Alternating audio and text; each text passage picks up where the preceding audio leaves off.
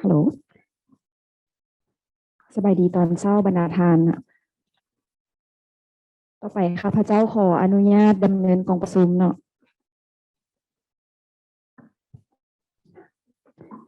ก่อนอื่นขอเฮียนท่านนางวิไลพรสินดาวงศ์ห้องคณะกลนโยบายการค้าต่างประเทศกระทรวงอุตสาหกรรมและการค้าที่นับถือท่านสมศักดิ์บุญมาเพชรห้องหัวหน้าแผนกอุตสาหกรรมและการค้าแขวงหลวงพระบางที่นับถือท่านเจเรมี่กรอสหัวหน้าแผนกสร้างขีดความสามารถสถาบันค้นคว้าเศรษฐกิจอาเซียนและอาเซียนตะวันออกที่นับถือยันบรรดาแขกท่านยิ่งและท่านทรายที่นับถือข้าพเจ้าเลี้ยงสาครบุญประกอบห้องหัวหน้าแผนกเศรษฐกิจภาคพื้นและอนุภาคพื้นจากกรมนโยบายการค้าต่างประเทศกระทรวงอุตสาหกรรมและการค้าได้รับเกียรติมอบหมายให้เป็นผู้ดำเนินกองประชุมในครั้งนี้ก่อนอื่นหมดข้าพเจ้าขอยินดีต้อนรับบรรดาทานเข้าสู่กองประชุมเผยแพร่ Welcome, all of you. And the meeting will be conducted for 1 day. And participate with Mr. Vilayporn Timawong, DDG, from the Ministry of Industry, Foreign Trade Policy Department. Mr. Somsak Bunnapet, the Deputy Head of the Division of Industry and Commerce, Luang Prabang. Mr. Jeremy Cross, Director of Capacity Building from ERIA, and the speaker from the public and private sector who will share the lesson and experience in the meeting. Following the agenda, may I invite Madam Vilayporn Jindawong, the Deputy of the Foreign Trade Policy Department, to give a remark.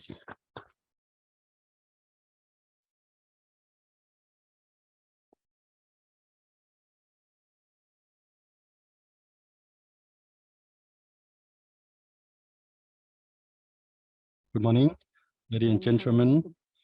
First of all, respected Mr. Bunsak Bunnapet, Deputy Head of the and Mr. Jerome from ERIA, respectively, the representative from the provinces. I am honored to represent the Ministry of Industry and Commerce to give a memorial remark today. And I'd like to take the opportunity to be grateful to ERIA for financially supporting in organizing the workshop on dissemination of or what is called RCEP, the Regional Comprehensive Partnership. I am thankful to all the representatives from related ministry who are sparing your time to participate in the meeting, and especially Luang Prabang Division of Industry and Commerce. Ladies and gentlemen, RCEP has started since 2020, and there are 16 countries. The 10 ASEAN countries plus the 6 partner countries, including China, Japan, Korea, India, Australia, and New Zealand, and with the purpose to complete the negotiation within 2 years, because the process was complex. It was delayed within 2 years, but it was 8 years for the negotiation. It was tough, but it was finally successful. The RCEP agreement was complete with the negotiation and signed, except India, and enforced on 1st January 22, which is this year. And RCEP is a free trade agreement, which is comprehensive and the most modern, covering 30% of the global trade and 29.3% for regional and global trading, which is a big market and important in driving the economic and strengthening the supply chain for the regional and global, and also supporting, helping with the crisis from COVID. Ladies and gentlemen, I believe that this meeting will deepen the understanding on RCEP agreement, and it will be the opportunity for all partners to discuss and share the experience directly. And especially we'll be listening to the presentation of the speaker and expert in various topics on the agreement. And Lao PDR, as the member of the RCEP, there are opportunity as well as challenges that we need to improve and develop, such as developing the regulation in line with the obligation and commitment that bring benefits to our country and bringing the benefit to the business sector or private sector, or will be the implementer, such as in entrepreneur and the SME, for example. So I request all of you to have the commitment and ownership and exchange the lesson in various topics and issues comprehensively, deeply, so that we can identify the opportunity as well as the challenges and how we can address those, so that we bring the benefits to Lao PDR. And ladies and gentlemen, I am aware that the content of the agreement is technical, and it is so technical. If there are any issues that are not clear, feel free to ask.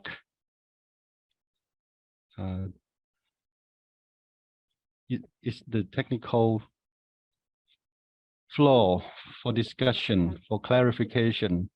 And some of you may not be familiar with some technical terminology. Some of you have been aware of. Anyhow, it's a chance for all of us to share the experience and lessons. And I request the speaker to say difficult thing in a simple manner. And lastly, may I invite all participants healthy, successful in your work. And I wish the meeting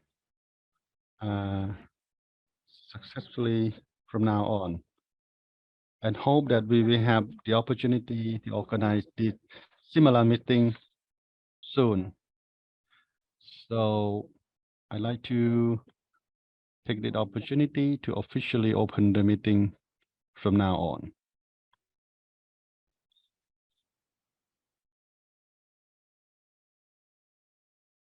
Thank you, Madam Vilepon, the Deputy Director of Foreign Trade Policy Department. And next, may I invite Mr. Director from Luang Prabang Division of Industry and Commerce.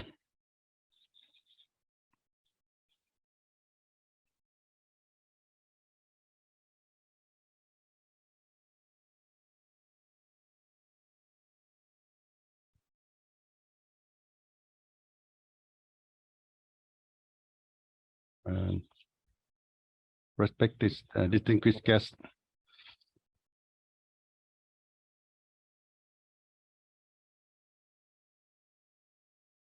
and representative from I represent the official from Division of Industry and Commerce, Luang Prabang. I'm honored and proud to participate in this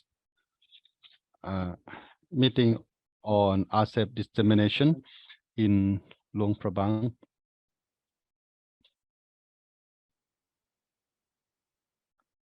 I warmly welcome to Madam Vilepon Sintawong, Deputy Director General of Foreign Policy Department, as well as the expert and relevant official for sparing your time to disseminate about the negotiation, the trade negotiation amongst Laos and other countries who are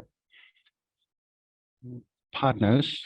And I warmly welcome the official from the public sector, private sector, from the 7 provinces, and so totally 10 provinces, including the host province, and representing the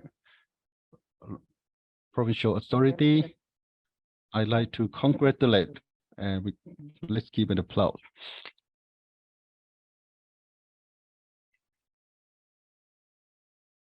Distinguished ladies and gentlemen, the growth in economic, science, and technology currently, which is in the globalization era, social and economic development request science, technology. So in this meeting, you will have a chance to share the lesson, knowledge, information, and bring your expertise into the discussion in the meeting. And the experts, the speakers are presenting various issues, although within a short time, but the lesson and the experience of our expert and speaker are various. So we request for the participant attention as mentioned by the chair. If there are anything that's unclear or in doubt, request for feel free to give question, because the trade cooperation or international trade is complex.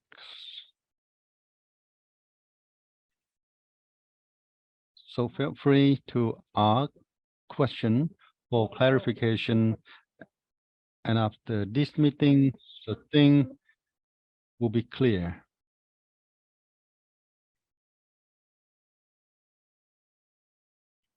Because if we don't read question, when they go back, then it will be difficult later on.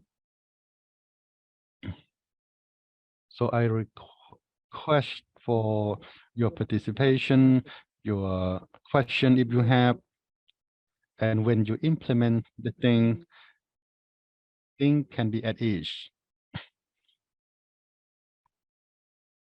Luang Prabang is a province located in the north of Laos, and which is the center of economic, finance, and cultural characteristics. And we have 11 districts and 1 municipality. This is and it's been a World Heritage City with a population of 450,000 people, and we have many rivers. It can be used for dam in Khan River, and there are 2 electricity plants, and also Mekong River. The construction of the dam is undergoing, and we have forest that is rich in biodiversity. We have wide area of land for production and for making goods, and this is the potential of Luang Prabang. And now Luang Prabang province is a peaceful province, and there are many natural tourism sites and cultural tourism sites. And during the last few years, Luang Prabang was struggling due to the COVID-19 pandemic. Then it has impacts on social and economic development because we relies much on tourism as a social and economic pillars.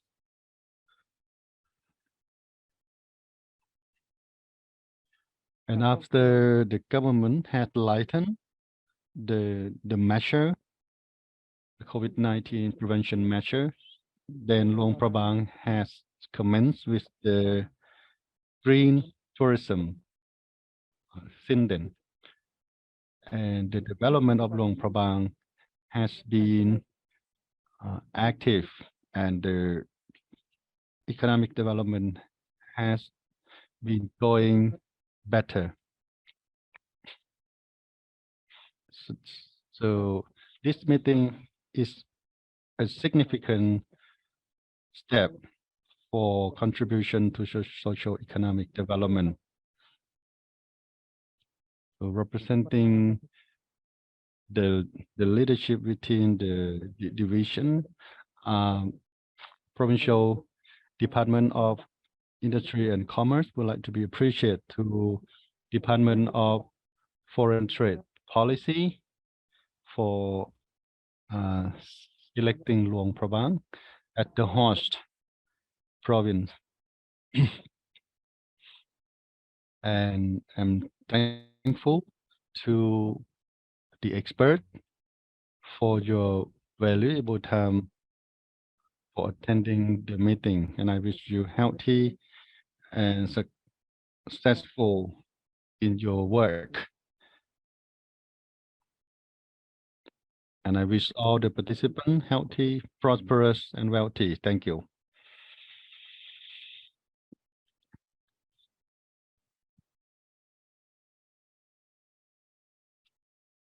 Thank you to Mr. Somsak Bunmapet, Deputy Head of the Provincial Division of Industry and Commerce. So next, may I invite Mr.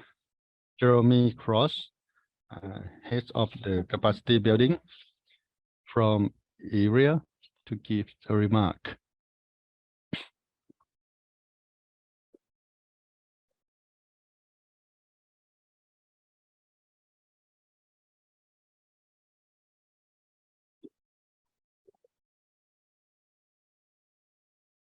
So the remark will be given in English, and you can select the Lao channel.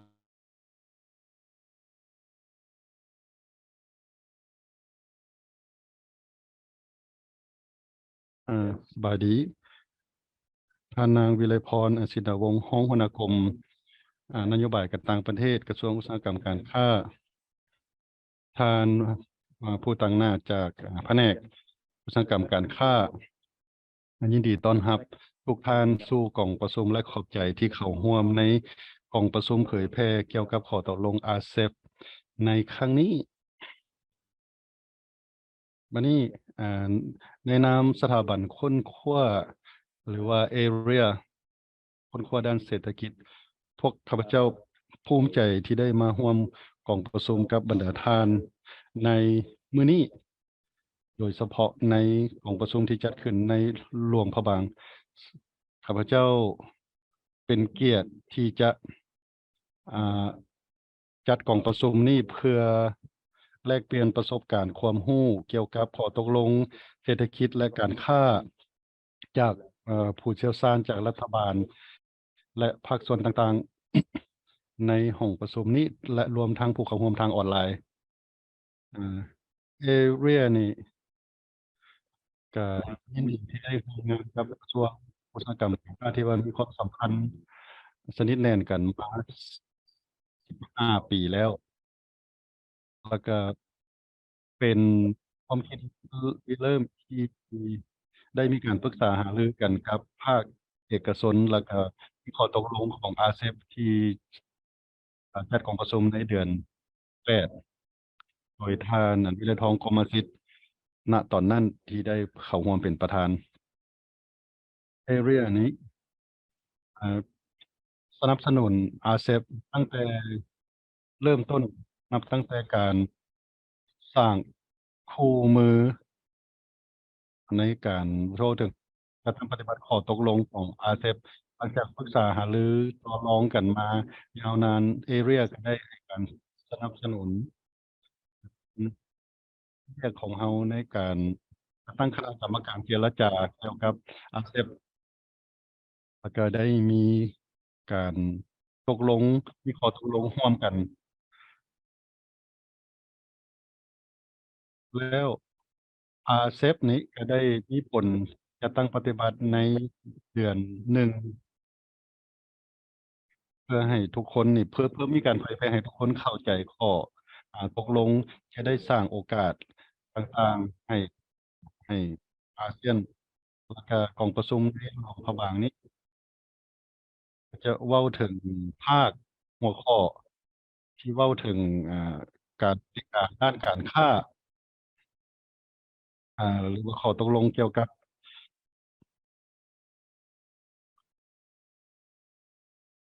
ดังนั้นแล้วเขายังให้กองประชุมนี่มีความหลากหลายห้าวหันมีการถามคำถามเพื่อรับประกันให้ทุกท่านเข้าใจจุดประสงค์ของกองประชุมนี่แม่นรับประกันให้ท่านสามารถเข้าใจลึกซึ้งเกี่ยวกับอาเซ p เกี่ยวกับข้อตกลงของอาเซ p หรือสัญญาอาเซ p และพวกเขายินดีที่จะตอบคำถามจากนั้นแล้วกันจะเป็นกองประชุมที่ว่า2 ฝ่ายอ่าทั้งบรรยายทั้งฟังบรรยายแล้วก็ทั้งประกอบส่วนร่วมกันเพื่อให้ทุกท่านได้รับรู้เข้าใจ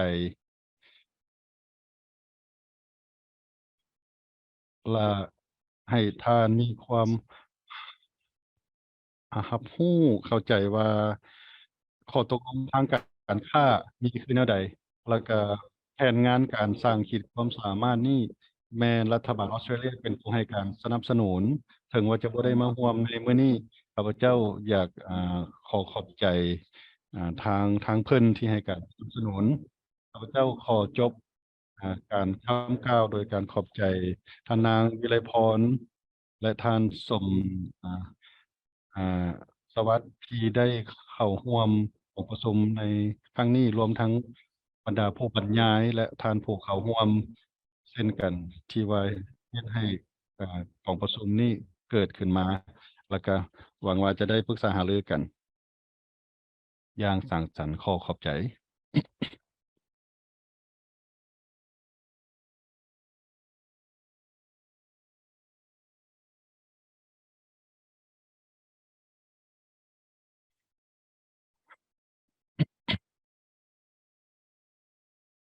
So continue we continue with our meeting.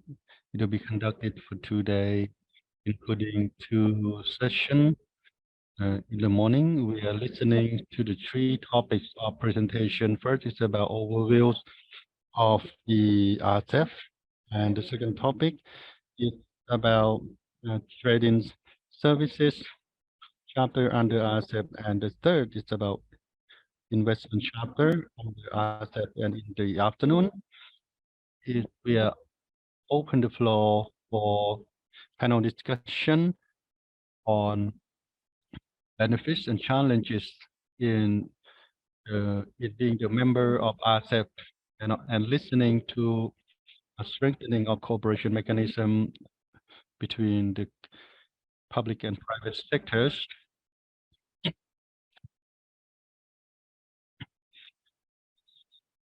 So next, you are listening to the overviews of the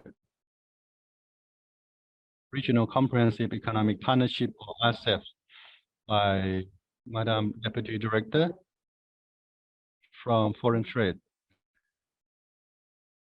Policy Department, and she has experience working for 10 years and she's the head of the ASEAN Hong Kong and ASEAN America and Asia Pacific FTA. May I invite Madam Vilepon to make a presentation.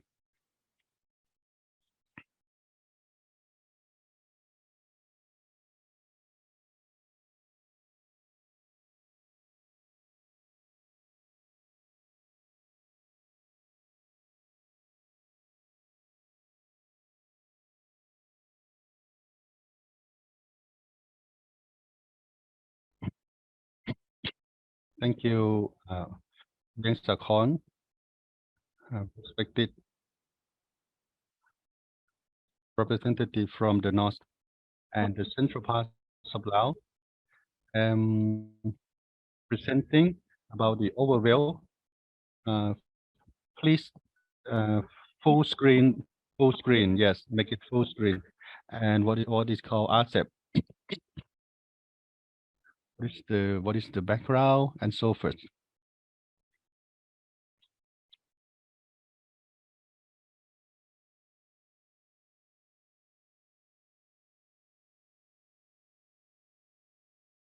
This is the topic I'm presenting. First, we are looking at the foreign trade policy of Lao PDR. What are they? And what is the background and the overview of RCEP? And we are talking about the benefits and challenges of RCEP. What do we get from the RCEP? And lastly, it's about the work forward.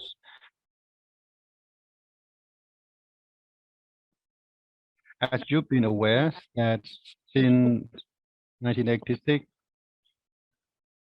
Laos had transformed what is called the central or what is called planned economy, and was transformed to be market economic, and it's market based. And the government make some adjustment to the market, and the fourth conference of the Lao People Revolutionary Party has declared the open to international, which is strengthening the cooperation with the socialist country. And second is open comprehensive economy to the non-socialist country, even they are non-socialist country. So this is the widely open to any country worldwide. So we turn from planned economy to market economy.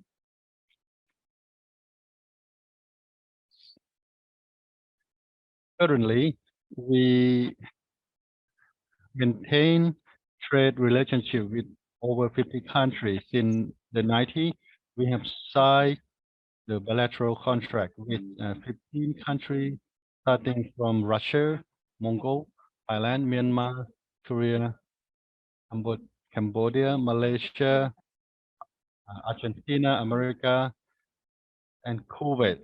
That doesn't mean the 15 contracts, some are active, some are inactive.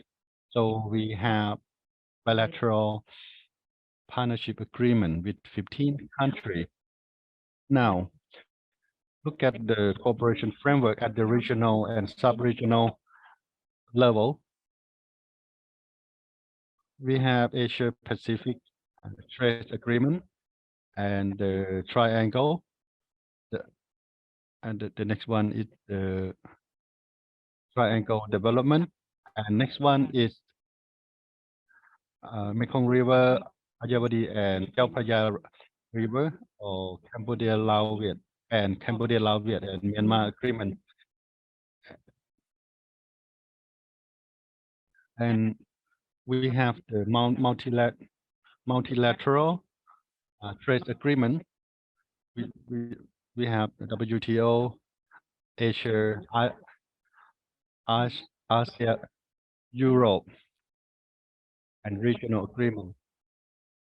And looking at RCEP, what is RCEP? This is the Regional Comprehensive Economic Partnership, which is modern, a comprehensive and with high quality, with and sharing the benefit together with the objective for open market, goods and services, and enabling the opportunity for the employment and welfare and well of the people, and facilitates the trade and investment at the regional level, and supports the trade system, contribute at the supply chain for multilateral trade through regional investment,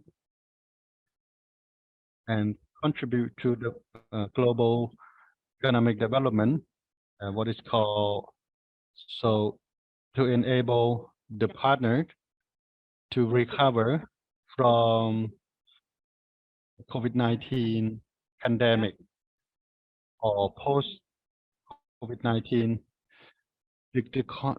The agreement is a thick document which had over 14,000 pages, 20 chapters, and 70 annex, and there are trading good and trading service. This is the background. So it first starts in 2009. So ASEAN talked to our development partner. So how many countries? We're going to go with ASEAN part 3, part 3 or part 6. Part 3, China, Korea, and part 6, China, Korea, New Zealand, Australia, and India. And another country is, do we have all? Australia, New Zealand. And in 2018, we have developed a framework that what we will discuss, and when we come up with a framework. So in 2012, and then we negotiate for how do we start with the negotiation, and we wanted to be successful, but 8 years, but it took 8 years, not easy. Then we are successful in 2020, 2022, and then every country has made the declaration, and then we will have the subcommittee and MOIC, I'm in charge of the trade negotiation, and Santisuk is the head and move to Department of Intellectual Property. And this is the contribution of various ministry, MPI, Standard Ministry of Agriculture, that contribute to this success. Next slide. I already mentioned.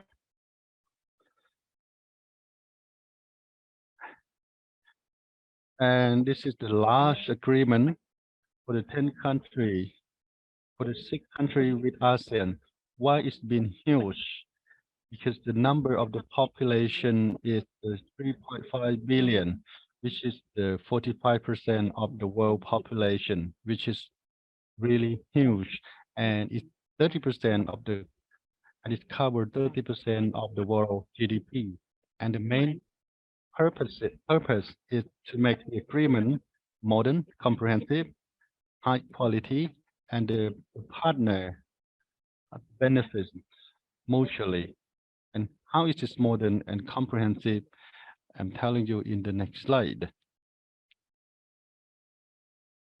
in 2019, RCEP is the RCEP plus 10, but in 2019, at that time, India would change the new leadership, a new team. Then India declared that they withdraw, with the reason that RCEP do not consistent with Indian need. Then it come with us RCEP ASEAN plus 5. ASEAN plus 5. So when India is ready, and they will think about the mechanism to we will talk about that again if India will come in future. The picture at the time it was the period of COVID-19. It was online meeting at that time. Hope you remember, it's Madam Khemani Phonsena. At that time, she was the minister of our ministry.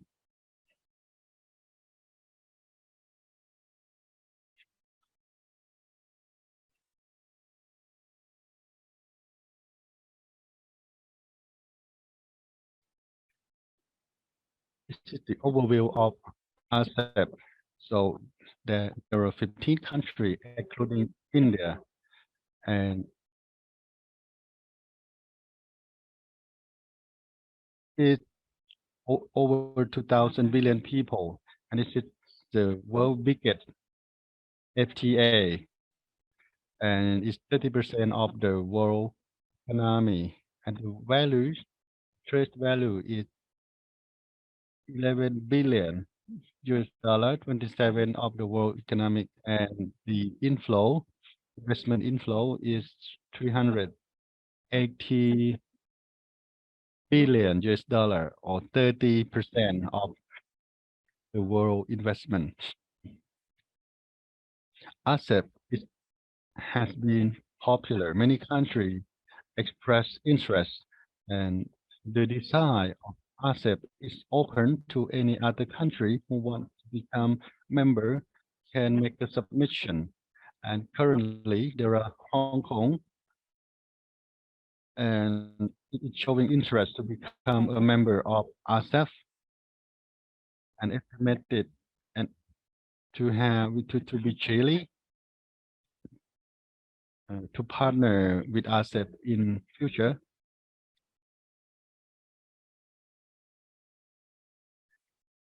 And there is a free trade agreement for the country. For example, Korea and China, they have bilateral, but in future they're going to have multilateral agreement. For example, and China and Japan also. This is critical.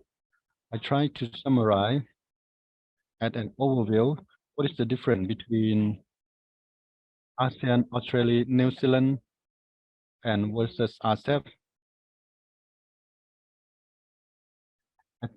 As you have seen from the first one is ASEAN's agreement, the scope. This is about the trade in goods and trade in services, investment and economic settlement. There are about 5 areas. This is for the ASEAN agreement. And for ASEAN, Australia, New Zealand, it added with intellectual property, economic competition, and cooperation, and partnership. And for RCEP, there are even more. The thing that RCEP have never had before, that include intellectual property, e-commerce, and the government procurement. So looking at the definition, it's a comprehensive, modern, so comprehensive, on the wider scope of cooperation and partnership. Looking at the additional area for ASEAN, we talk about the negative list is the open list. Any sector is open. We identify, for example, tourism is open for investor to invest.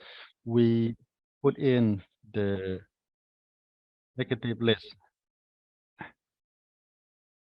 But for the negative list, it is not possible yet. But for RCEP, we will use it as a closed list.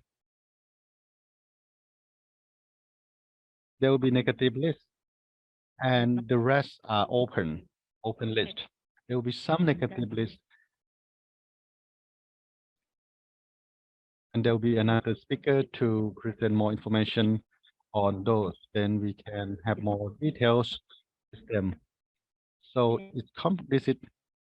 I want you to see how comprehensive partnership RCEP is, and access to market. This means in the RCEP there is market accessibility for some level. It's going to be at a wider level, and we look at the opportunity and challenges, and there are regulations on access and being open with condition criteria. When investor come, there are some criteria they need to meet.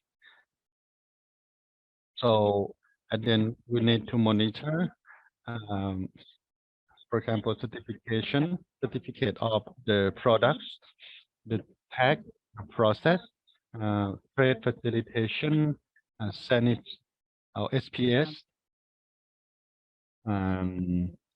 the SPS, the standards technique, and the congruent assessment, and trade conflict resettlement, e-commerce, intellectual property, and support to micro, small MSME, and protection of the user and the procurement of the government. Then there is economic partnership. It's about what we can do to reduce the disparity. For example, Laos, Cambodia, and Myanmar, we are undeveloped country, and think about how the level of understanding, the implementation. So our capacity would need to be strengthened to understand about the agreement and to speak the same language, and so that we can go in line, so that we can get along together. So we will need some kind of help and support from our partner country, or institutional capacity or capacity building for private sector will need to be strengthened in order to be more competitive. This is the partnership framework that we have set. Well, access to market, 92% of the list of product is 0%. The tag is 10%. So we look at the list of the product in the taxation. So within that, 62% start to implement when the agreement has been effective. So January this year, the first, and so they need to do elimination of the obstacle and restriction, and it should be about 100 sectors for services, 120 services, and 100, which is almost 80%. which is the open list, and facilitate the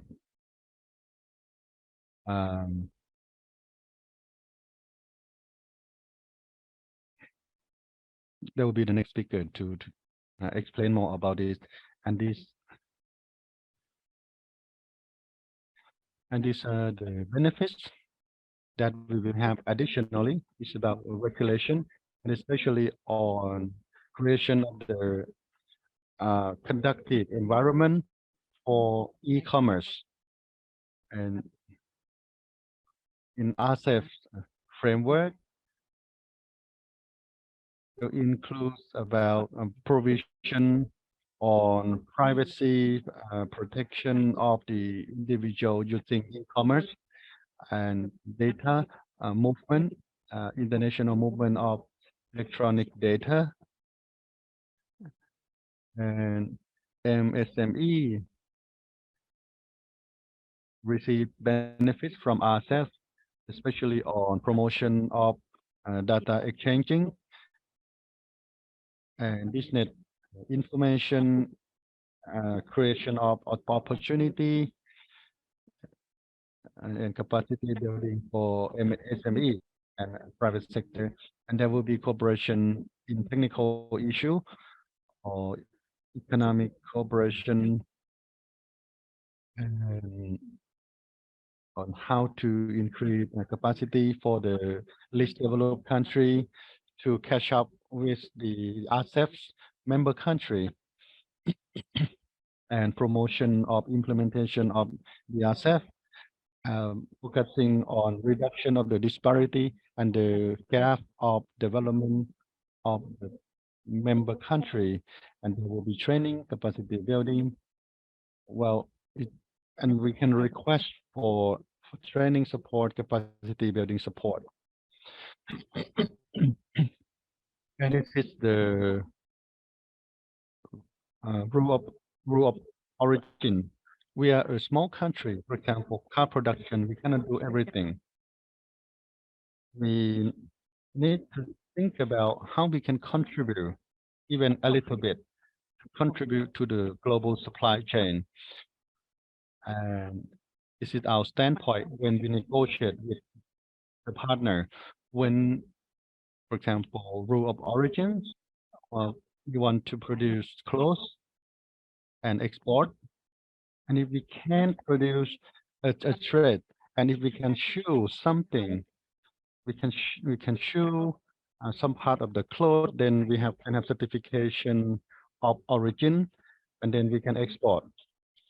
We can do one part of a product, and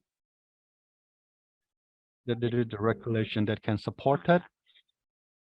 And we are making effort to negotiate, and this is the thing we achieve. And there will be declaration, self-declare of the rule of origin. And first, there is Department of Import and Export talk about the origin of product. But this is very good, because the entrepreneur can issue the origin of product by themselves, and that will reduce the cost for business operation. Next,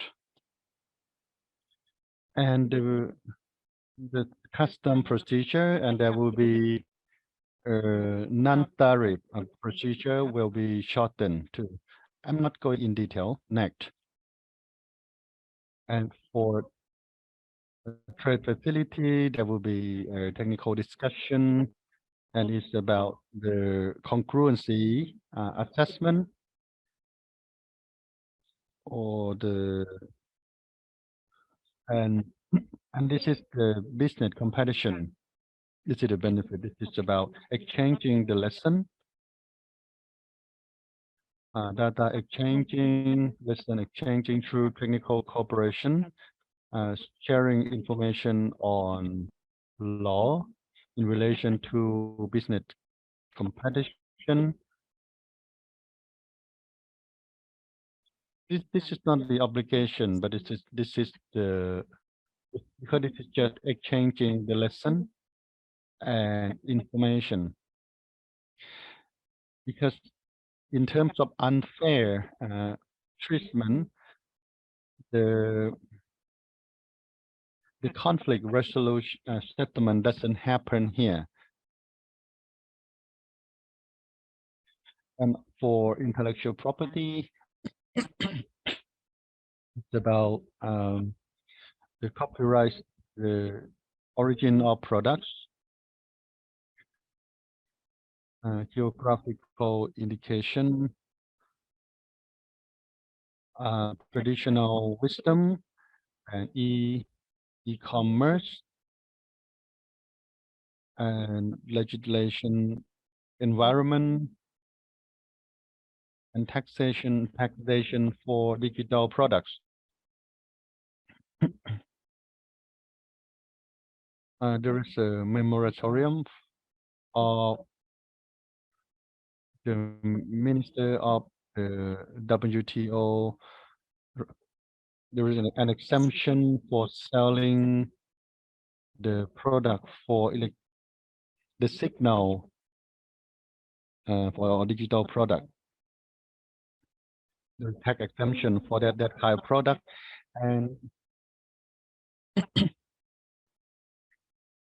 is the challenging.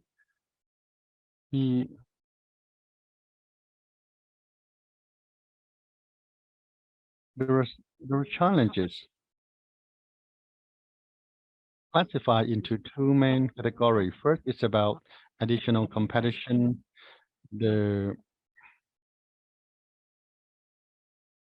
It's the RCEP, so there'll be more competition, especially the market access and trade in goods or trade in service. So think about how we can get prepared to be the implementer, and how the government can come up with a mechanism to support and facilitate how the government can help. And if we cannot do it now, how many years we can be more ready addressing the challenges? Secondly, it's about improvement of the regulation and the law to be congruent with RCEP. We have a concern in terms of the change of the account for the negative list to become the open list, especially in service sector. 2022 plus and 15 year, 2037, then we will use, well, we have been using negative, but 22 plus the 15 year, we need to prepare ourselves to transform to use the open list or positive list. So think about how we can understand about the mechanism and implement it, and get ready to implement the kind of system. This is about changing the positive to be negative list. And secondly, we need to ensure the conformity of the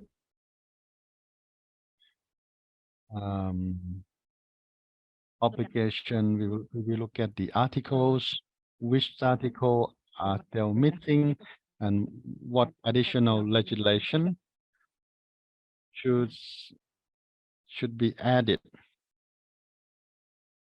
And the way forward, what we are doing now is to disseminate about RCEP to public and private sector through capacity building, dissemination, providing training. We'll also look at how to disseminate to specific sector. We select Luang Prabang because Luang Prabang is being popular in services or hospitality, and so service. And how can we do better? how can we improve services so that we can benefit from RCEP?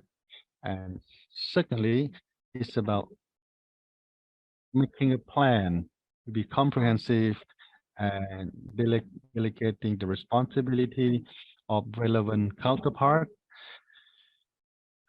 So this is going to be the master plan to mobilize support, and we will look at revision of the regulation. And it's about the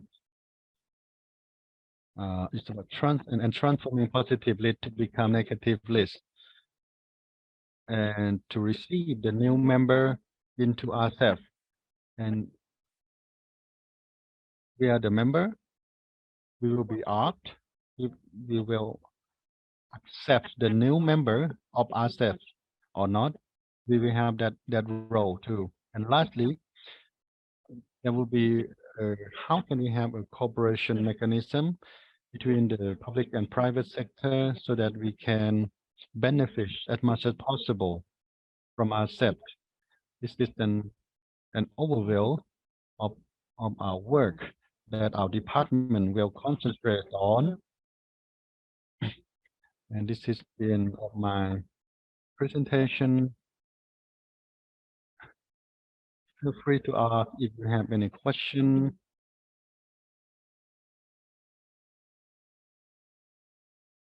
I try to answer your question as much as I can. And we have our expert and also Mr. Jeremy can help answer your question.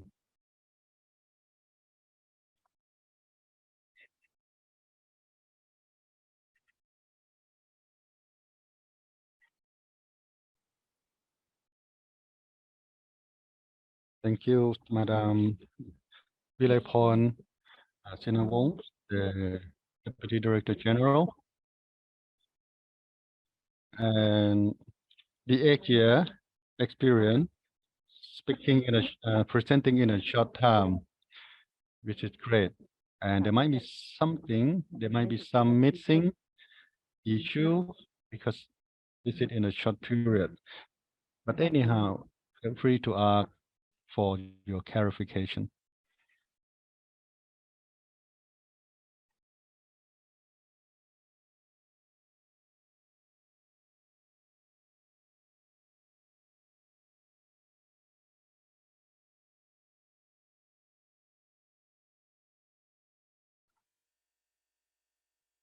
There's two things you understand, and secondly, you're not sure.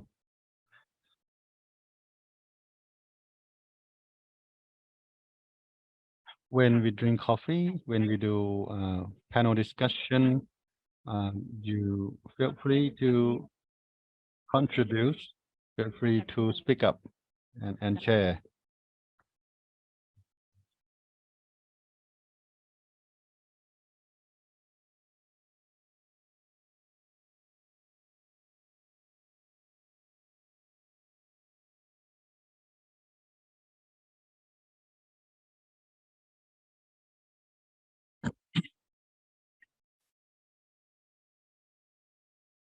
I am Gong Saiki from tourism.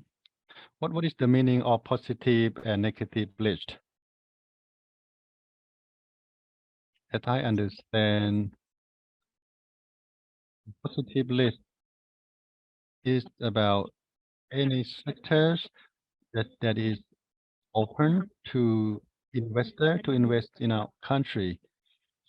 And there is a table on which sector that are open for foreign investment. For example, in terms of banking, we are open to banking sector, and 49% of the foreign investor, and the rest is the government and other. And telecommunication, we are open to 60% of the government share holding, and the rest is the foreign investor.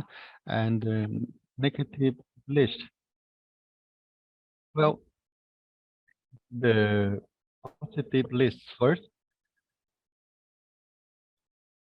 It's open for some, but for the negative list, specify what can be closed or negative, for example, sport, materials, and the law say this is negative in and follow the list in the table.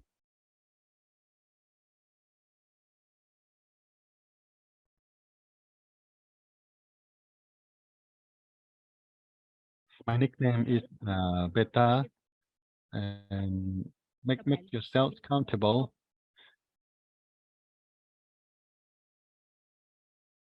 And Kita will also make another presentation, and then we can talk more.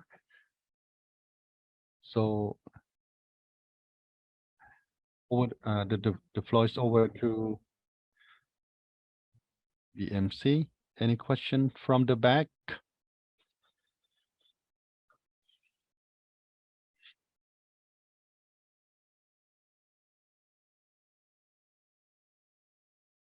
I'm interested in the point on first it seemed to have India, but later it didn't include India. Don't understand why India withdraw. Maybe because of conflict of interest. So representative from Luang Prabang. So the question show that you listen. Thank you for your listening. And I said India there was a negotiation with India. I was there. I was in Japan at the time, and I was informed that India changed the government, and the policy change depend on the changed government. It might be a political reason, and if the government were still the same, then it's the internal issue.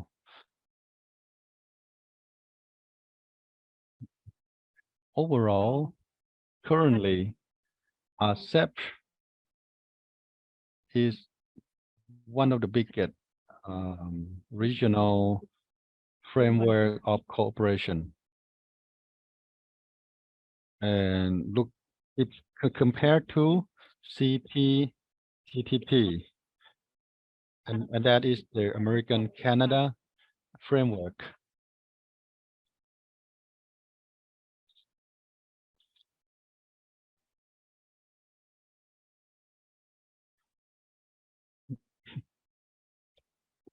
Hope I answer your question.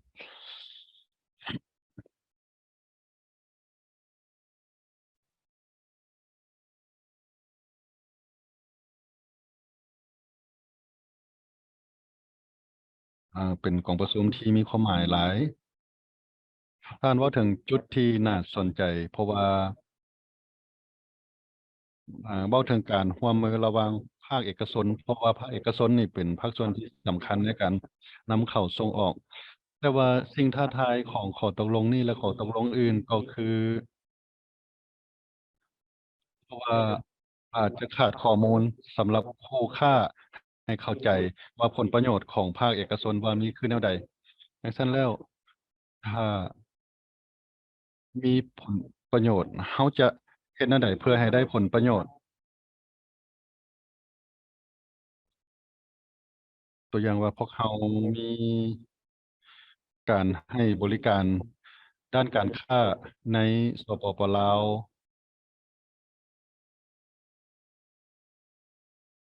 แล้วก็เขาก็ได้เว้าถึง Rule of Origin นำอีกก็คือระเบียบของแหล่งกำเนิดสินค้าท่านระเบียบแหล่งกำเนิดใดที่จะนำใช้กับสินค้าสำหรับการส่งออกและการนำเข้าและเขาจะเห็นประเทศสมาชิกอื่นแนวใดใน ในเรื่องของการกำหนดภาษีเด้ ตัวอย่างว่าส่งออกกาแฟจากลาวไปออสเตรเลียเกาหลี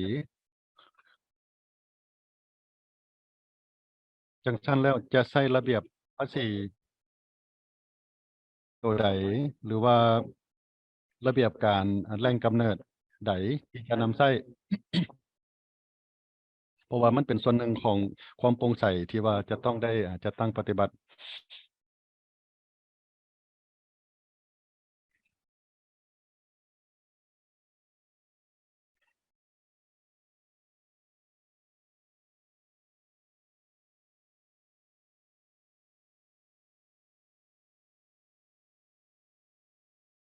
or Lao trade photo.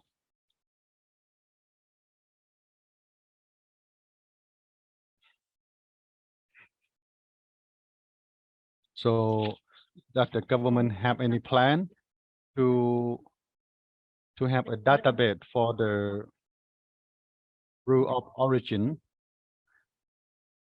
so that the private sector know about the coffee to be exported to other country, what is the tax and what kind of rule of origin that should have.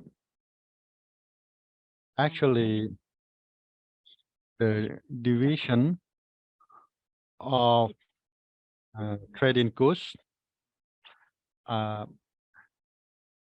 thinking about this.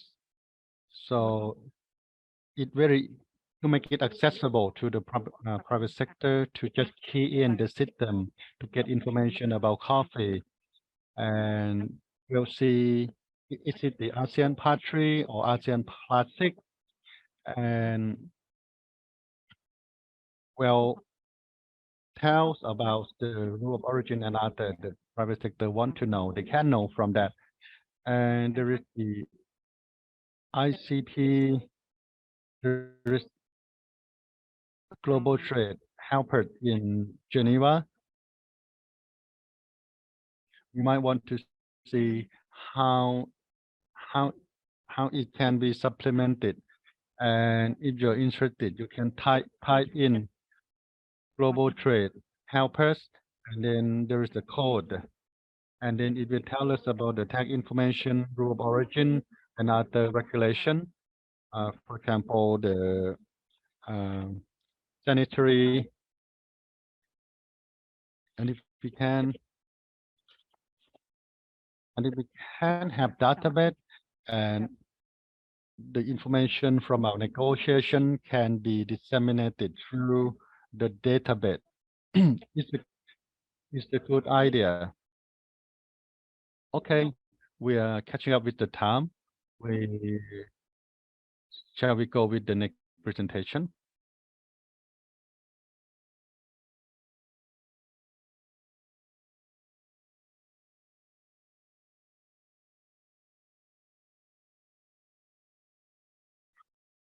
So thank you for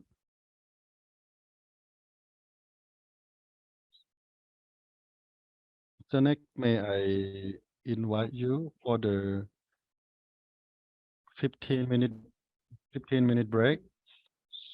So it's 10:10, then we come back again to the meeting.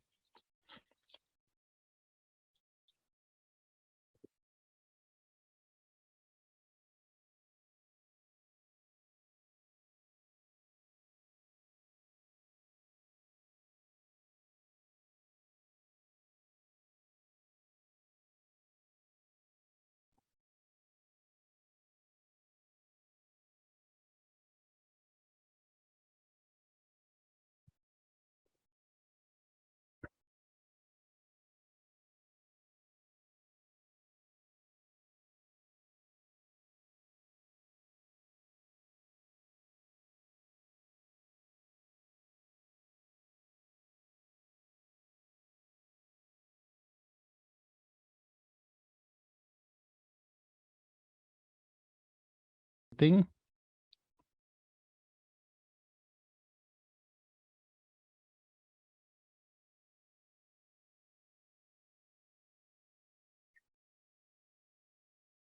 During this session, you'll be listening to the presentation on trading services chapter under RCEP by Phet Luang Chumali, Deputy Director, Department of Foreign Trade Policy. She had experience working with Ministry of Industry and Commerce in 2011 and was the expert in trading services. She was experienced in negotiation with ASEAN for goods and ASEAN Plus, and she was the member of the contract for e-commerce for ASEAN, and she had a new mandate and is about to be expert in trading services. So please, Madam.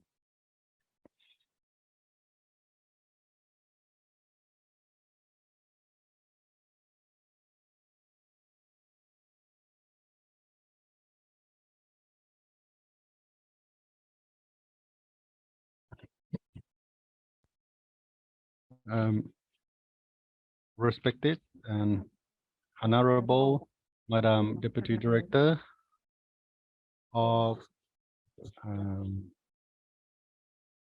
Department of Foreign Trade Policy, Mr. Jeremy Cross, who traveled from far away to participate with us and to offer knowledge in for RCEP. And respected Mr. Deputy Head of Provincial Department of Industry and Commerce and the nearby provinces. I am honored that you joined our meeting and hope that my presentation will help offer some understanding on trading services.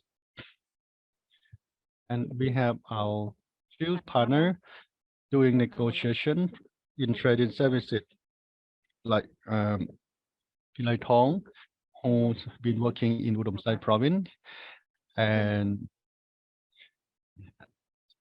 he's the expert, and Madam Thirawan from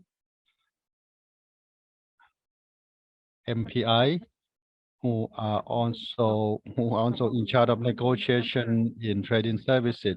Any question that you have can be given to them, and feel free to openly ask, and we will try our best to answer your question. Any questions that you have, feel free to. And your question are encouraged because your question are helpful in our work, in an improvement of our work. And we request for your participation. I am Phet Dong Chai Rumali, Deputy Head of the Trading Services.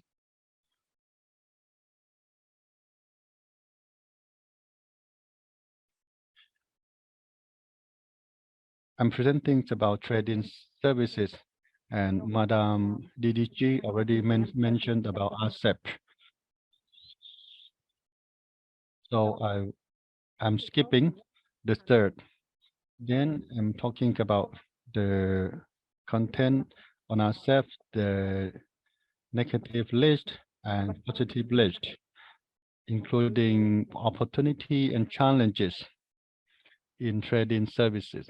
Next slide.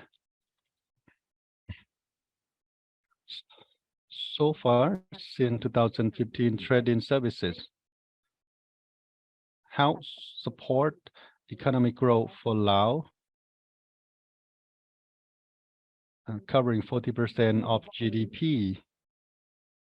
The export for trading services covers 57% in 2015, and the export for trading services is about, in average, 43%. Particularly, The trading services for tourism cover 8% of the GDP. Now, graph show you that the sectors. So there is an increase in 2016, 19, and then there was the COVID pandemic.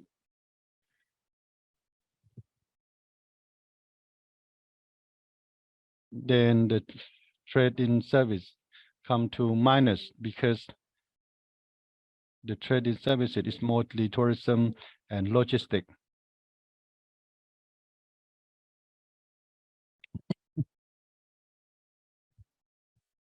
I'm talking about the basic of trade-in services in is contract.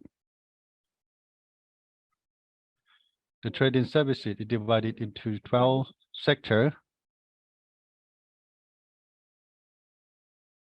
And for UN, there are 12 sectors, which is the communication, construction, distribution, education, environment, health services, financial services, tourism, entertainment, culture, and sports, logistics, and others. And UN define 12, but there are subsector over 100 sector.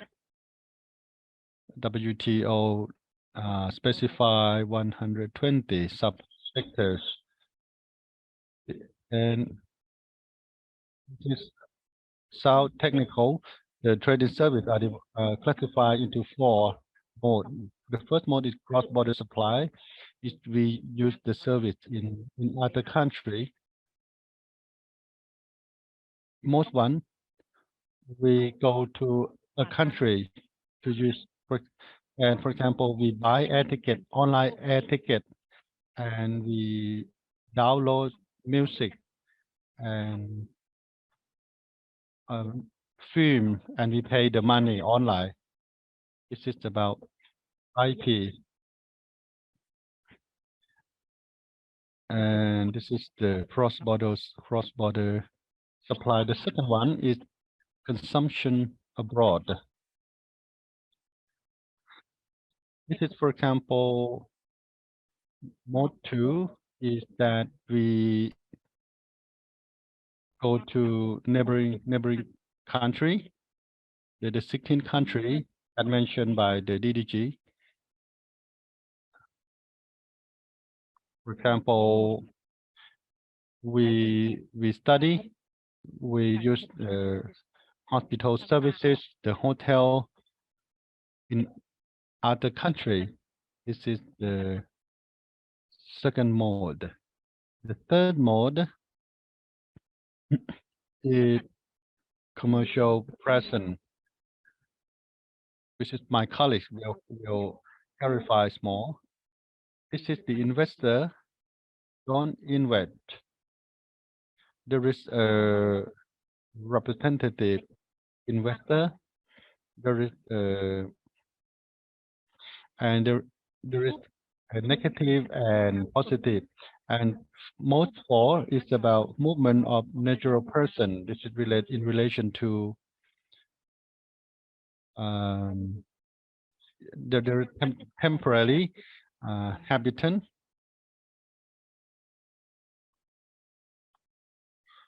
There is a semi-skilled labor or skilled labor.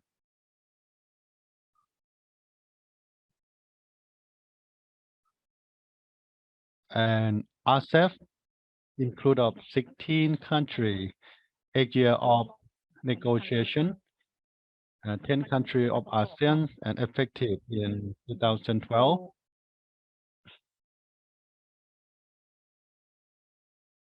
In Chapter 8 of RCEP, it's about trading services. The trading services is different from other ASEAN Agreement. RCEP was developed from ASEAN Plus. In every framework, there is ASEAN, India, 7 countries, including Hong Kong. But this RCEP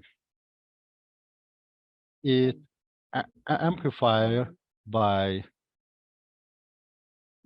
the previous agreement, and it's more modern. There are restrictions, there are transparent content and neutral content, and there is flexibility to lead developed country for making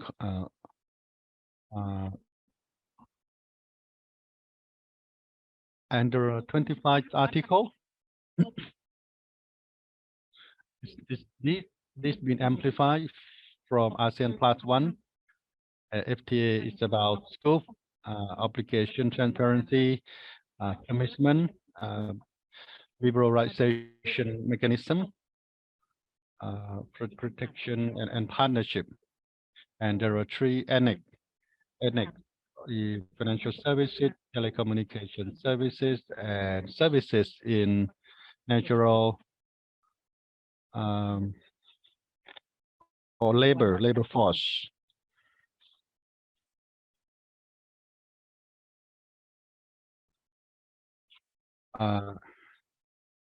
In Chapter 8, there are 25 chapters, but these are the key chapters in relation to trading service, and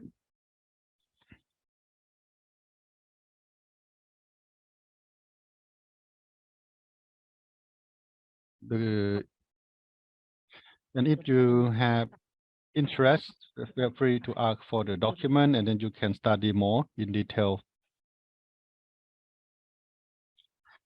RCEP is different from ASEAN Plus 1. For example, Chapter 9, this is about RCEP, temporary movement of natural person, and the key article is there are 9 articles. And for example, about the scope and temporary movement of natural person, and what are the criteria. This facilitates the foreigner who will come to work in Laos, and there are regulations here. And the trading services for RCEP in Lao PDR, there's only 10 sectors, a positive list. There's business services, communication, construction, education, environment, arts. The 9, tourism is the key.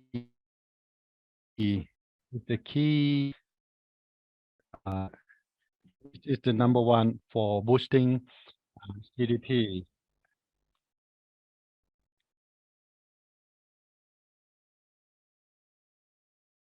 Why these 2 are not positive list?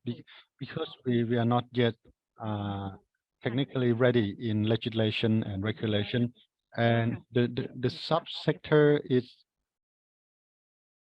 over 100 subsector that are positive list.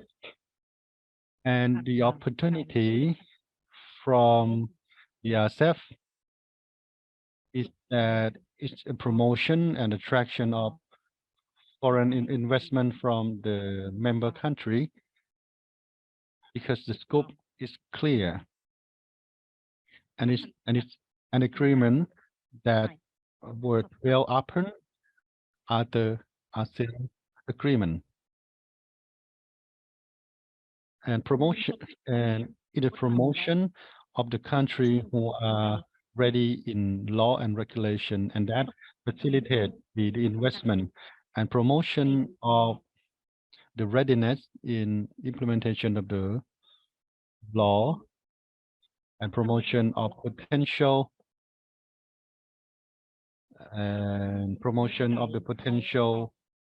goods for export.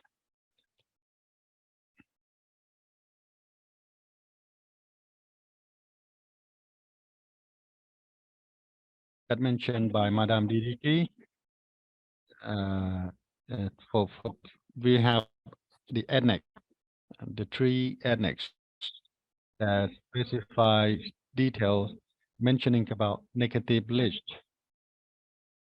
which is in future, Laos have 15 years for transforming from a positive list to become negative list. So we have time for study, learning, and consultation with related counterpart that what will become negative because now is still positive list. So so Laos got a green light to become positive list in 15 years. The challenges include investor will face a high level of competition because we facilitate the investment, foreign investment. So Lao investor will have opportunity, but also challenges in competition.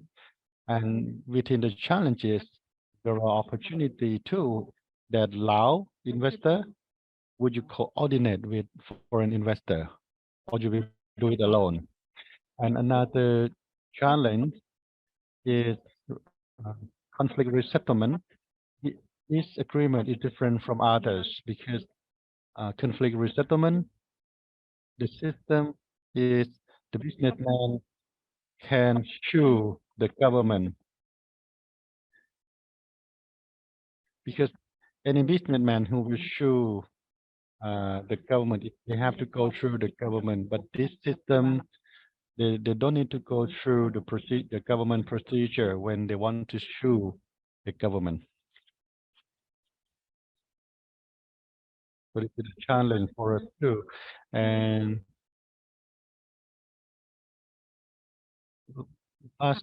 lastly, and it's about law. When we become the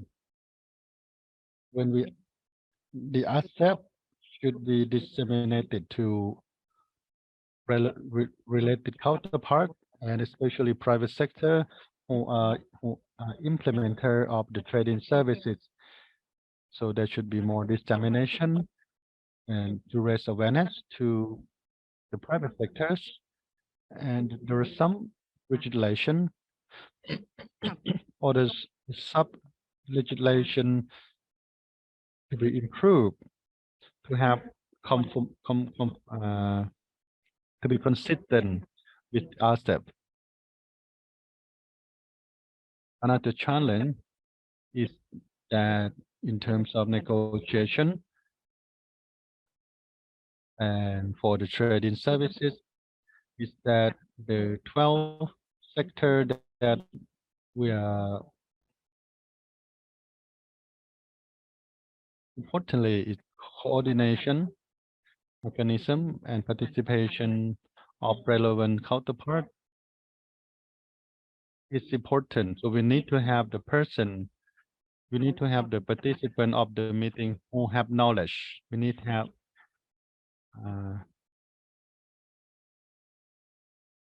so that we can work out with negative list more effectively. We need knowledgeable participant so that we can apply negative list and then we can benefit as much as possible from RCEP. This is my presentation.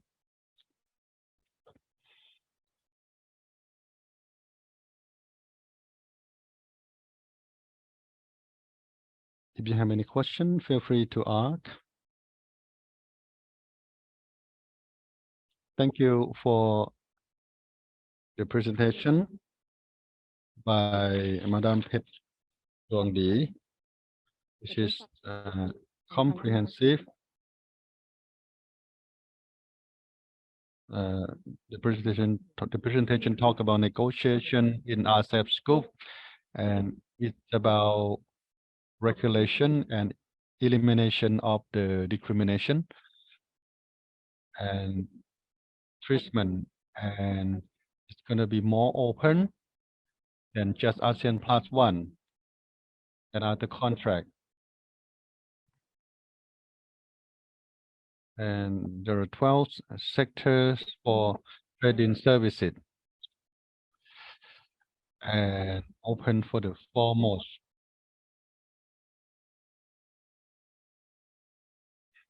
If there are any questions from the participant, and especially Luang Prabang province, which is the province that focus on hospitality. If you have any question, feel free to.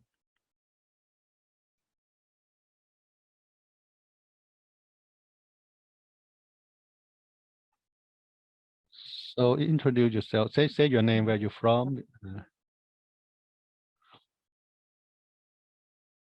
I am Dong Mani Luang Dala. I am the deputy vice chair of the Chamber of Industry and Commerce, Luang Prabang.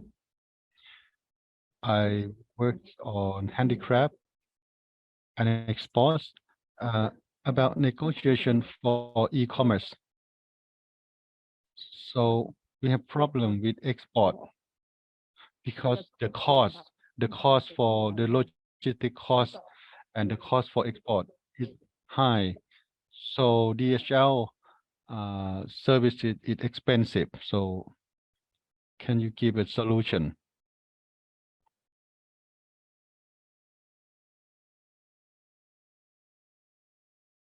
It seems to be a popular issue because the petrol cost is high. So inevitably, the transportation or logistic cost is also high. As a consequence, there might be some advantages for promotion of domestic consumption, or we want to utilize the domestic transportation. DSL is foreign country. The exchange rate, 20 US dollar, it's gonna be double than before. So is it possible to utilize domestic logistic or transportation? And in Laos, like Vientiane capital, Nong Khai, Vientiane export product to Nong Khai, and it's the inflation, it's the petrol cost. It's hard to avoid the logistic. It's not only Laos, but also other countries that have the same problem, like Laos or Luang Prabang.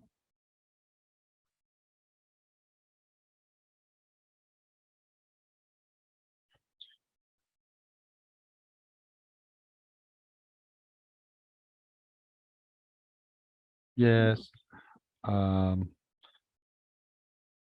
aware that, for example, in there is e-commerce, and support for e-commerce, the transportation needs to be cost effective and quick, and DHL it's quite costly. So we want to think about how we can utilize the opportunity we have. We have the express railway, we have express train, and how do we utilize logistic hub in the north, and the railway that we have can support in terms of logistic. How can we benefit from our railway and to reduce the transportation cost? And there are many projects that are interested in logistic development. So think about how we can benefit. Yes, the handicraft is good, are good products, and these stand out. These are outstanding products. And think about how you can expand this product in terms of volumes, quantity, and secondly, importantly, you do a good job in terms of art, and you might want to do storyboard, or you want to register for intellectual property of the handicraft product. That would help support you more. And just think about how you will benefit from the railway that we have for now.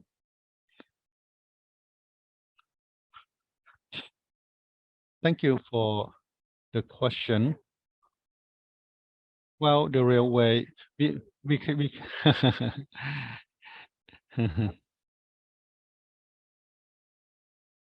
when we want to export product to Thailand, the tax in Thailand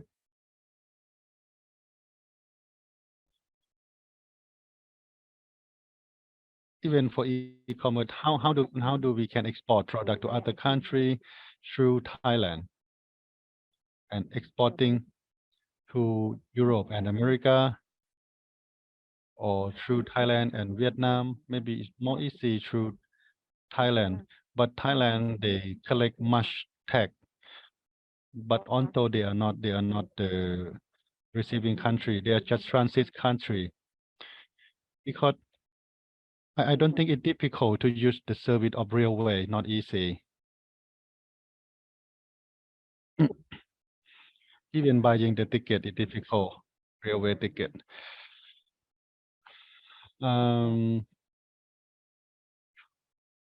Well, in joint committee, we can make a record of the problem of the business sector. When we discuss with Thailand, then we can raise this issue. In terms of tax collection, do they collect the tax more than the tax they are supposed to collect? Well, it's for the consumption goods. We don't need to pay tax, or sometimes we don't need to pay tax at all. Or maybe they want to, maybe handicraft is a sensitive product to them. And if you know that what is the policy that they use, rely on, when we talk to them, then we can have a reference, talk to them. For example, Thai official say, I utilize this article of the law, and then or is it just an individual official that collect the tax?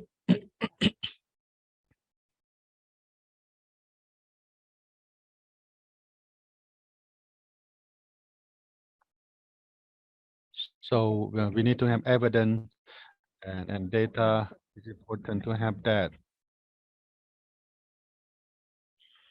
So far, I negotiate on trading goods. And in terms of tax collection, in order to avoid problem, you can look at the website trade portal, and you coordinate with the Department of Import and Export. When there is an agreement, there can be commission for the trading goods, for some trading goods, and Department of Import and Export can offer you information. For example, you have chemical product, and there is a specific commission, not tag, not tariff. And before you export, you want to study and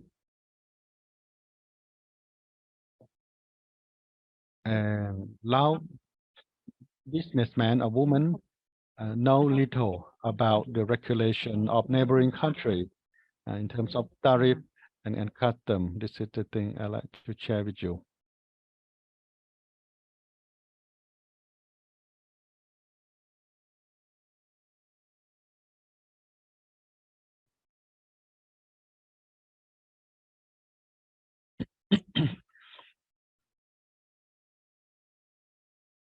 Thank you for the question. Any further points or questions?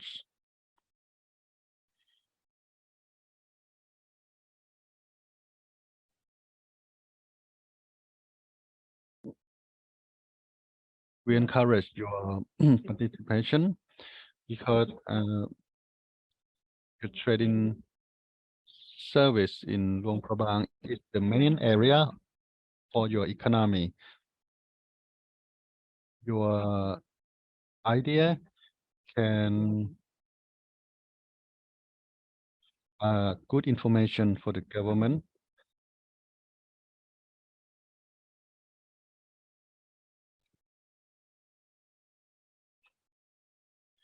I am La Nolin from Sanyaburi, Division of Planning and Investment, on the policy for the RCEP brand. For example, currently, if Lao PDR have the brand for how many products, and the list, and they have any rights, what kind of rights or privilege that they have, and Lao and China sign agreement for exporting agricultural product. Is it within the brand of RCEP, or is it within the scope of RCEP? May I answer the second?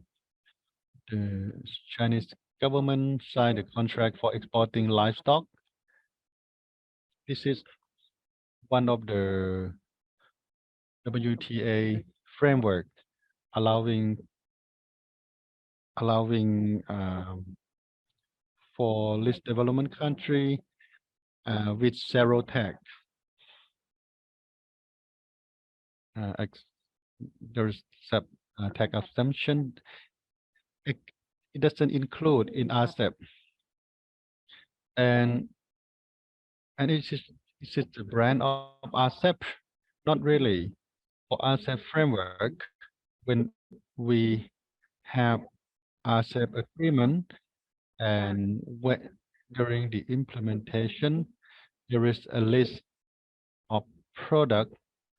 There is a list that which one is electric list, which one is negative, which one is positive. But there is a period of flexibility. So the benefits from RCEP that Lao PDR can benefit is after bilateral negotiation with the RCEP members. And for Japanese market, Lao PDR will have reduction of tariff covering 85% of the trading goods. And secondly, and for Laos and China, there'll be reduction of the tariff. It's about 90% of the potential product. And for Australia, it's 100. All trading goods have tax exemption.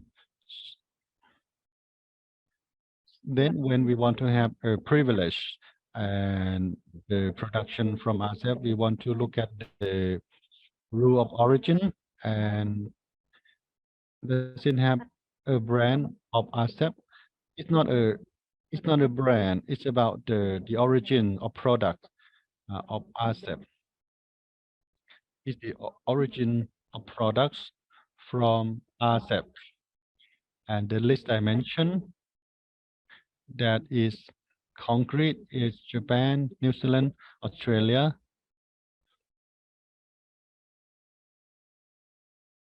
Hope I can answer your question.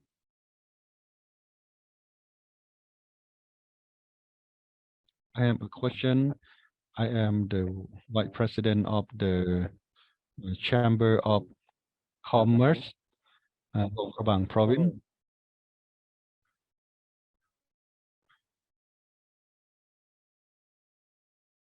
My question is that we are a member of RCEP, and what about the GSP? Does it still continue, or we are cut off from GSP? Good question. Good question. Actually, CSP is the one party the development country offer least developed country as well as the developing country offer this privilege to us. Well, becoming the RCEP member, are we cut off from GSP? No, we are not removed. We can still enjoy that the privilege. RCEP is just the expansion of the economic linkage, regional and global level, and looking at the status of list LDC, list developed country, CSP from EU given to us, and we export clothes and garment. But when we escape from the status of list developed country, then that privilege can be removed, and then we can have additional flexibility and extension. For example, 26 to escape from poverty, poor country. So, but in 2013, then we cannot enjoy that privilege by EU, and this is about. We will request for your advice again in this area. And back to your question. So CSP is still maintained, RCEP is additional.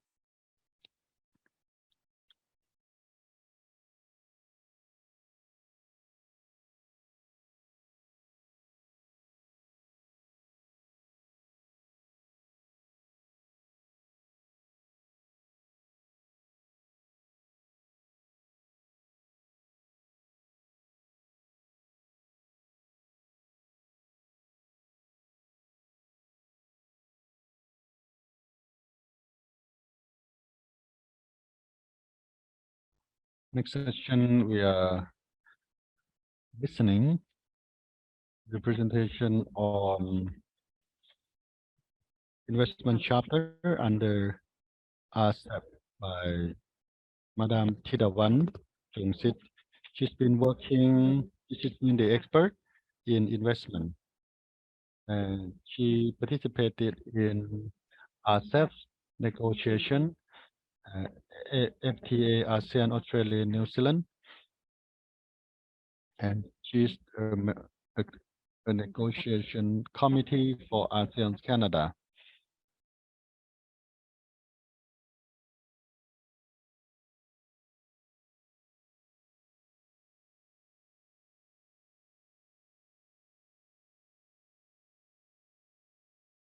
Good morning. The morning is been active atmosphere. You have been aware on the overviews by RCEP and chapter for trading services. This section is about RCEP investment chapter.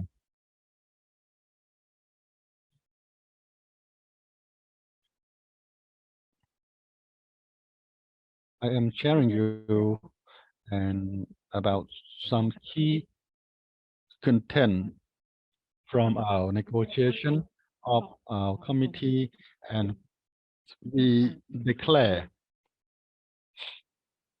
the RCEP. And my presentation is telling you about the overviews and the objective of RCEP and key content of our negotiation and the conclusion. What are the benefits, strengths, and weaknesses, as well as challenges?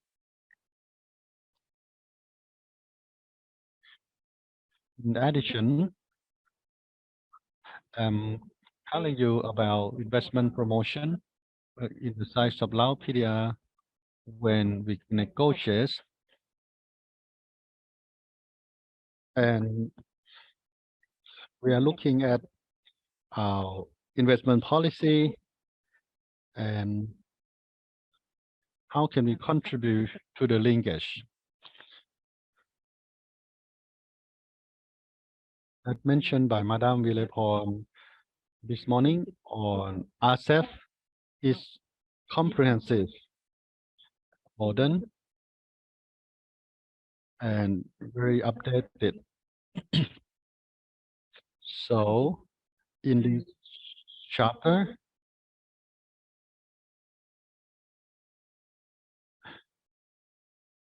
it's one of the chapter that is important. It's about the agreement among ASEAN and the partners, and the objective is to develop partnership and expand trade and investment, contribute to economic development, and bringing capital, market accessibility, creating employment, and other opportunities. And RCEP conclude of 20 chapter, investment chapter is one of them. And we are looking at the investment chapter, aim to enable the environment that is open and facilitate, and there is competition in the regional, and there are 4 pillars, which is promotion, protection, facilitation, and liberalization. And there are also regulation on investment promotion and protection of the investment without discrimination.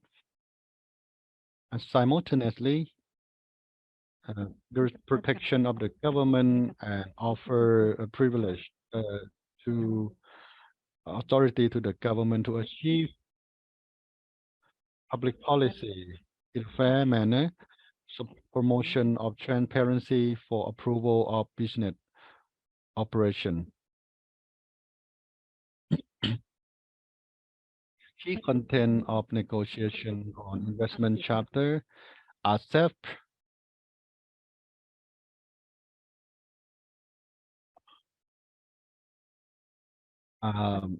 determine the negative list at the basic, referring to market accessibility is open widely foreign investment, including trading services, except some restricted sector. And there is 2 annex, which is include restricted sectors. it's different from the trading services in terms of the pattern when there is a free trade and we have negative list with some condition or criteria. Any sector that prefer foreign investment or we don't allow some foreign investment, then we specify in in the annex. And secondly, any activity that are negative but with some condition, then we specify those in the restricted list. So there are two types of list, and the first type of list is called rushes. Any measures, any existing measures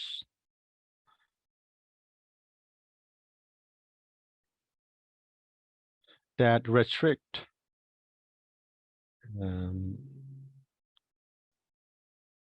for example, any regulation or legislation that we have for now, and then we follow those. And if our regulation allow for an investor in some activity, for example, 30%, and Rushes is going forward, cannot go back. So the 30% can be changed to 40 or more. And that is a commitment given to foreign investor. And secondly, any activity, business activity reserved for present and future, and they are included in second annex. Next slide.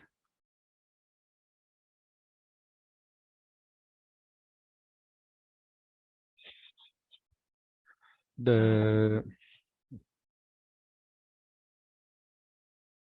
investment chapter specify three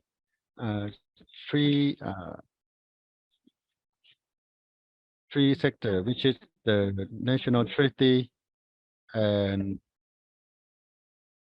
most favorable nation treatment and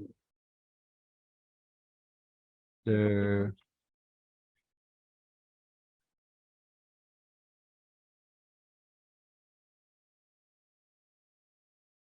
because these rule obligation is important. We are LDC and we have some needs to request from foreign investment. For example, we would like to have technology transfer, knowledge transfer to our labor force. And for this, we can negotiate because when foreign investor come to Laos, in the contract, it is specified that these obligations are exemption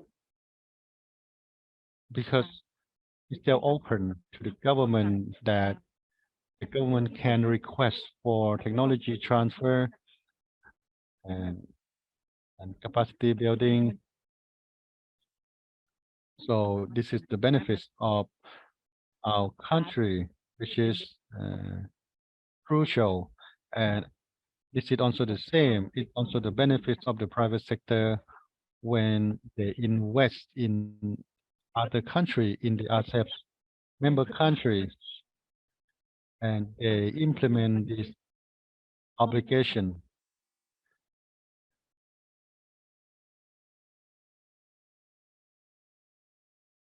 And they cannot request from us they cannot request for knowledge transfer from us, and this is the benefit from outside. This is the hero obligation. And another thing is that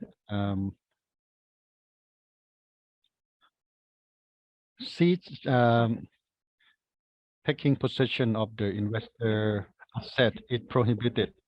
And secondly, its transfer of capital, control of the capital flow, or the crisis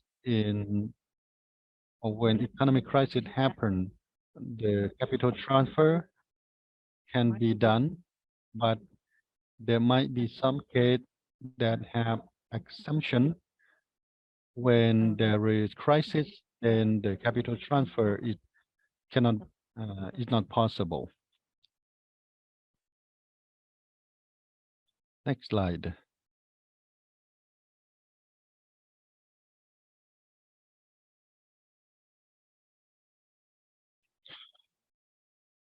The three rule obligation for national treatment and most favored nation treatment, and the third and the last for the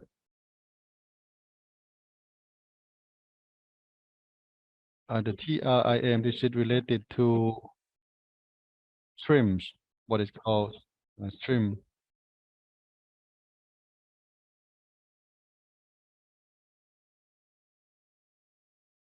For the investment, there is WTO framework specify that there are details that prohibit, and for RCEP, there are more additions, and the RCEPs cover the inconsistent measures different from the hospitality, because the hospitality open for investment. Any sector are positive, then specify them. But for this is the negative is approach with criteria, and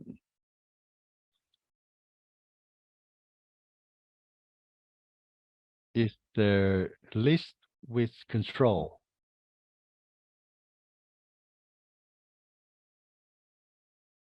So RCEP mentions about the trade facilitation, for example, providing support to investor in terms of a grievance, addressing grievance, and any concern the investor have can be addressed.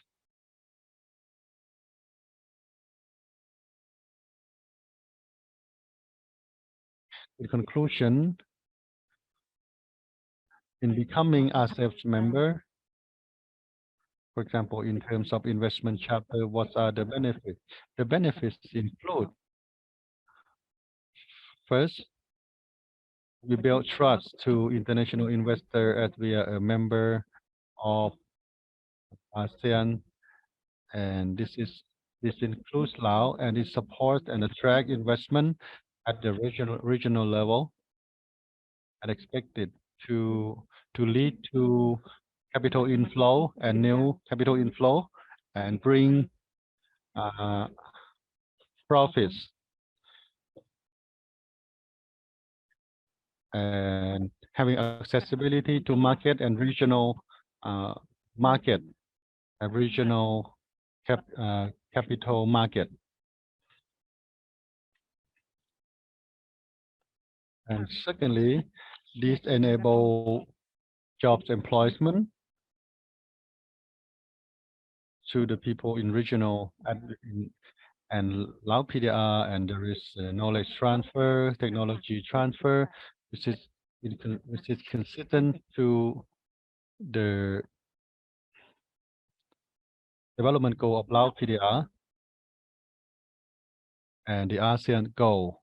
And next is promotion and provide facilitation to production development and supply chain, and increase smoothness of this investment.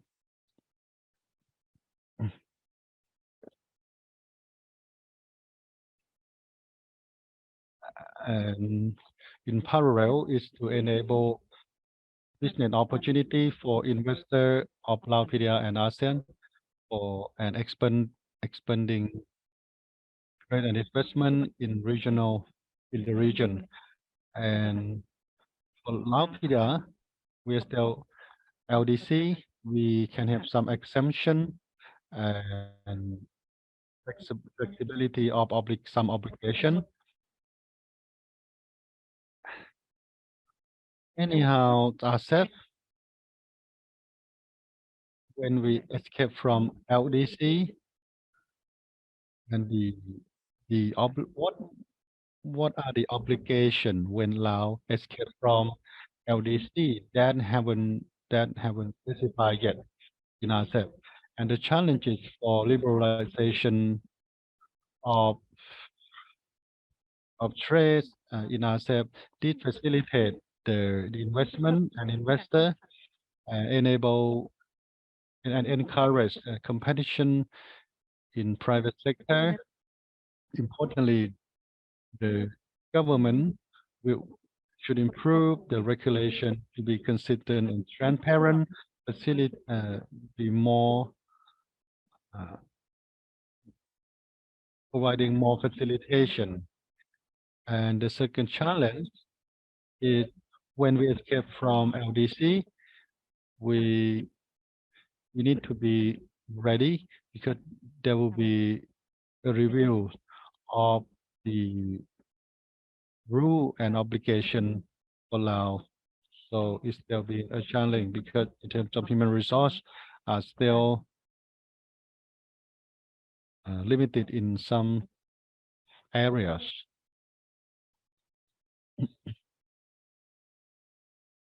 Another important challenge is RCEP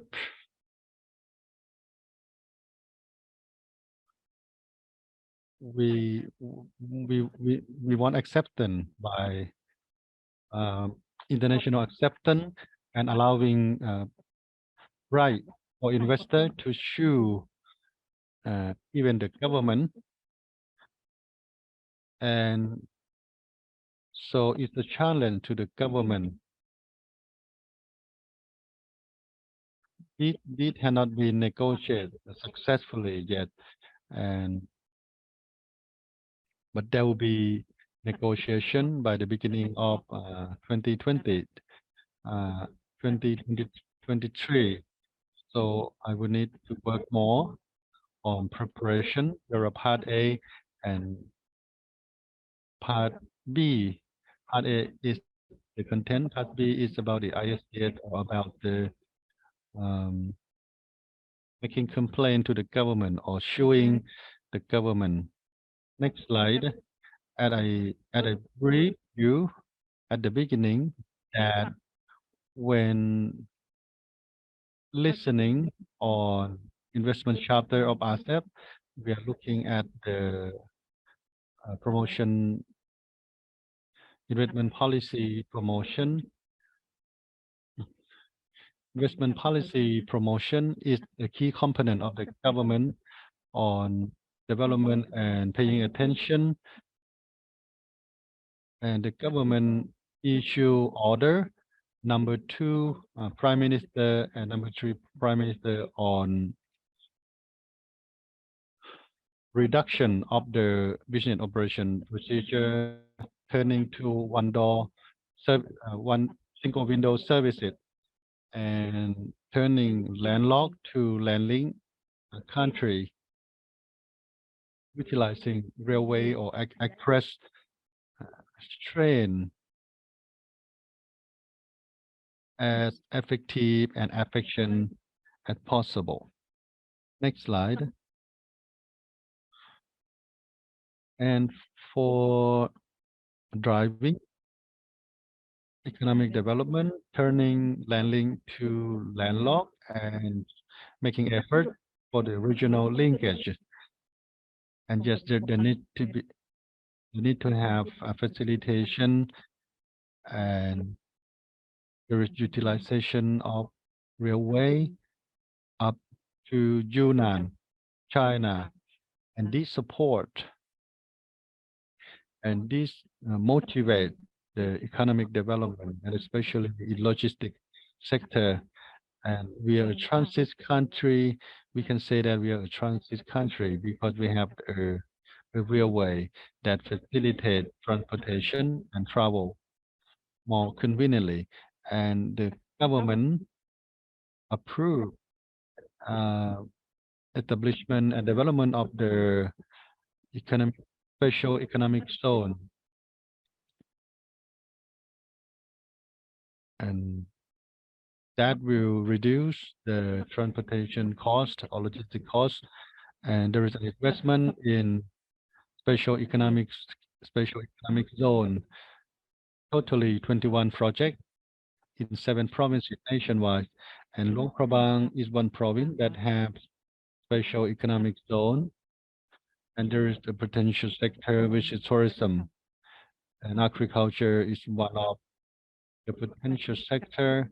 And for attraction of domestic and foreign investment, is that we, MPI, is in charge of investment, and we created a calling list, which is a pilot project.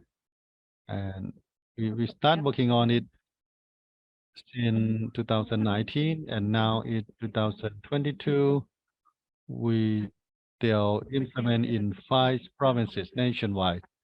So,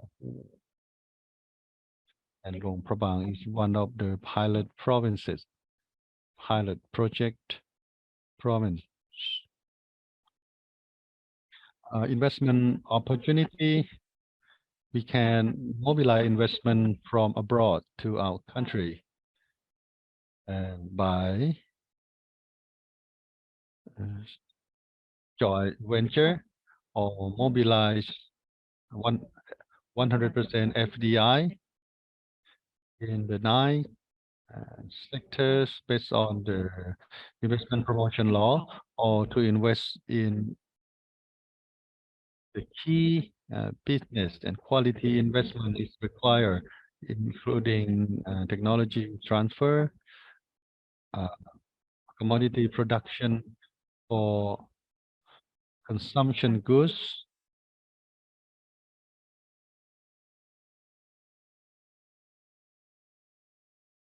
and the government focus on attraction of the investment in processing or also SME are also encouraged by the government. And the investment in special economic zone, development of investment in smart city, industrial and development in electronic sectors have important role. Is it the sector we can promote to attract more foreign investment? Next slide.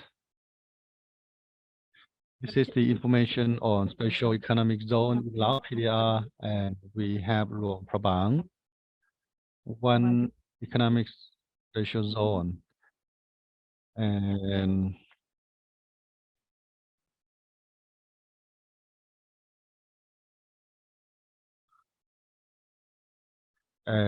our province had potential in tourism, culture, and food, as well as industry and handicraft. There's 7 provinces nationwide, and we have many economic special zones. This is the investment data. Mainly is energy, mining, agriculture, and hospitality. And the rest are industrial sector. The challenges in appealing FDI. Well, the factor that can attract FDI is to have macroeconomic framework and low inflation rate. This is the factor that attract FDI, and the political stability, environment, transparency in approving the business operation, protection of investor, and infrastructure, quality infrastructure in terms of energy and port, aviation, and skills labor. And the condition in Lao PDR currently,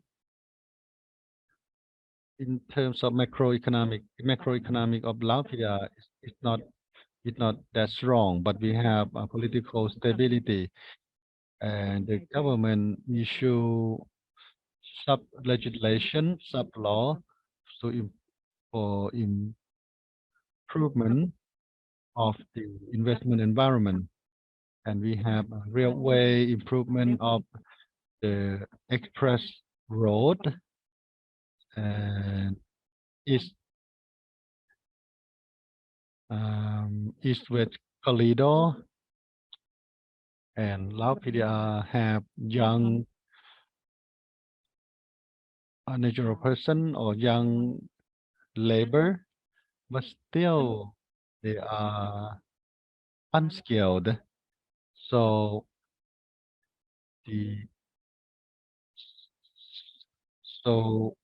it need to have capacity building to our unskilled labor, and we need transfer of knowledge by foreign investor, and that is the benefit of Lao PDR. And my presentation has come to an end, and open to the questions or comments that you have.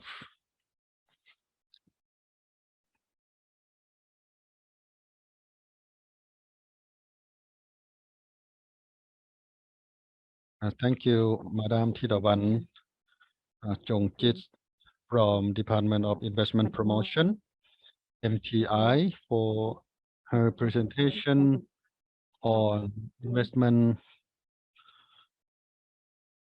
chapter under RCEP. It's comprehensive. I enjoy listening to the presentation, and we can summarize that the objective of RCEP is to create open, conducive environment with facilitation of trade by promotion, protection, and facilitation, and open to investment under the condition in the RCEP Agreement, and which are described comprehensively by her. And next, may I invite any question, comments that you have, please. So once again, I am Kantapon.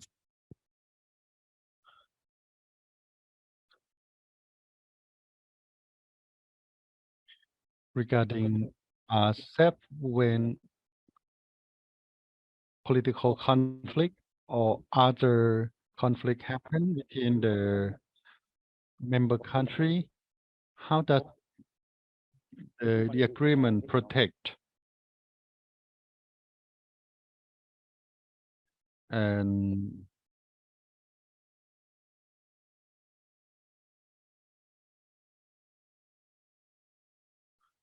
in the scope of RCEP, how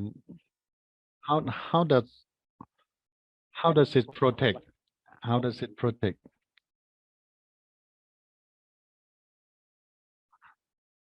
It's about, and there is protection of domestic and foreign investor, but the investor, the businessman in Laos,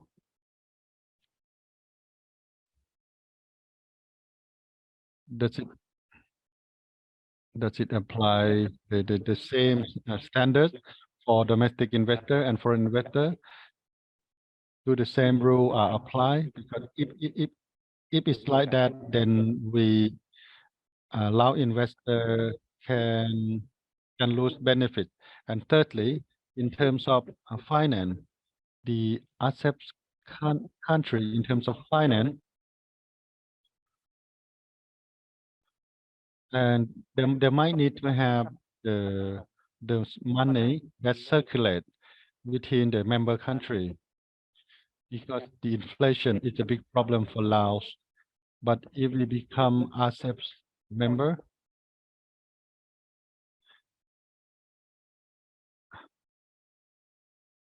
and the Lao KIP cannot be used in the member country, and that can be a problem. And may I have clarification on how can we address? So can KIP currency be used within the RCEP member country? That will be used. That would be beneficial. Do we collect one answer, one question and answer, or do we want to get more answer and respond at the same time?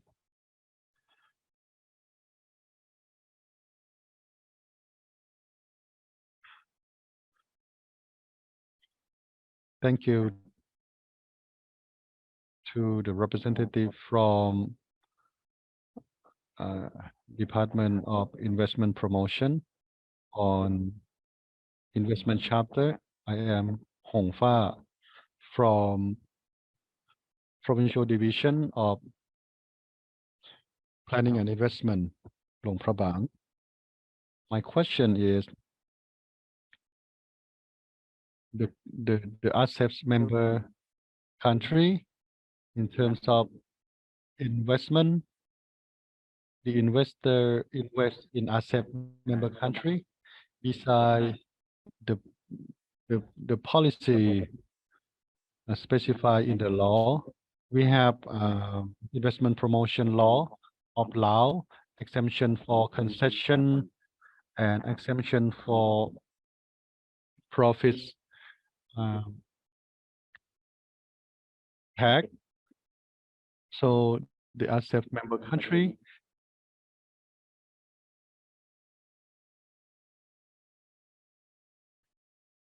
is there any special policy? Is there any special policy for each particular country, member country?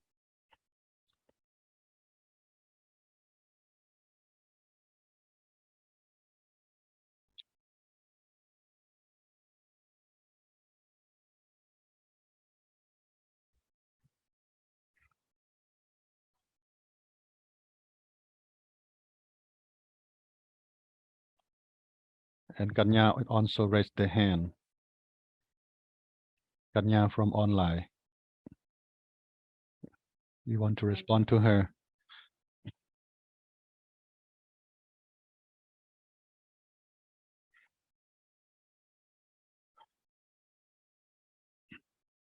Regarding protection in terms of conflict, how is it protected? In RCEP, we have a chapter on conflict resettlement. We have a draft, but we haven't negotiated. How is it protected? So we allow right to the government when foreign investor come to Laos. We open the foreign investor have rights. They can enjoy their rights and benefits. The government also have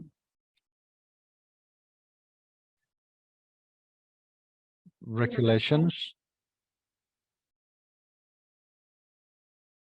in terms of refusal and of the investment, and if the investor are not satisfied with the solution of the government, and then the government is open to investor who can implement international um, resolution or conflict resettlement in relation to New York Convention, the EXIS agreement that can be applied. The second question, the similar standard, do we lose the benefits? Well, as RCEP mentioned about flexibility on the obligation, if we are least development country, there are something we cannot do. RCEP is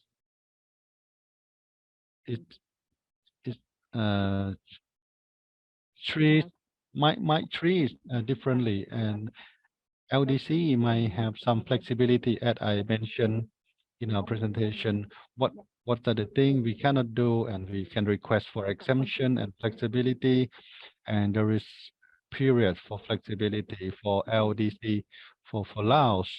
Well, do we lose benefits? No, that doesn't mean we lose benefit. We take advantages actually, because other country, they fully implement all obligation. And in terms of finance, could you say your question again? The third question. The third question is about finance in the RCEP's member countries. Can we use the local currency within the RCEP country member? This is to build capacity for the currency, local currency, because Lao KIP can it's used only in Laos. It's not specified in the RCEP about use of local currency or finance.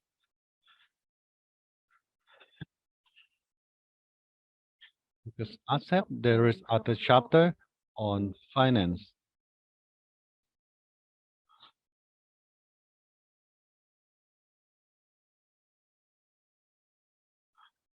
RCEP is not open to Lao KIP to be used in other country unless we have bilateral agreement, specific bilateral agreement.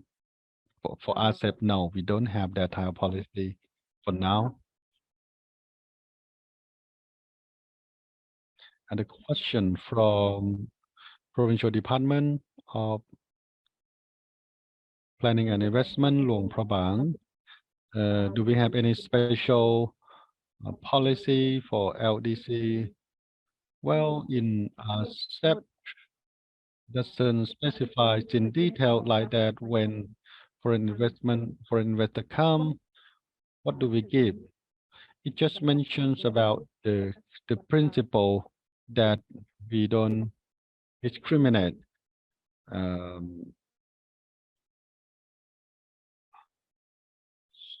So we treat foreign investor based on the agreement, and the agreement, the investor invest in the member country are supposed to follow the regulation of the host country. Any further questions?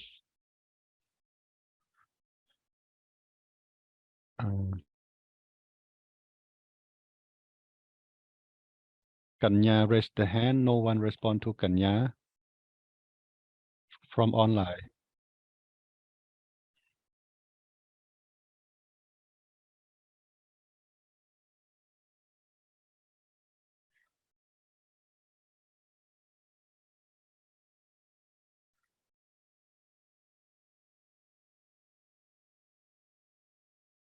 We want to hear from other provinces if you have any points to raise.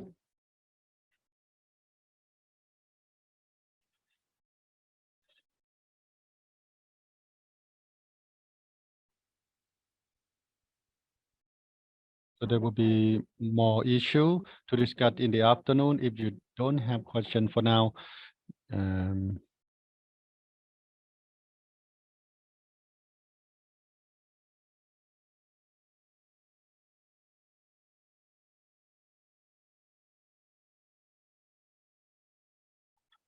I am interested in the point on the presentation that specifies about negotiation with Canada. Does our government specify to focus on any prioritized sector in Laos? Thank you. Thank you for the question. This is the RCEP agreement. Nowadays, in parallel with RCEP, we are now negotiating RCEP Canada.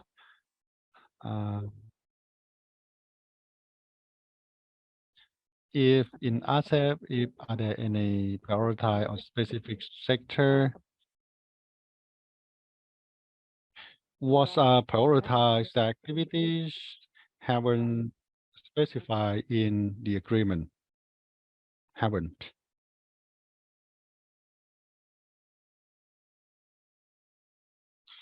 So therefore, is based on the policy of the host country that the foreign investor need to follow. In case of Lao PDR, the foreign investor to invest in Laos, then yes, any particular country have a list of its own prioritized activity. For example, provincial MPI, provincial, for example, Luang Prabang had its own list of the prioritized activities, and to be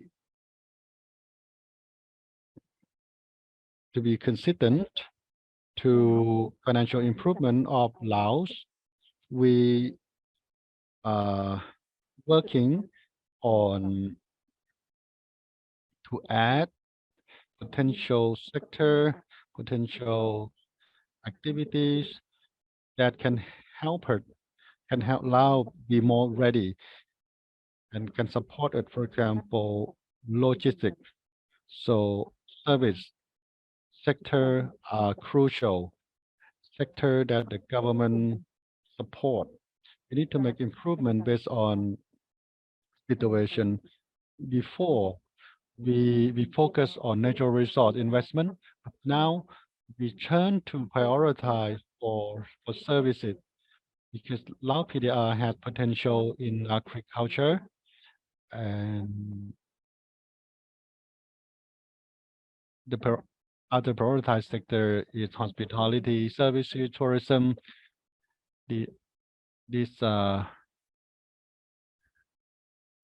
Yeah, that are attached.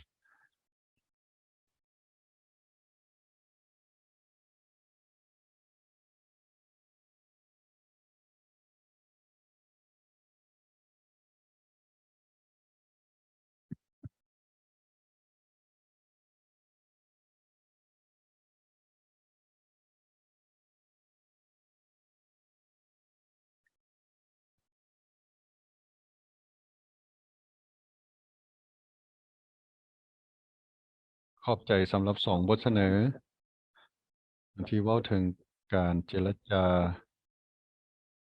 แล้วก็ขอบใจการเว้าถึงพันธสัญญาในอาเซปที่เว้าถึงการลงทุนท่านเว้าถึงว่าต้องได้ปกป้องคะแนนการในประเทศตัวอย่างว่ามีการแข่งขันข้าพเจ้าอยากรู้ว่าลาวนี่บรรลุcommitment เหล่านั้นหรือบ่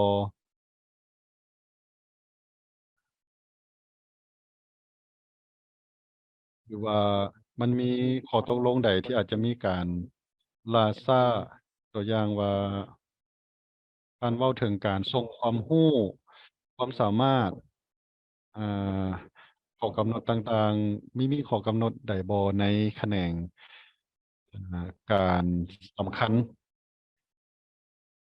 สำหรับข้อตกลงทางด้านการปฏิบัติตามก็คือแน่นอนมันก็เป็นข้อบังคับและที่ต้องได้ปฏิบัติ แต่ว่าก็มีการยืดหยุ่นในมีข้อยืดหยุ่นในบางข้อบังคับข้อกำหนดสำหรับวิสาหกิจในประเทศอันนั้นก็แม่นหนึ่งอย่างเพราะว่า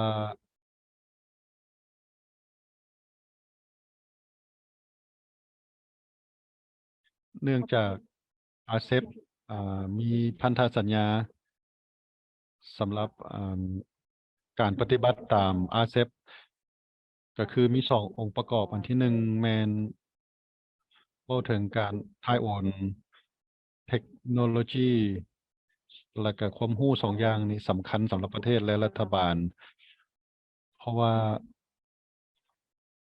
พวกเขาเห็นว่ามันน่าสนใจสำหรับเราและวิสาหกิจต่างๆ พวกเขาจะได้ประโยชน์จากการลงทุนต่างประเทศในการถ่ายโอนเทคโนโลยีและความรู้และในขณะเดียวกันพวกเขาก็ยังมีกฎหมายระเบียบการที่เกี่ยวข้องที่พวกเขาได้กำหนดชัดเจนว่านักลงทุนต่างประเทศต้องได้ถ่ายโอนความรู้ให้ให้แรงงานหรือนักลงทุนภายในประเทศอ่าพวกเขาก็มีระเบียบการและกฎหมายที่เกี่ยวข้องเพื่อปฏิบัติพันธะดังกล่าว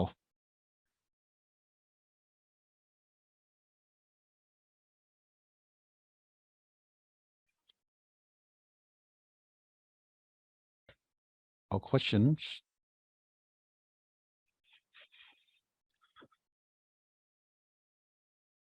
So the participant online from Suksakhon asking from the opening remark mentioning about the benefits, the negative and positive impact to the business sector and proposing to the speaker to give more information on any particular chapter that the private sector should have information because the RCEP have many chapter and many pages. So because private sector do not have time to read every pages. So what are the key chapter private sector should know?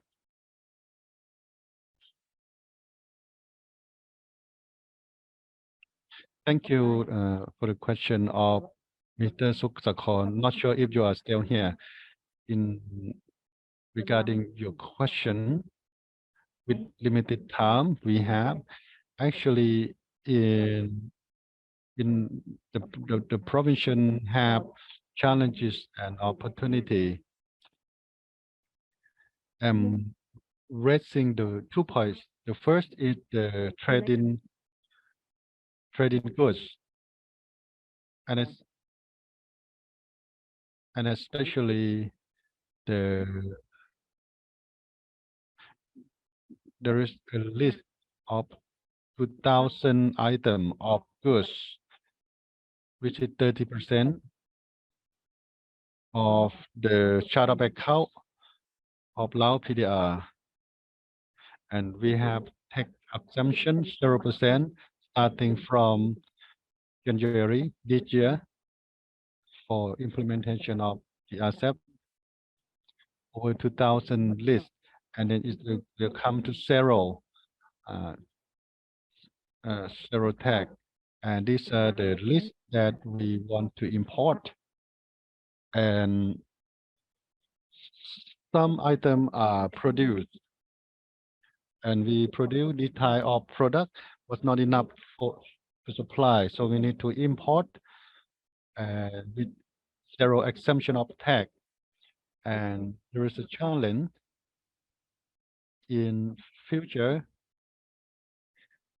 if we produce the list of these products.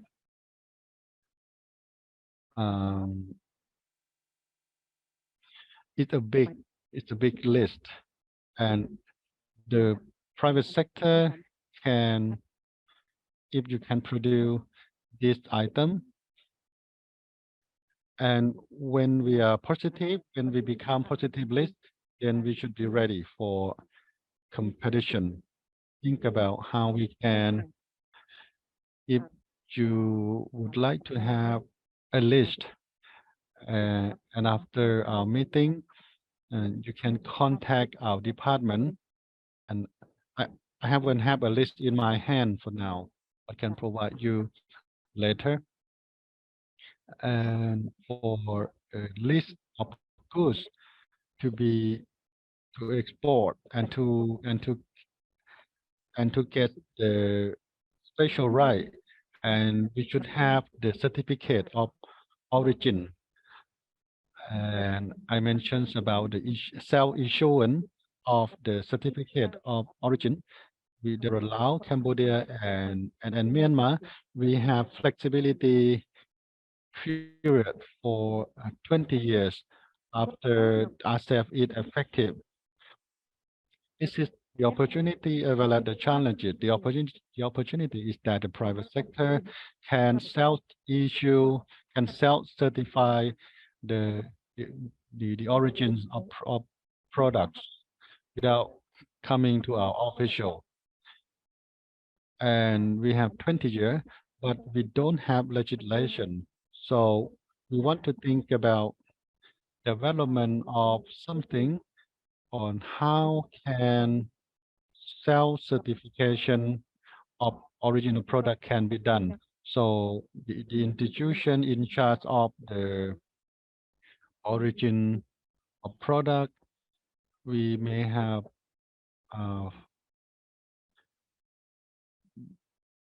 the official in charge or organization in charge. And secondly, there is one provision on the original product and different in tariff differentials. And when the country member do tariff differential, so what can be a basis?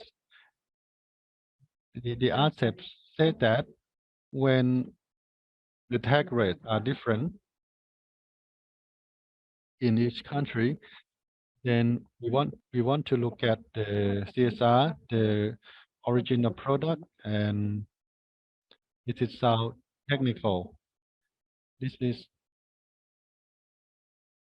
so at the entrepreneurs want to produce and export products, and we want to produce clothes and export to Thailand, and if we can certify that the sale had the value content or domestic content or 20% from Luang Prabang and can certify the origin, then we can benefit from this.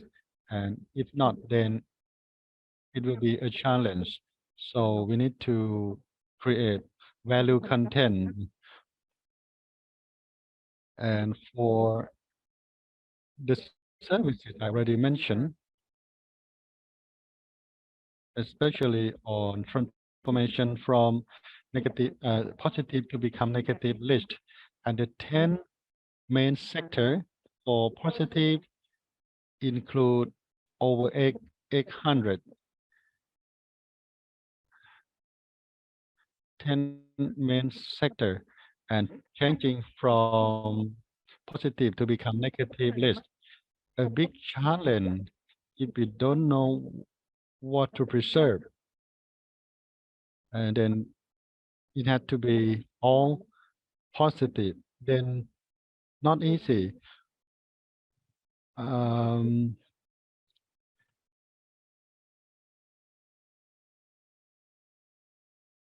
So it's a big challenge for us to make it negative list, and especially for Department of Investment Promotion. But we have 15 years, but we don't want to rush in the 14 year. We should start doing something from early.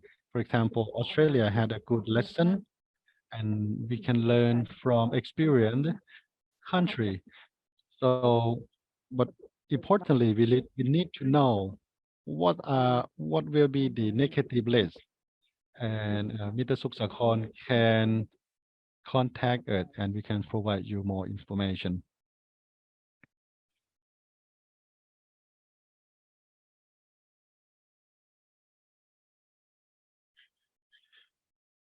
There is a question from online on from Sianong Komkorn. You want to get confirmed if he understand correctly that Lao PDR reserve tourism and logistics.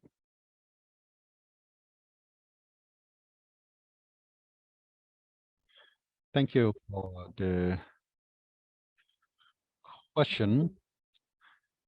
Logistics and tourism, are they preserved? Yes, they are preserved. They are positive with some condition.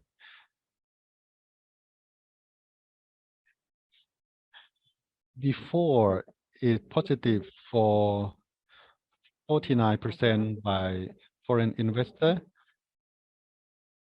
and the update is 100% positive. I am not sure if it is a foreign investor. They have their network to co-invest with domestic investor, and the regulation are positive list with some criteria.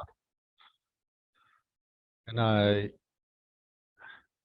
am aware that is 100% positive for tourism, and for logistics.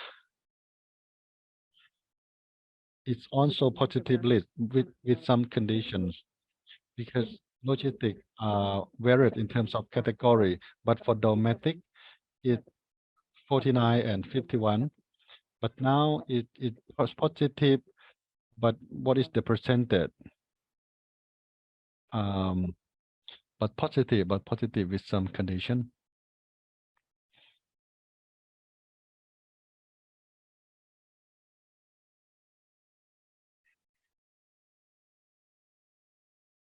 And for tourism, the list, the preserved list for Laotian foreign investor can invest in 3-star or 5-star hotel, but 2-star is preserved for domestic investor. This is the example of the list.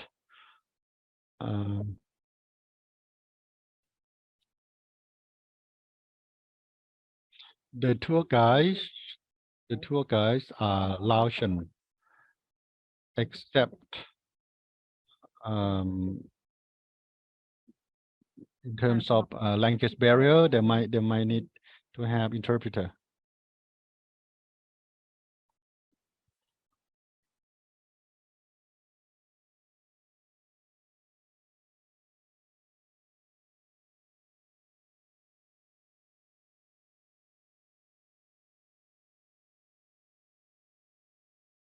Any more question? Online and offline. Otherwise,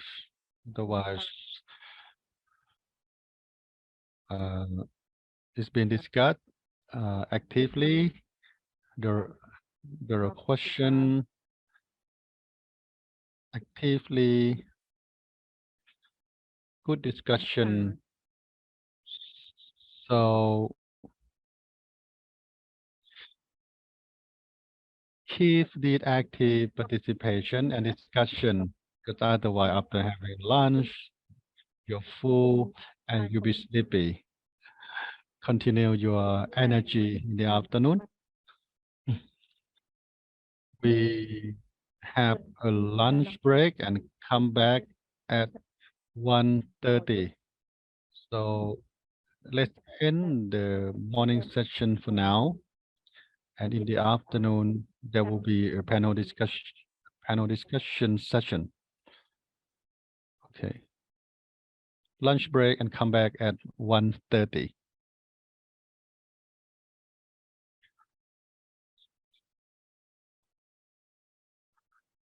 You go to the art center.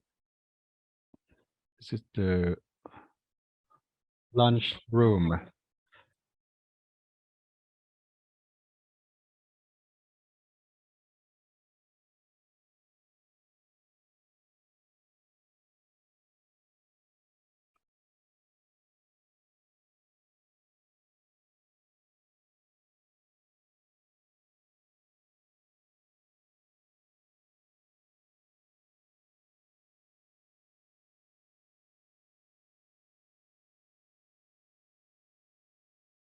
We take you to our afternoon session, which is a panel discussion.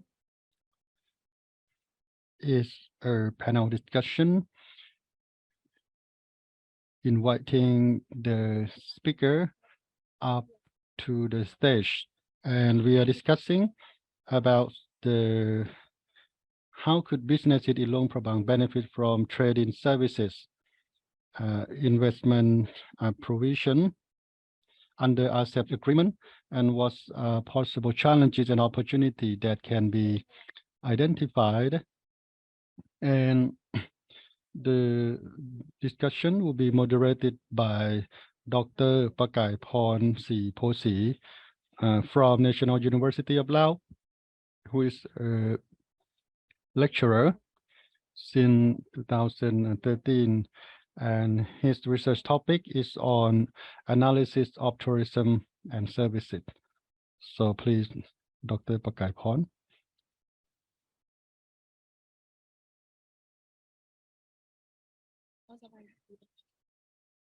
Good afternoon.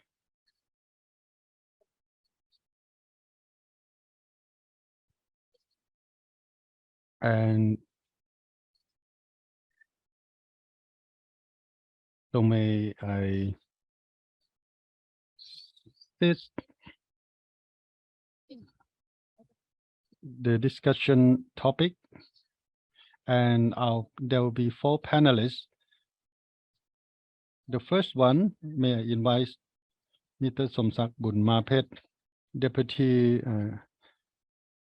Head of the Provincial Division, Provincial Department of Commerce and Industry from Luang Prabang.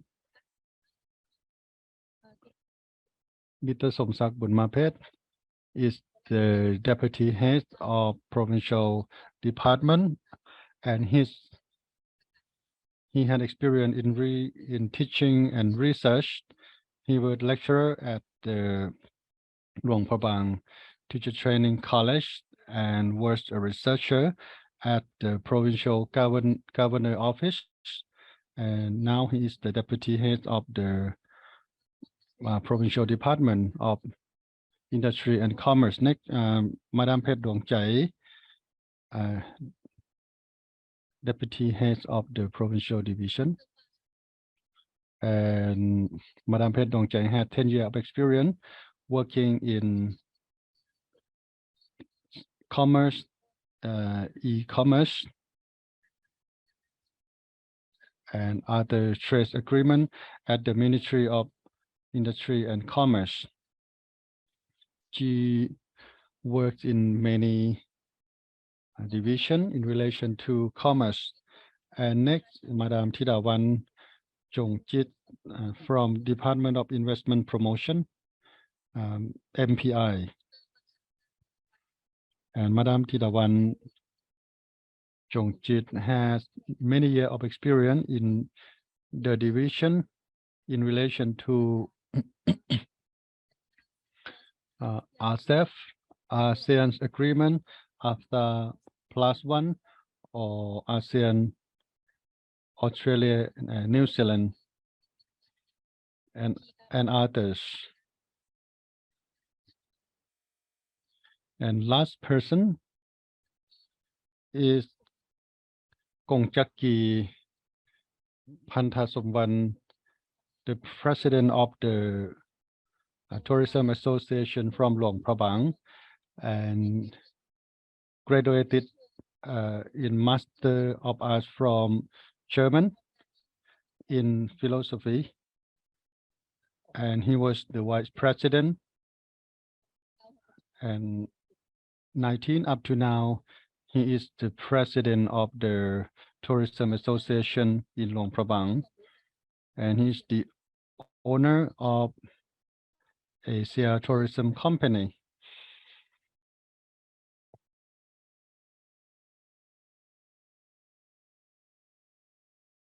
So I mentioned about the background of the 4 panelists, and the topic is about how could businesses in Luang Prabang benefit from trading services and RCEP agreement, and what are the challenges and opportunity that could happen. The first question is to the deputy head, Madam Phet Dongchai. Based on your perspective, the businesses in Luang Prabang, how could the businesses in Luang Prabang benefit from trading services under RCEP agreement, and how can that help Lao economy recover? Thank you, Dr. Pakaiporn, for your question.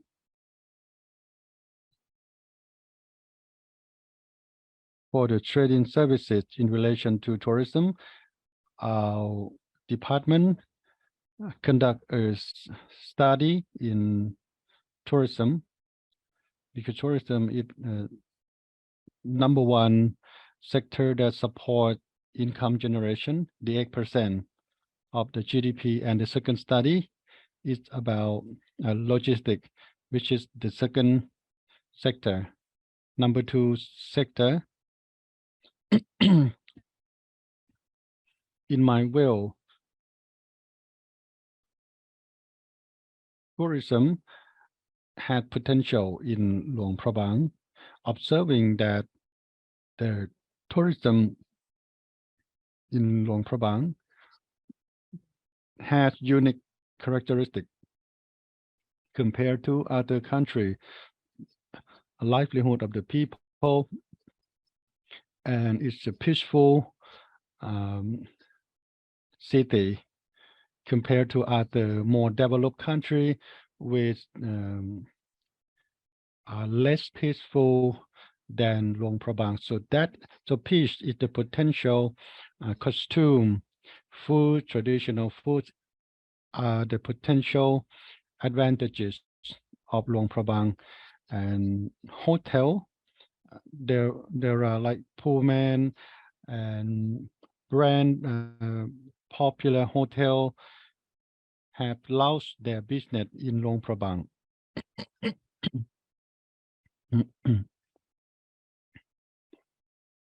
So the investment come, so we can have knowledge from hotel management and upgrade the quality of the service. We can learn from them, from the foreign investors, and other potential is there will be more direct flight from other countries like Chiang Mai, Bangkok, Vietnam. There will be more direct flight from those to Luang Prabang. So when there are more flight logistic, then the number 2 is logistic will be better. we will have more flight, and then the air ticket price will go down.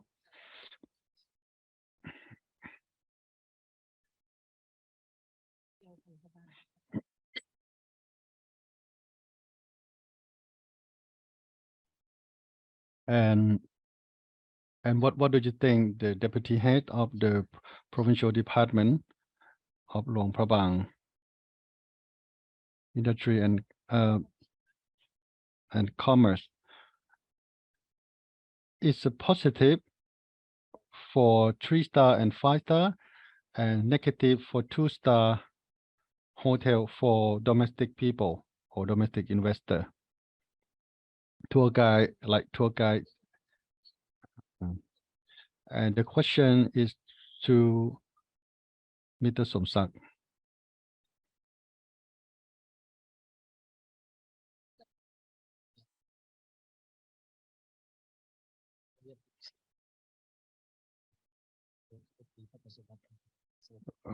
Respected the meeting. I'm from the Tourism Association. Would like to share some experience and perspective. Luang Prabang or Laos is one of the RCEP's member. There can be a number of benefits because Luang Prabang is the tourism city,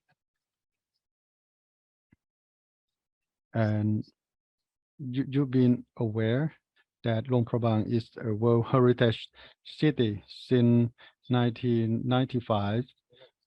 UNESCO endorsed Luang Prabang as a World Heritage City, so this is an advantage. And another advantages is that the tourism business in Luang Prabang is the center of all businesses. Many businesses and many activity centered can go forward. During the COVID-19 pandemic, Luang Prabang, there was a disruption to the tourism as well as other businesses such as agriculture, commerce, telecommunication, logistics,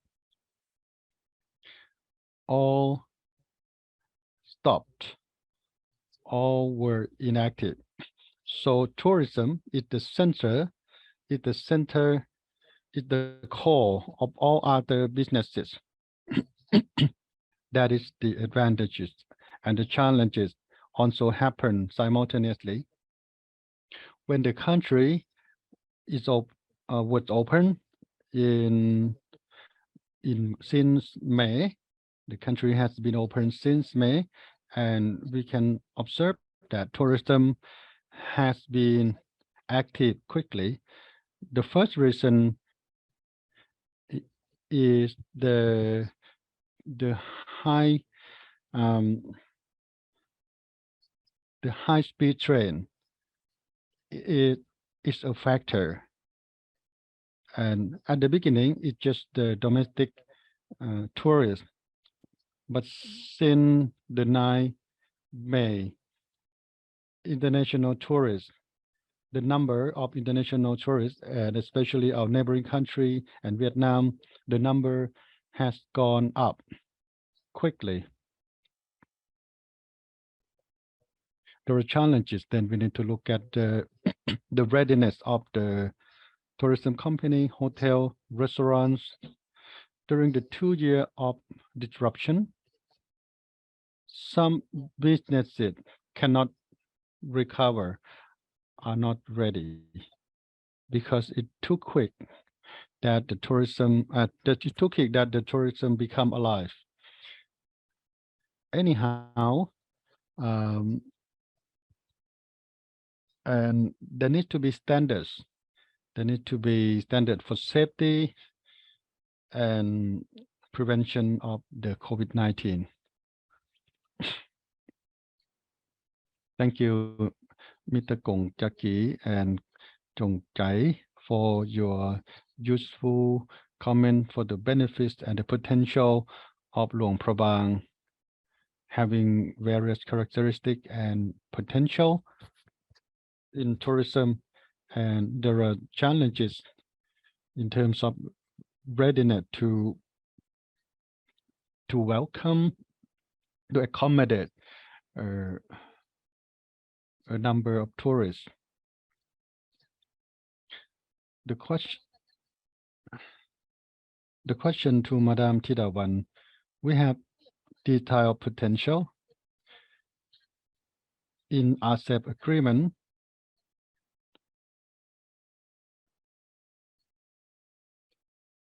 And for the investment, how is this different from other types of agreement that Laos is a member?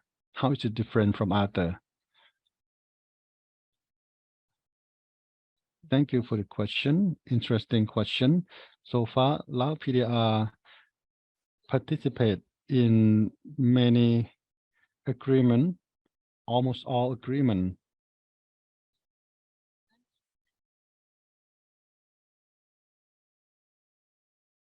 We looking at the investment.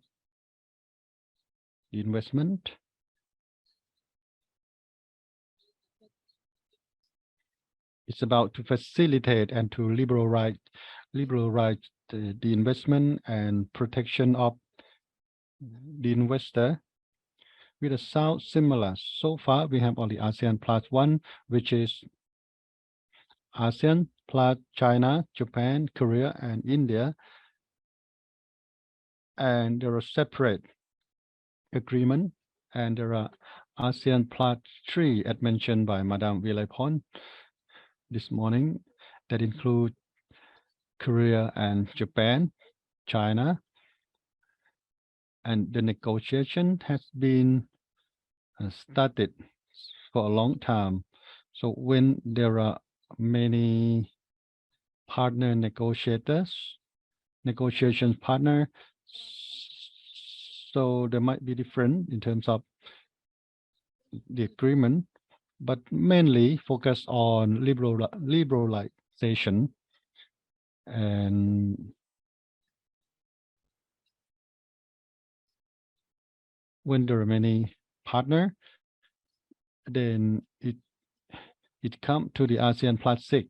It come to the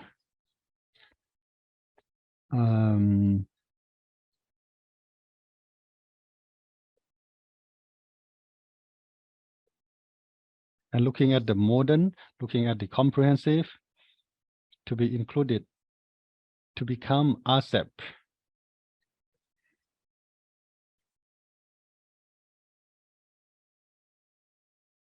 The investment agreement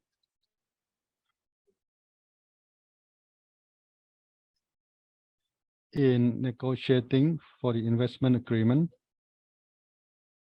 and they focus on liberalization.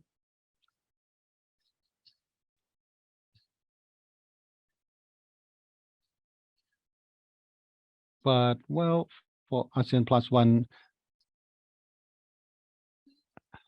it should come, for example, ASEAN, Australia, and New Zealand. There is a table for obligation for liberalization of the investment, but it's not a final commitment yet.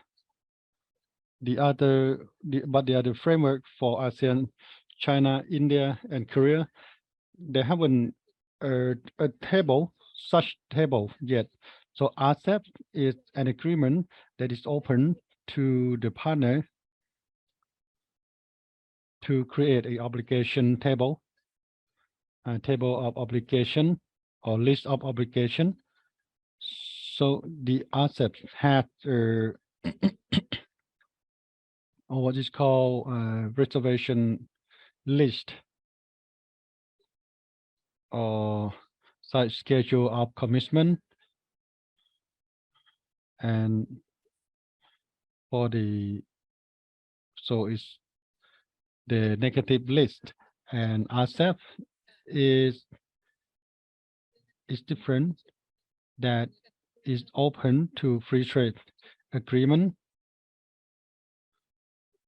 allowing making the list of obligation or scheduling of commitment or obligation. And overall, it is sounds similar between all agreement, but what is special for RCEP is there'll be creation of scheduling of commitment for liberalization.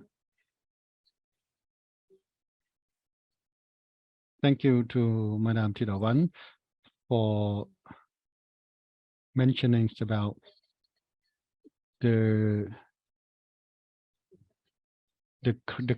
trait, the characteristic. There are some similarity, and the difference is the scheduling of commitment. But anyhow, under the basis for protection of the investor.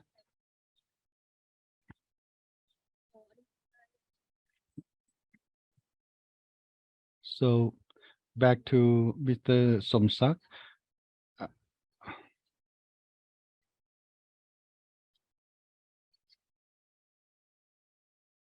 In Luang Prabang province, what are the policy and strategy that promotes the services in Luang Prabang province? Before we go to question 2.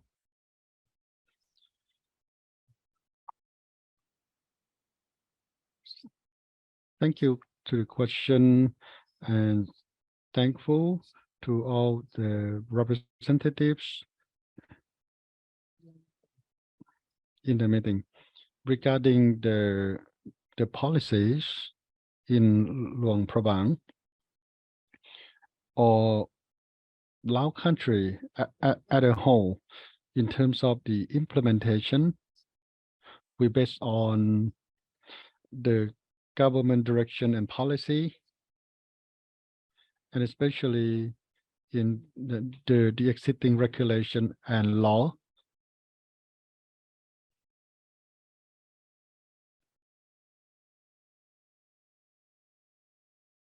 And in terms of trade and services, Luang Prabang established a committee to facilitate trade. And Mr. White, Provincial Governor, is overseeing economy, is the chair. And the Director of Industry and Commerce is the Vice President. And other related counterpart. This committee has a mandate, role and responsibility. For example, our commerce authority provides documentation, facilitate the trade, and we have the Provincial Chamber of Commerce.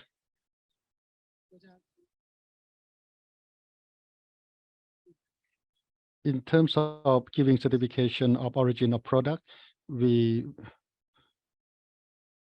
there is the role of the chamber, and following the decree of the Ministry of Industry, delegating role and responsibility.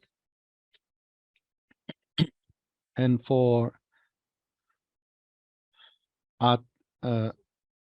other issue, because commerce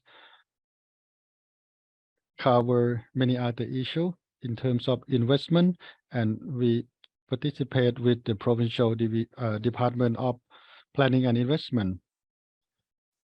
And for the concession project or the prioritized project or the control list, and we assign to Provincial Division of Planning and Investment at the host to implement. And if the domestic and foreign investor are interested to invest in the general list, then Provincial Department of Commerce will offer a license. Will, for example, investment in hotel construction, we issue a license, and the investor will also coordinate with the Provincial Department of Culture and Information, Provincial Department of Finance to register their business and their identity, the ID for the tax payer. And the benefits from participating in RCEP is substantial. The benefits are substantial. Before,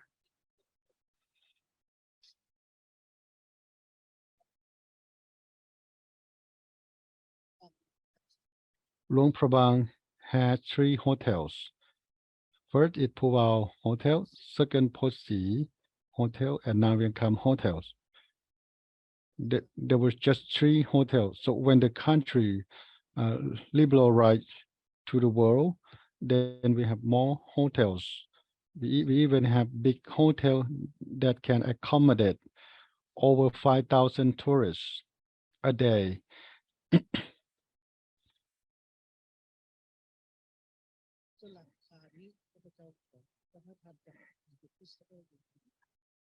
And the price of the hotel and guest house, and the prices are various. It depends on the level of the hotels. And the other thing we get from RCEP is economic benefits in hospitality and services, because Luang Prabang had a unique characteristic. It's the center of central and northern businesses, and we have all banks in Luang Prabang, so financial transaction in Luang Prabang can accommodate, and we have capacity. You can use banking services, financial services in Luang Prabang.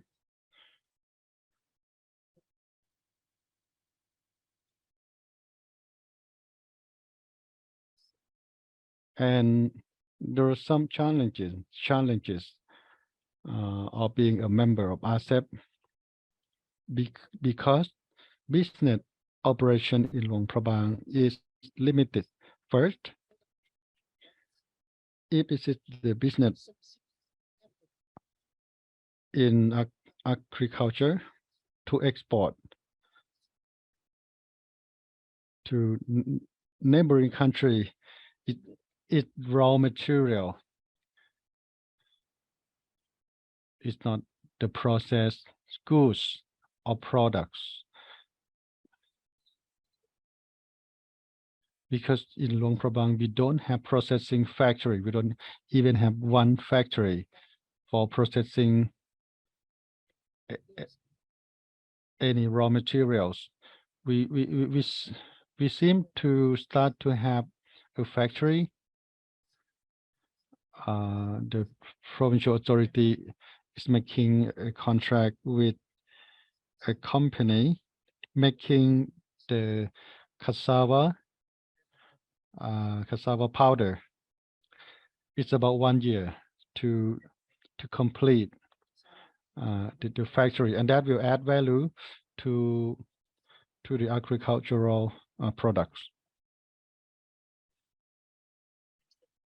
Another challenge is the skill of Luang Prabang people. It's just they're unskilled.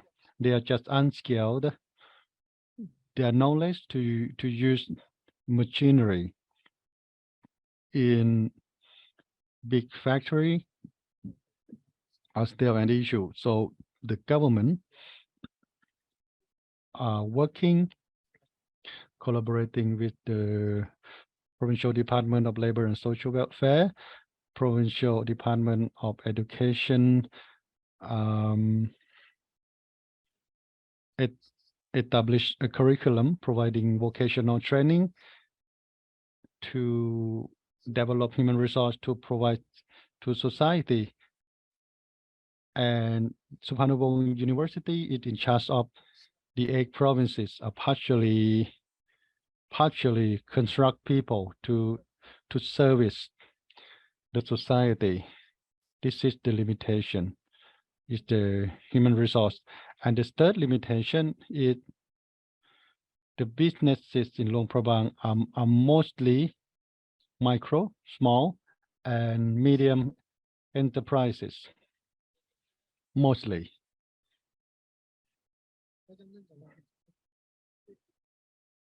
Maybe the lack of fund, they have little money and access to finance with low interest is also a problem. Currently, we are supported by SME promotion department, providing training to SME in collaboration with the Provincial Chamber of Industry and Commerce, providing some training, but the fund doesn't go to establishment of the factory. And Mr. Bun Thiang also organized a training in access to finance with low interest. So there are still some limitations. So overall, when we compare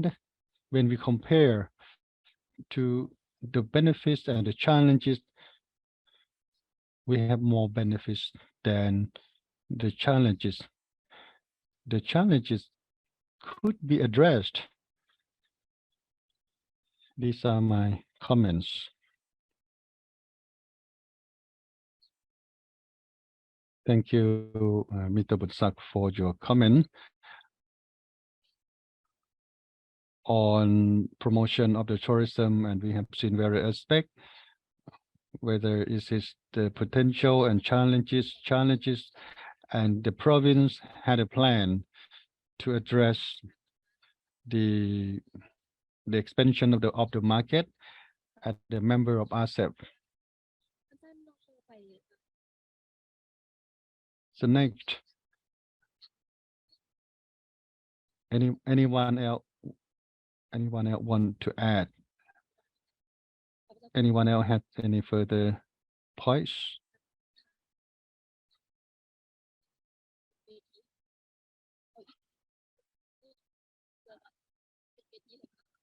Maybe one more question to the panelists and then open the floor to the participant.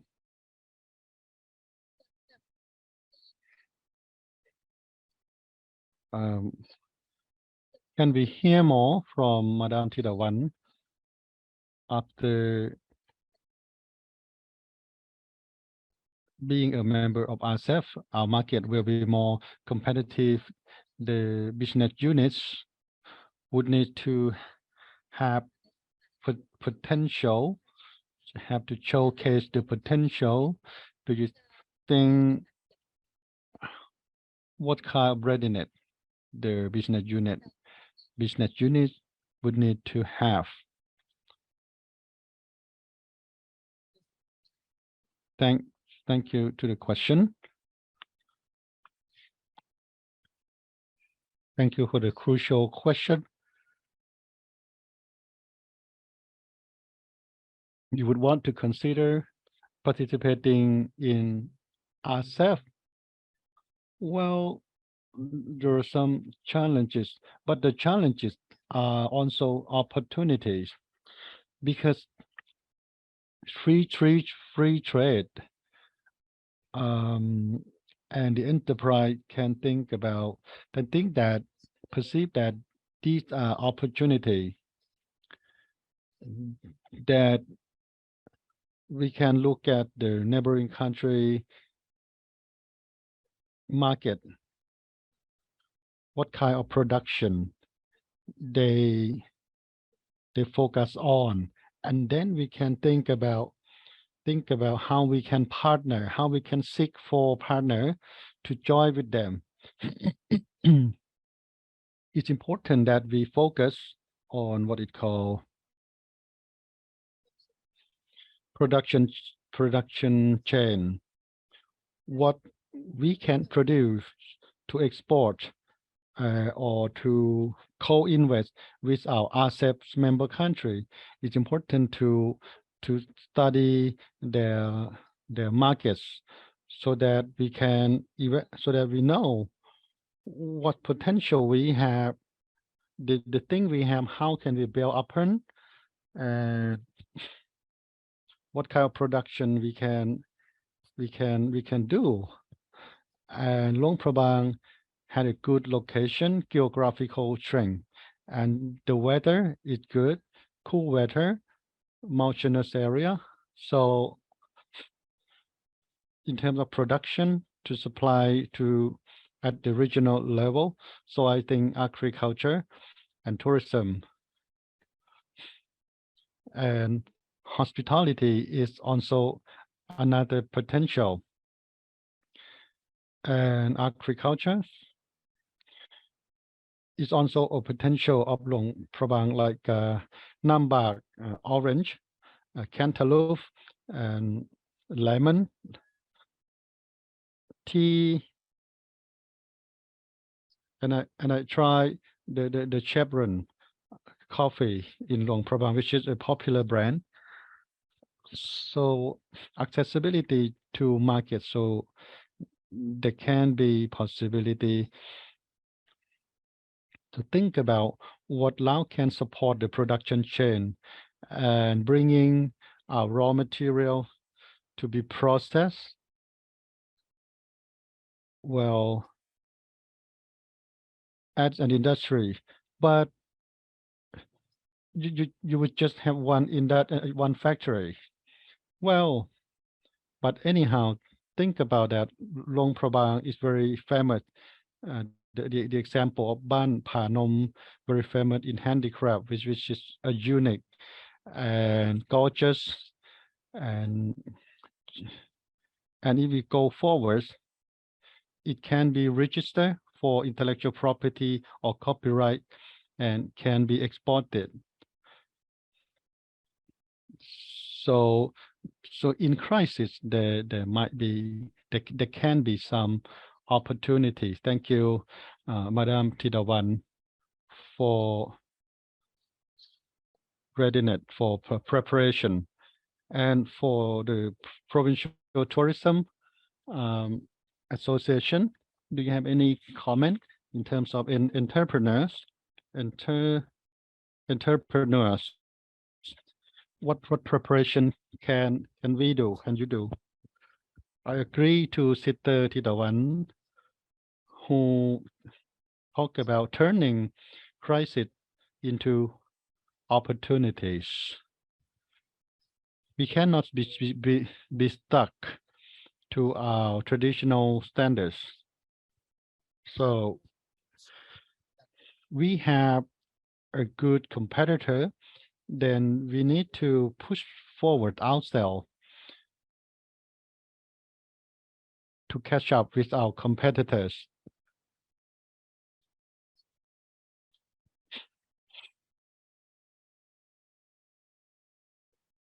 So we need to conduct a study about the tourism market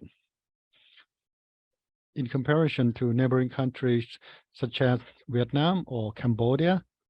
In terms of tourism, Laos or Luang Prabang, the prices are expensive. The price of hotel, logistic,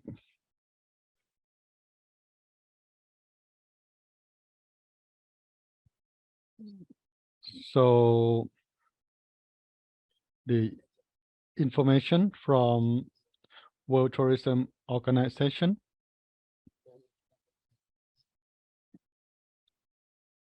And the safety, the travel, economy,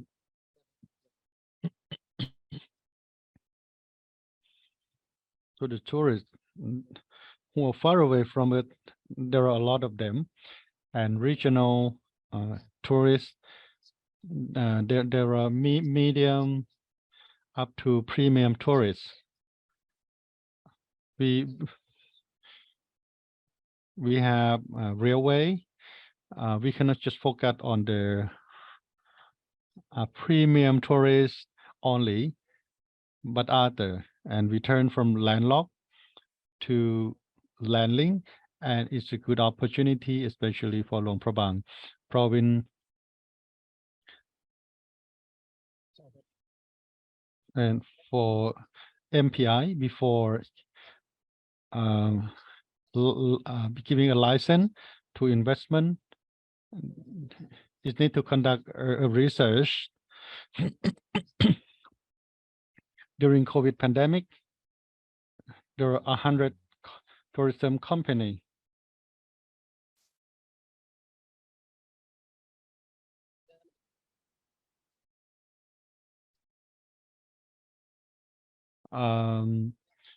Most of them were closed. Some of them just do business without doing research. They just do business because they see other person do. They just want to, it's just a replication. They do business without doing any research or reading or doing the market research. Thank you. It's agreeable to your points. Before open the floor to the plenary discussion, we can have a last question.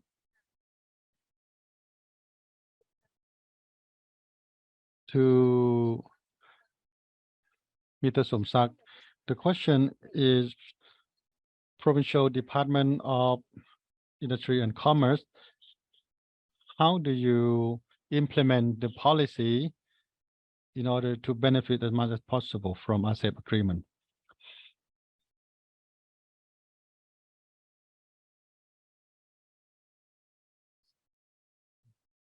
Thank you to the question, and thankful to the participant. In transforming crisis into opportunity, our division of industry and commerce, we work hard in providing facilitation of trade in terms of documentation and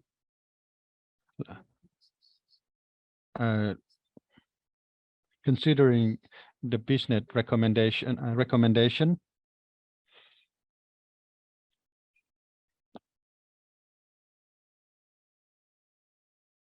So when there are businessman or investor making application, if they are foreign investor,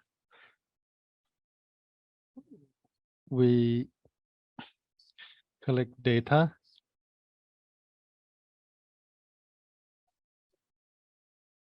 and data, and we have application form for investment license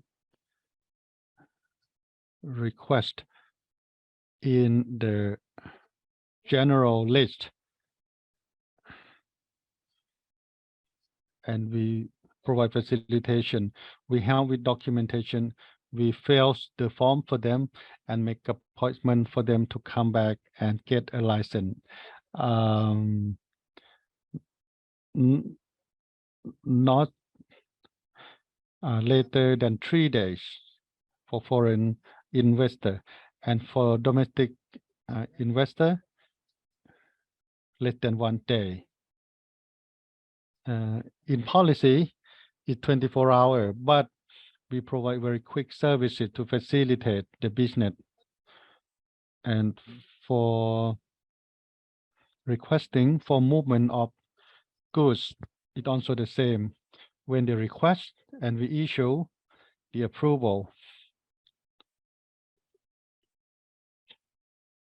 it doesn't need to take 24 hours for going through the document. And for some companies sending goods abroad, they just wait for a few hours, but their documentation need to be ready. If some is missing and you don't know the eligibility, the eligible document, our staff advise you, and we provide consultation after the license. Where do they go next? We advise about the tag, where do they go to pay tag, and our staff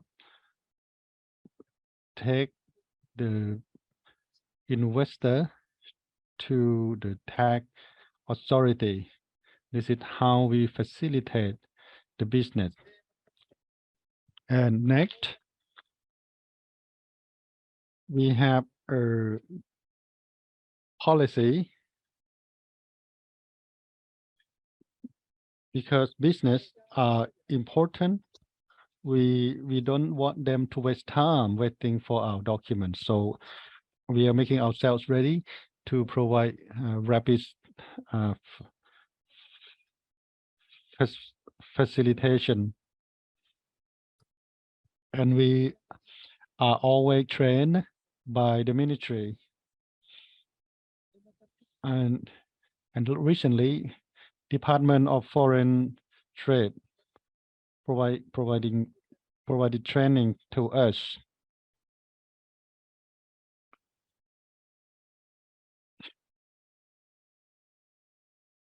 Mr. Vice Minister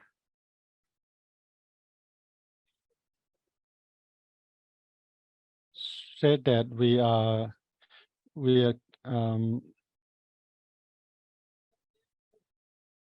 charming. Mr. Vice Minister said, "Why you're so charming?"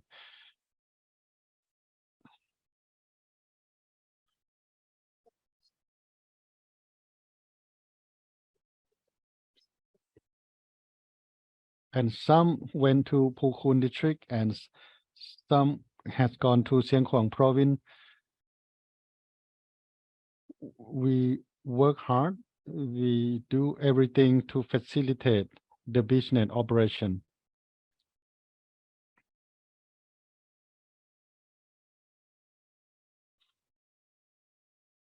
Thank you so much for your plan and the policy in accommodating the business and to benefit as much as possible for being RCEP's member.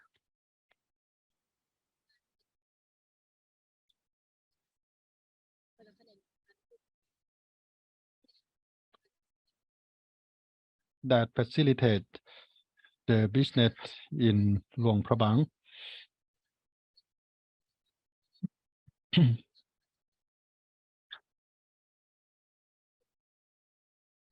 So we now open the floor to the participant for any question that you have.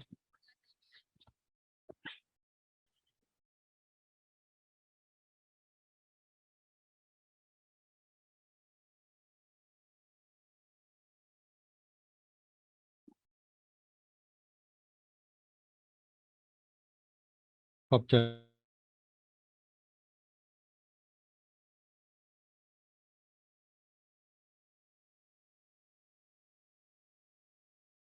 ก็มีนักท่องเที่ยวหลายแต่ว่าก็รถไฟก็ถือว่าปรับปรุง ข้าพเจ้ามีคำถามก็คือว่าสมาคมการท่องเที่ยวพวกเขาเว้าถึงผลประโยชน์ของลาวที่เป็นสมาชิกของ RCEP แต่ว่าก็มีประเทศอื่นในภาคพื้นที่มีกองประชุมคล้ายกัน แล้วก็ภาคเอกชนก็บอกว่ากระเจ้าต้องการข้อมูลบ่เฉพาะแต่ในระดับแขวงและระดับประเทศ แต่ว่าอยากได้ข้อมูลเฉพาะแขนงการเกี่ยวกับธุรกิจเพื่อที่ว่าภาคธุรกิจจะเข้าใจว่ากระเจ้าสามารถจะเกี่ยมพร้อมอันใดได้แน่เพราะว่าบ่ดังนั้นแล้วจะพบสถานการณ์ที่นักลงทุนนี่จะบ่เข้าใจและจะคำถามก็แม่นถามท่านประธานแล้วก็ท่านทางกรมก็คือว่าการช่วยเหลือด้านใดการฝึกอบรมหรือว่าการให้คำปรึกษาประเภทใดแน่ที่จะตอบสนองให้ภาคเอกชนหรือธุรกิจเพื่อเฮ็ดให้พวกเขารับรู้บ่เฉพาะแต่รับรู้แต่ว่าพร้อมที่จะดำเนินมาตรการที่จะได้รับผลประโยชน์จาก RCEP แล้วก็ได้รับโอกาสต่างๆบ่เฉพาะแต่ข้อมูลอาจจะมาที่กรมแล้วก็บอกว่าข้อยได้ยิน RCEP จากวิไลพรแล้วข้อยอยากเข้าร่วมเป็นสมาชิก RCEP ข้อยจะสมัครคือแนวใดจังซั่นนักธุรกิจต้องได้เข้าใจผลประโยชน์ต่างๆจังซั่นแล้วท่านมีแผนบ่หรือว่าท่านจะเฮ็ดแนวใดที่จะให้สมาชิกได้รับผลประโยชน์แล้วก็ได้เข้าถึงข้อมูล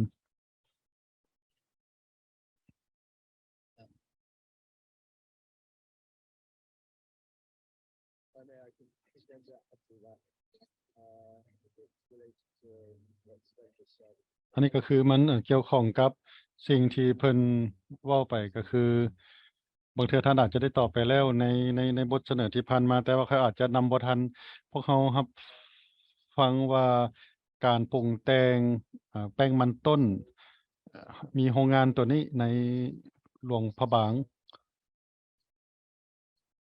อันนี้เป็นสิ่งหนึ่งที่สามารถที่จะส่งออกโดยมีการเปลี่ยนแปลงในเรื่องของภาษีแนวใดบ่ในการส่งออกมันต้นแป้งมันต้นดังที่ท่านตอบว่าก็แป้งมันต้นอาจจะเป็นสิ่งหนึ่งที่อาจจะส่งออก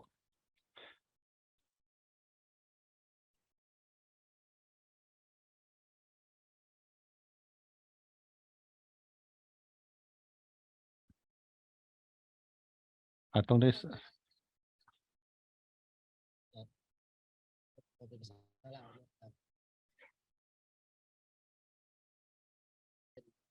เอา association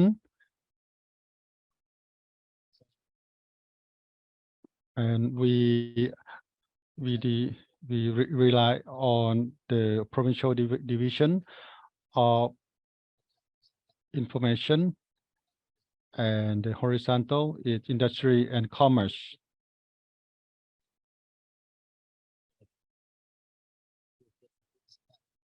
And Tourism Association is managed by we do not have a mandate to issue license, but it's the Provincial Department of Information and Culture, Provincial Department of Industry and Commerce will issue a license. What our association do is we mobilize the businesses, tourism businesses. So we facilitate the control and coordination with other association abroad. And your question in terms of sustainability and challenges in capacity building of the member can be a problem because tourism association is a voluntary, it's not compulsory.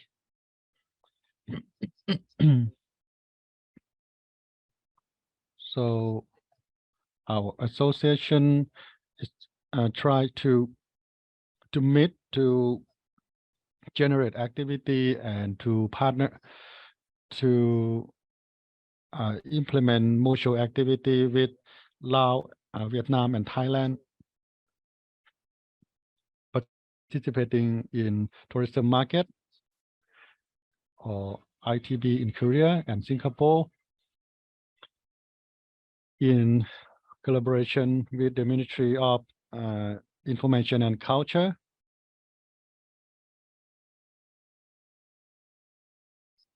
This is an important activity that appeal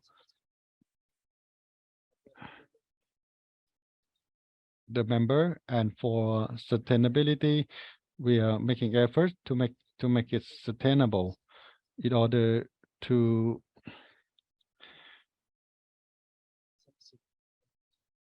encourage the business unit to become the member, but it's not a compulsory basis.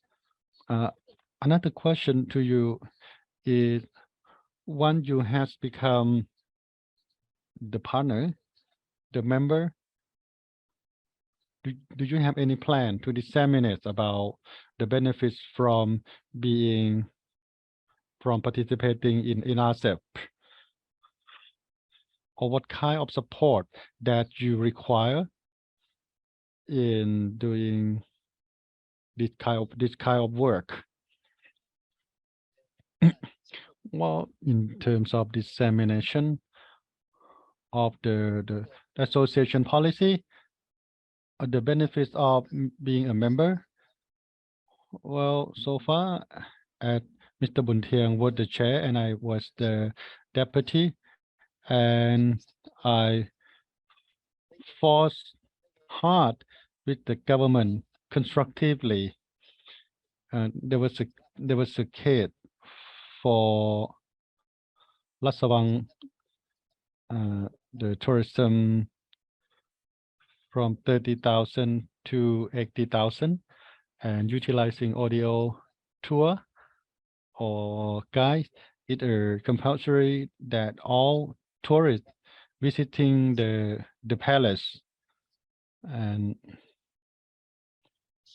our audio tour, it can be an option, and the fee for the visit fee is still the same, and the tourists can utilize audio tour, and we were the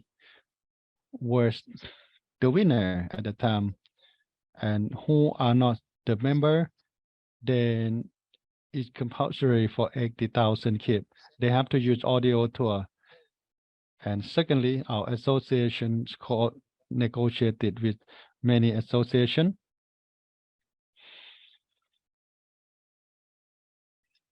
And both association, vehicle association, and negotiating for lower price than market for our members is for the benefits of the company who are the members.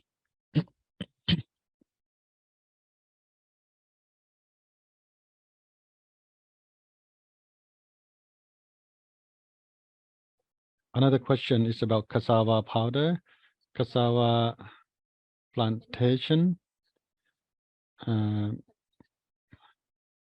It's about the semi processed product. Thank you to the expert question on the issue of cassava powder. We have a committee. We set up a committee. Is what is called investment considering committee, and when the committee consider and propose to meet the provincial governor and agree to establish a cassava powder factory, the cassava powder is not a sole ownership. It's the people plant cassava in their land, and the materials are responsible by the factory, and the factory take care of the production, make cassava become powder and export. but cassava is at the price. There is a price guarantee. It's not low. It's not lower than because the community the community will not lose benefits.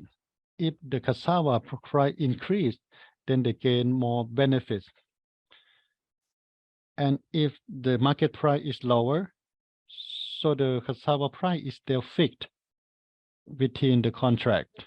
So the community get the benefits in any way. This is the benefit of the community. So because, well, the RCEP provide benefits, but utilization of the cassava powder is not much. So signing the contract to export cassava powder. So it's not the finished product, but it's the semi-finished products.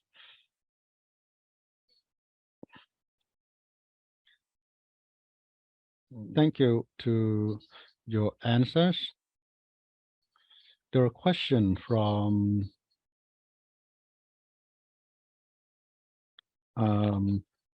online during 21. There was a case that blocking the truck and agricultural product to enter China, given the reason that Laos had COVID-19 pandemic, and that mentioned in RCEP. What solution can we have to address this type of problem? Or Madam Vilaypon want to answer?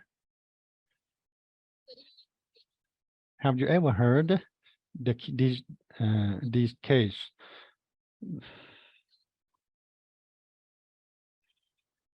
At that time, I was secretary of the former minister. He's the Minister of the Industry and Commerce, and I Boten border, and Mr. Deputy Prime Minister was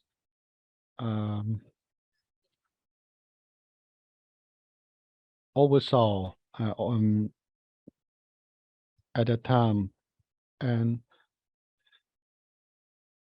well, because the driver they are COVID-19 infected, and where they live are close to each other, and the measure COVID prevention measure of China were strict, and some mining product to export to China, and some product are easily spoiled.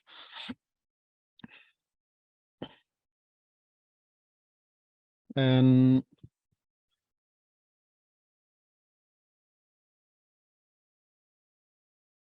they stop the machine, but they take the container of the truck, and there was road difficulty problem, and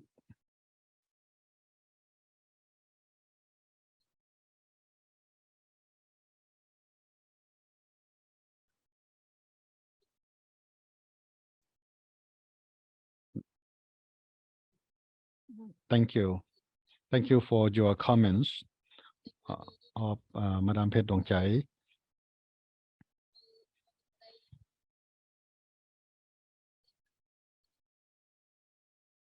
So there are no clear solution if this case happen again in future, but but at the time the situation is like Madam Phedongchai mentioned. Anyone else want to contribute? So please, Madam Vilaipon. This is not a question, but like to listen to our expert and as a tourist, as an expert, and in Luang Prabang there have been potential on the perspective of tourists and expert, what we can do to make the tourism in Luang Prabang more outstanding. Doesn't mean that the performer now doesn't stand out, but how to make it more stand out, and the tourists come from Vietnam, Thailand through Luang Prabang 1 or 2 nights. So how can we increase to be long stay of the tourists? So how to make Luang Prabang become the destination, the destination of the tourists? Personally, I like Luang Prabang. Every time I come, I like it. How can we do better on the perspective of a foreigner, a foreign tourist like you? So the question to both of you.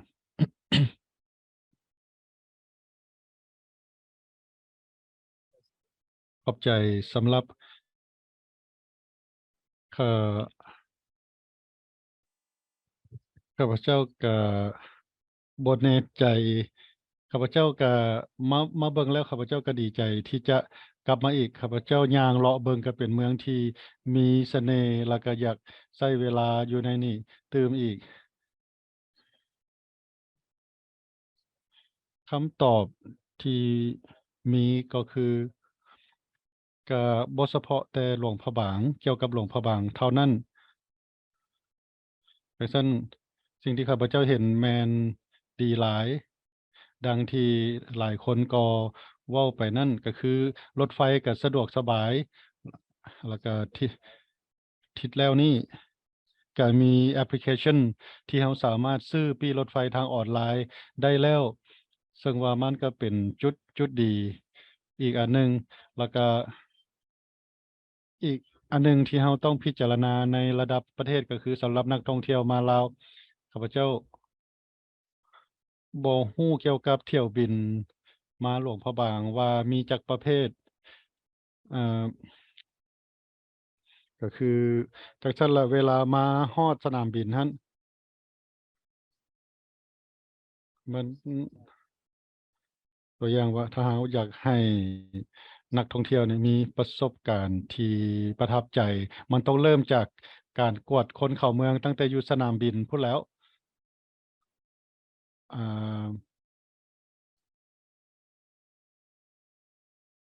จากนั้นแล้วบางครั้งคิวมันก็ยาวอยู่ในสนามบินเพราะว่า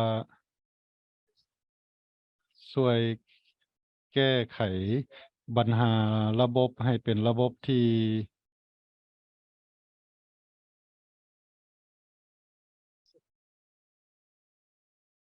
แก้ปัญหาเรื่องคิวของนักท่องเที่ยวที่เข้ามาสนามบินอาจจะปรับปรุงตัวนั้นก็จะเป็นการดีบัดนี้ข้าพเจ้าเคยมาหลวงพระบางหลาย10 ปีก่อนข้าพเจ้าก็เห็นความแตกต่างแล้วก็สิ่งที่แตกต่างที่เกิดขึ้นก็คือสมเทียบกับ20 ปีที่ผ่านมาก็คือหลวงพระบางเป็นมีวัฒนธรรมของยุโรปถ้าเฮามายุโรปเฮาจะมาเพลิดเพลินกับโรงแรมที่ราคาก็บ่แพงแต่ถ้าเฮาไปเฮาก็ได้สัมผัสวัฒนธรรมของยุโรปนำแต่ถ้าเฮาไปยุโรปมันก็จะต่างตัวอย่างว่าอยู่หลวงพระบางมันก็ถูกกว่าคืออยู่ยุโรปเองมันก็แพงดังนั้นแล้วก็ ดังที่ท่านหัวหน้ากรมเว้าก็คือว่ามีโรงแรม5 ดาวในหลวงพระบางน้ำอีกจากนั้นแล้วก็เป็นเมืองมรดกโลกการเป็นเมืองมรดกโลกก็ช่วยส่งเสริมการท่องเที่ยวของหลวงพระบางก็มีเสน่ห์มีสัตว์ป่ามีธรรมชาติที่งดงามที่เป็นเสน่ห์ของหลวงพระบางอันนั้นก็เป็นสิ่งที่ดีสำหรับหลวงพระบางข้าพเจ้าจึงได้ถามว่าพวกเขาฮู้ว่าสำหรับนักธุรกิจที่จะดึงดูดนักท่องเที่ยวนักลงทุนเพื่อให้เข้ามาเพิ่มอีกเพราะว่าในลาวนี่ข้อมูลบ่มีหลายปานใดต่างประเทศก็เข้าถึงข้อมูลลาวยังเข้าถึงข้อมูลยากตัวอย่างว่าไปกัมพูชาเฮาก็ฮู้ข้อมูลเกี่ยวกับอังกอร์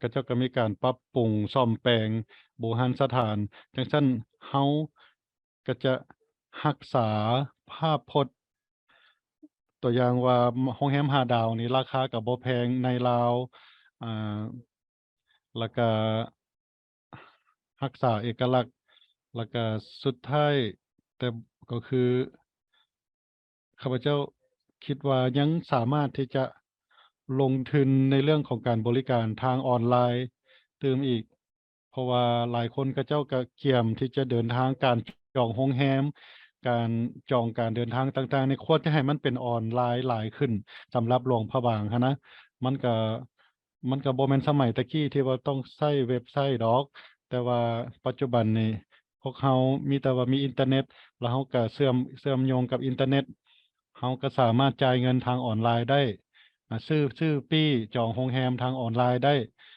จองการเดินทางทางออนไลน์ได้มันก็จะช่วยส่งเสริมการท่องเที่ยวในหลวงพระบางหลายขึ้นแล้วก็ให้จองรถไฟให้มันง่ายขึ้นจองปี้เป็นรถไฟความไวสูงพวกเราให้คนต่างประเทศฮู้ว่ามีรถไฟฮู้ว่าสามารถจองทางออนไลน์ได้จังแล้วก็ให้มีการจ่ายเงินทางออนไลน์ได้ให้มันง่ายขึ้นสามารถจองทัวร์ไกด์สามารถจองการท่องเที่ยวและสิ่งเหล่านี้แหละมันก็จะเป็นการโพรโมตเกี่ยวกับลาวแล้วก็ส่งเสริมการเข้ามาในลาวหลายขึ้นการที่นักท่องเที่ยวจะเข้ามาในลาวและหลวงพระบางหลายขึ้น Thank you for Mr. Jeremy and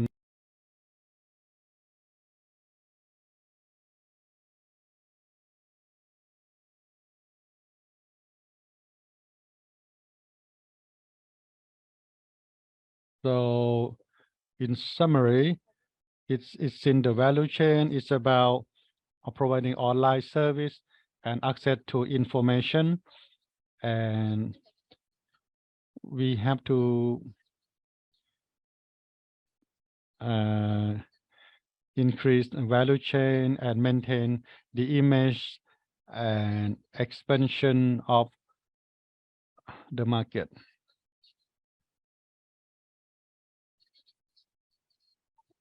So the panel discussion for the first round has come to an end. And it's time for a break. And we can have a break and come back for the next session. How long for a break is not mentioned. Maybe 10 or 15 minutes. Yeah. Thank you to our panelists.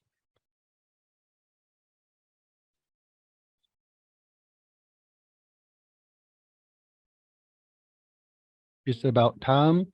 May I continue with the next section? And next is the panel discussion on the topic how to strengthen coordination mechanism between public and private sector on decision making and the process for policy development.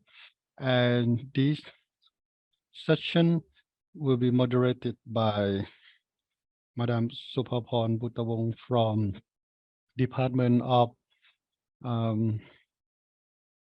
Foreign Trade Policy, and she's in charge of ASEAN Part 3, Korea, and she's the assistant to the Ministerial Economic Forum of ASEAN, and doing a research on carbon.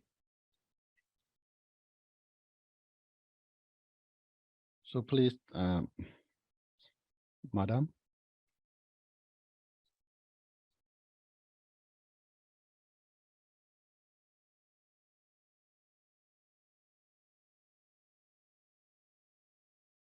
Good afternoon. We had come to the end of our session. So there will be the panelists from the public and private sectors. There are 3 panelists. The first one is Mr. Somsak Bunmapet, Vice Head of Provincial Department of Industry and Commerce. Please, once again, Mr. Somsak. And the second one is Mr. Buntiang Suliwan, the President of Division of Chamber of Commerce and Industry, Luang Prabang. Mr. Buntiang has been involved in tourism promotion since the establishment of the association and the consultant of the Chamber of Commerce and Industry, and he is the president of the chamber, the second round, and the president of LINAC, and the business owner of tourism, hotel, restaurant, and drink insurance, logistics. And besides being the businessman, he contributes to education for education promotion in Luang Prabang, and he is the consultant for Savannakhet University. Mr. Buntiang Sulivan and Mr. Kongchaki Jantasombat, the President of Tourism Association of Luang Prabang Province. Once again, sir.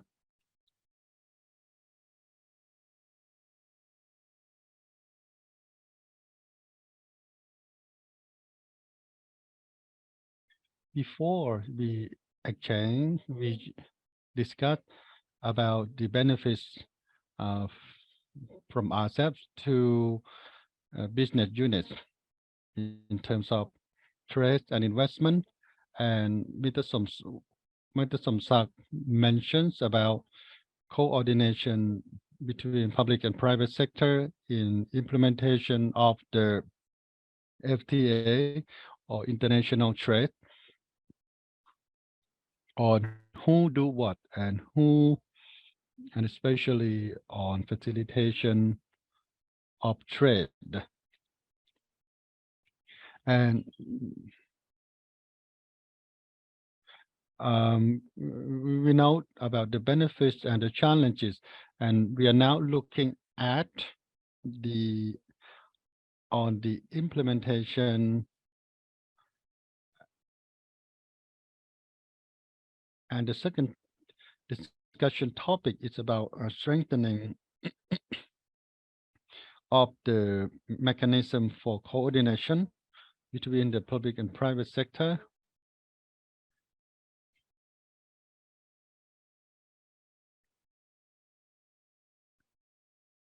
In the perspective of the government and private sector, do you think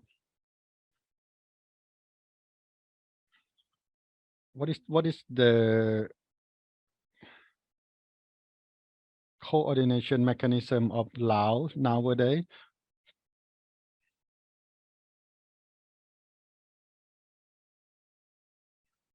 We have a dialogue, a forum, Lao Business Forum, organized once a year.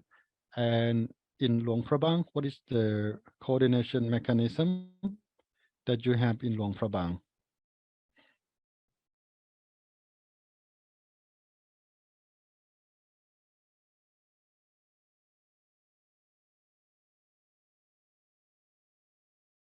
So once again, Good afternoon, everyone.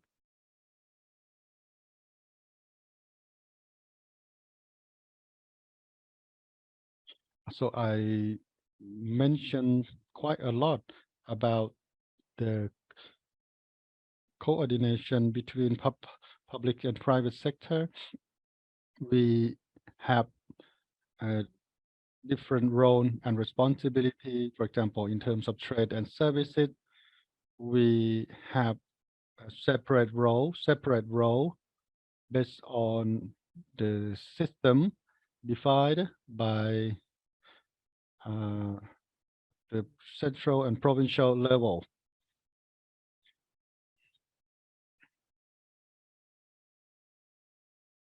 And we all depend on and we report to the provincial Department of Industry and Commerce.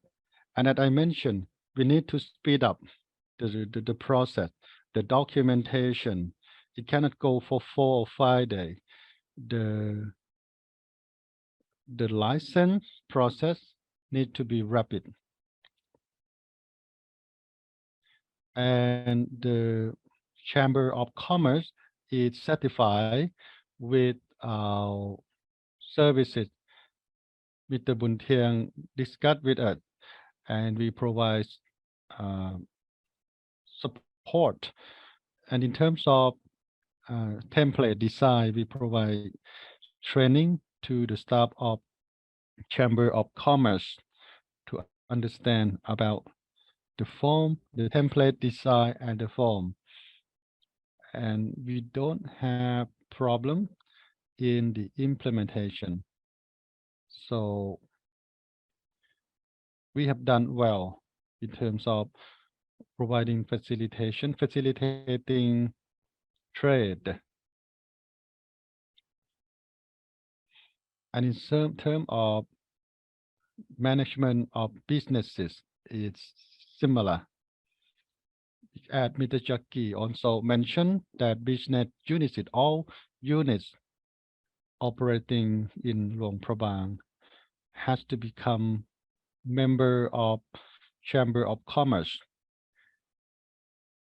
If any of them do not participate and or are not the member, then the facilitation of trade will be inconvenient, because based on the regulation from central to local level, being a member of Chamber of Commerce is supportive, is convenient for you as a member.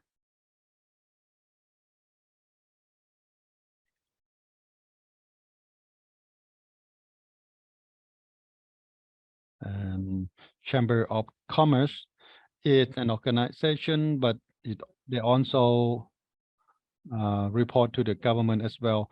And we have relationship with relevant counterpart to provide facilitation in trade. And we have a committee who supports trade. And soon there'll be an establishment of the Trade Facilitation and Logistic Committee.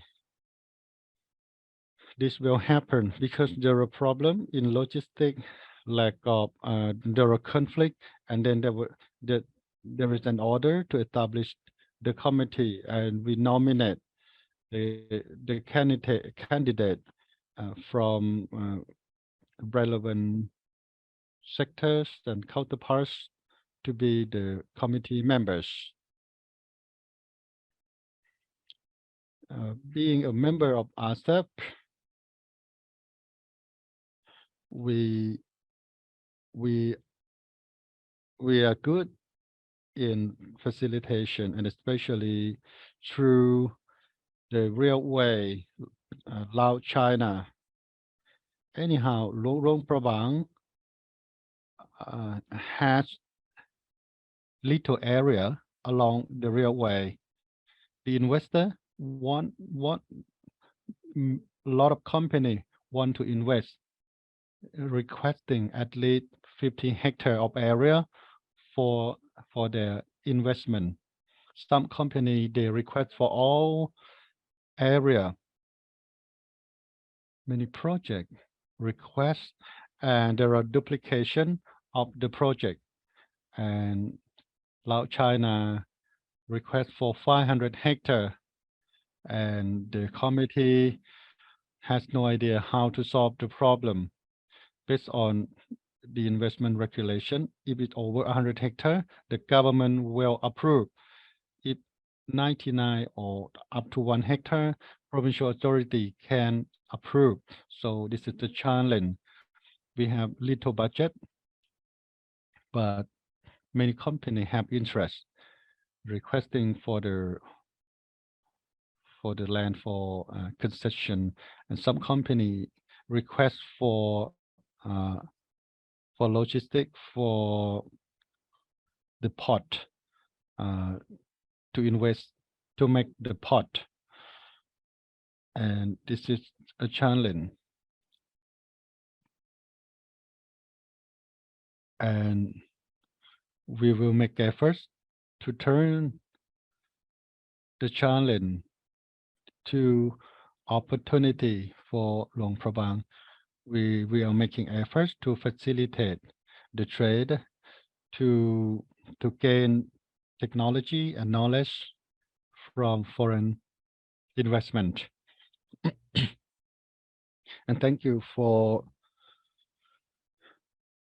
your points and comment. So far, we have coordination mechanism between public since central up to local level among the sector in relation to trade promotion, and feeling good that there will be a facilitation committee for trade and logistics, and it can be a good thing because Laos and China railway is beneficial, and Luang Prabang will receive benefits from the railway.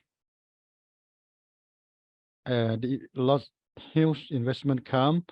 We have limited land, and that is a challenge.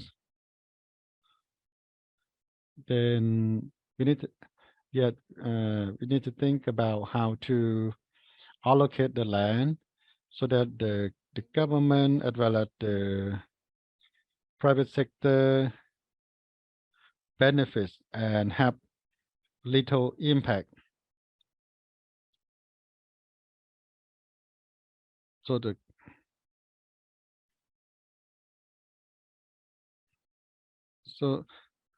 let's hear from the private sector.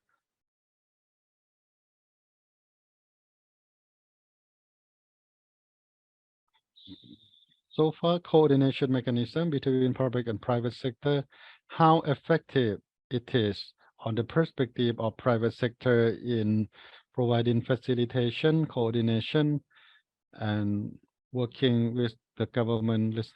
Let's start from President Bun Thiang.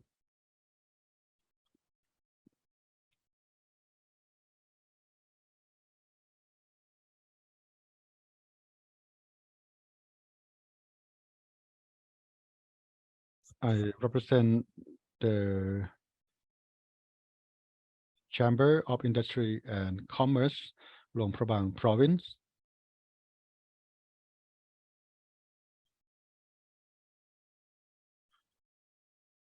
And the representative from the northern province, it can also contribute. So far, the coordination mechanism, the Chamber of Commerce is the bridge for business unit and other counterpart, and this is our role. And we were established in 1995 and organized 6 meetings. I was the Vice President for 2 rounds, and the coordination mechanism in our province, given the point by Mr. Somsak, yes, it's convenient. We have provincial leadership approve and support the concept of business. And secondly,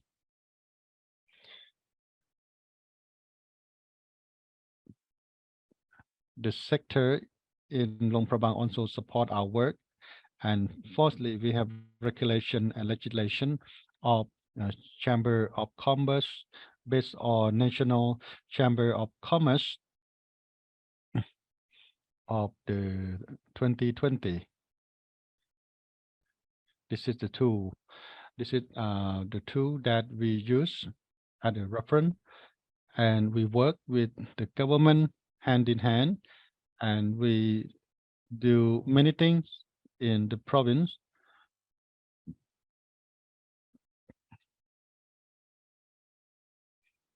At the Chamber of Commerce, we have the government building that we use and office supply supported by GIZ.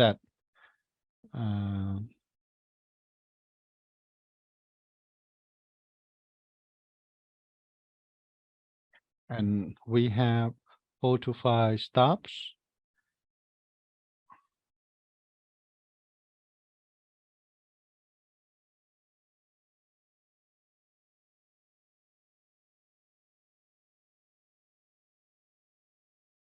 And we have 20 member.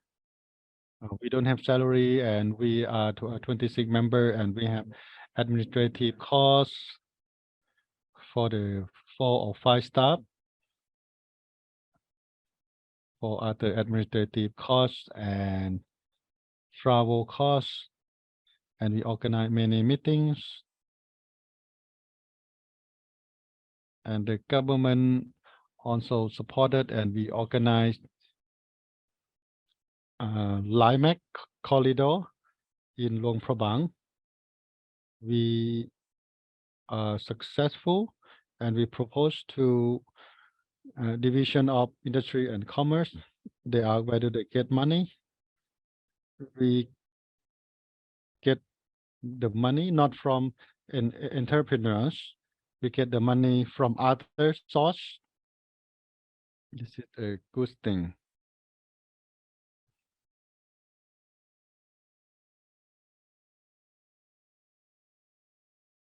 This is the thing which this is how we facilitate the process. Thank you. The similar question to Mr. Somsak. Anything you want to add?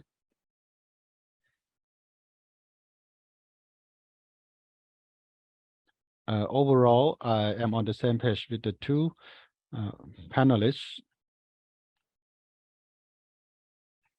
and especially Chamber of Commerce, actually Association of Tourism. As I said, we have 2 organizations, Division of Information and Culture, Commerce and Industry, coordination between public and private sector. So far, there has been continuous improvement in terms of training, utilizing fund from GIZ, ADB for organizing seminar and workshop for building capacity of the tourism association, and that has been improved continuously from time to time. And thank you for your comment and comment from the private sector. So overall, the coordination between public and private sector is good. So I have no more question then.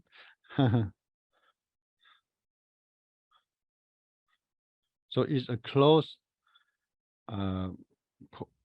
coordination, like building capacity for private sector and attracting support from international donor for development of tourism and the potential of our province.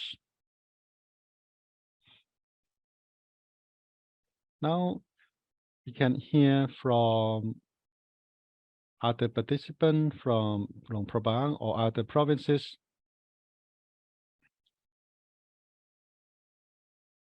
I'd like to have some more comment in terms of the government, especially Provincial Department of Industry and Commerce of Luang Prabang during the COVID-19 pandemic. All business units are disrupted, stopped, because all business units mostly rely on tourism. So almost all hotel, restaurant were quiet. On the contrary, tax authority collect the custom, the tax every month.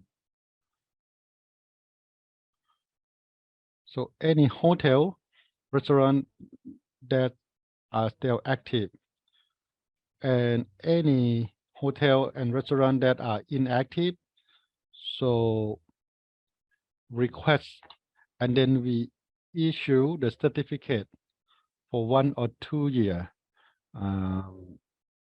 suspension of business, suspension of business operation, and then the tax authority stop collecting tax. This is how we support the business unit. We know that we cannot miss the target of the government for revenue collection, but it's important. This is the right thing to do. Although we cannot meet the government target, it seemed to be a secret, but well, I want to share, but it's good to share.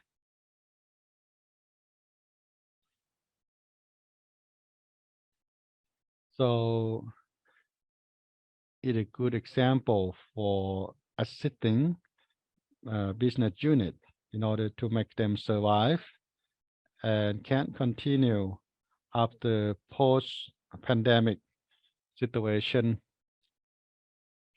because tourism sector are impacted, but they are the key sector. So this is a good approach that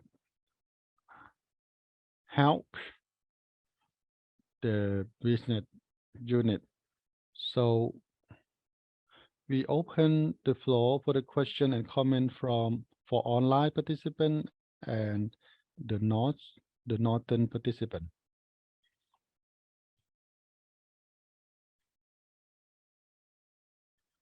I am Bun Phien Warawong from Vientiane Province, Deputy Head of Industry and Commerce, Vientiane Province. This is an important meeting. I have few points to make. It's good that we participate in RCEP, and the government has been working on this. The comment I have is, so when we are RCEP member,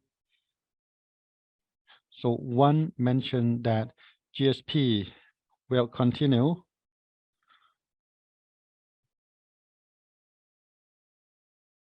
So the policy of every country should be the same or different.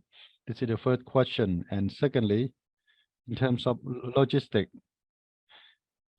in terms of trading services that mentioned by Madam Phet Duong Chai, and this is another potential in terms of logistics. But nowadays for Vientiane Province, or is it the same for other province along the railway? Have the central authority negotiate with the destination country, for example, sending goods or product to China? Lao truck cannot go to China, but Chinese trucks and Vietnamese truck come to Laos, can come to Laos. When they go back, they bring Lao product back to their country. And the logistic entrepreneurs propose that, what can we do? We pay for the tax, we pay regular tax, but Chinese truck, when they go back, they should go back with empty container. So leaving to the government to help with negotiation. And thirdly,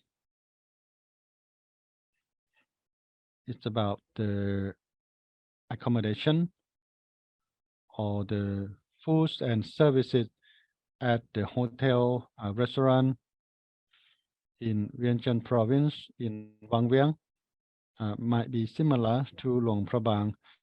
We have tourists, and before COVID-19, there are comments from the tourists in terms of bad services or expensive food and expensive hotel, and the food in Quang Vieng, it was more expensive than other. There are some comments like that. So we would think about how to be sustainable. We have a committee. We have a trade facilitation committee, and Mr. Vice Provincial Governor is the committee. And our services there are quick in Quang Vieng based on the order 0203. And we are also quick for the single window services. We have a committee that speed up the process. This is the thing we like to share with you. Thank you. Thank you, Mr. Bun Pian from Vientiane Province, Division of Industry and Commerce, which is a proposal to our committee so that our negotiation in future can bring benefits to business units. There is one question on the RCEP. Does it define the same policy for the all 15 country members?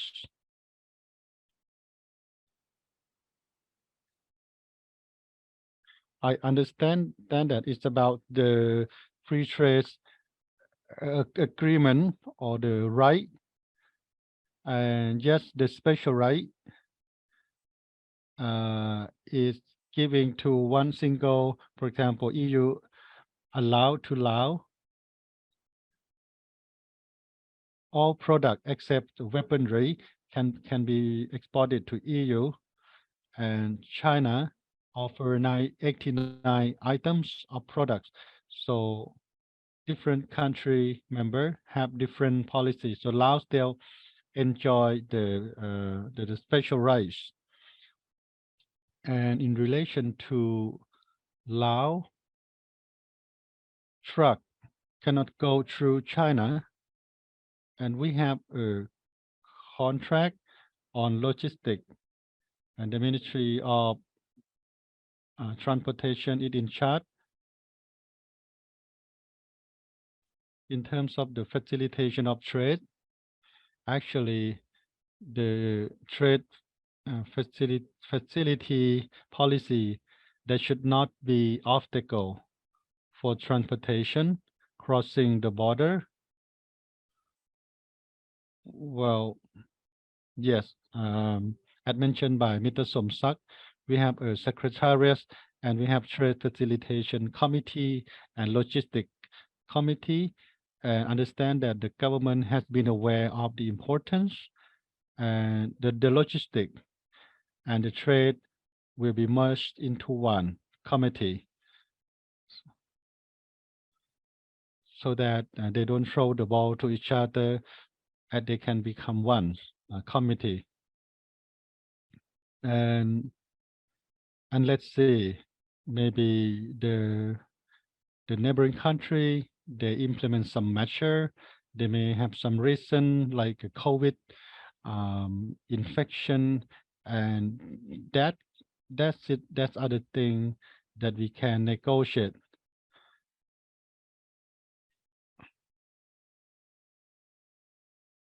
And in terms of accommodation in Wang Vieng or high price for accommodation and high price foods, well, maybe it's about a supply chain, low production, and they set high price, and it's good to adjust the pricing structure. And we can learn the lesson from Luang Prabang on how they can make appealing prices. Well, Wang Vieng is something, Luang Prabang is something else. They have different characteristics, and Luang Prabang accommodate for a more senior tourist.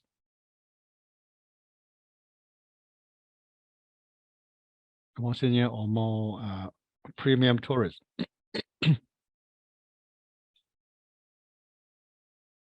Any other question from online?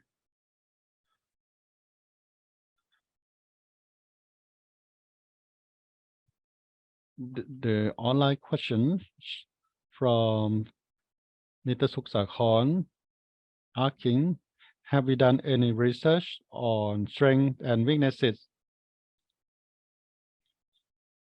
from foreign investor through the corridor? And how can we develop the unique net for the domestic investor? This is a question to the government. Go to Mr. Somsak.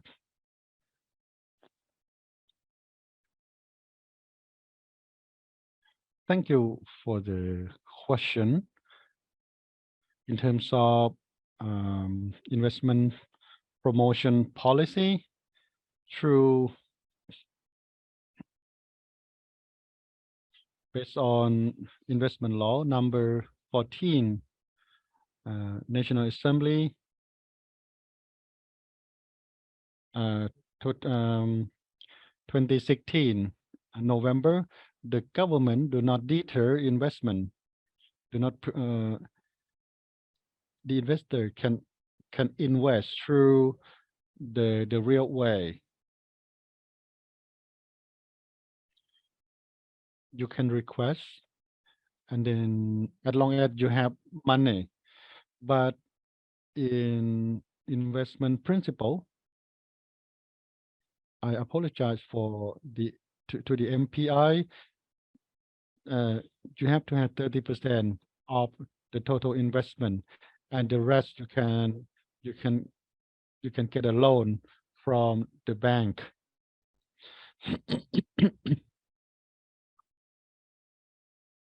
Because we don't discriminate. If you want to invest, you can go ahead.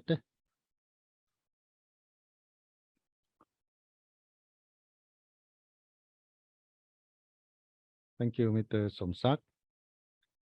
Any further online questions?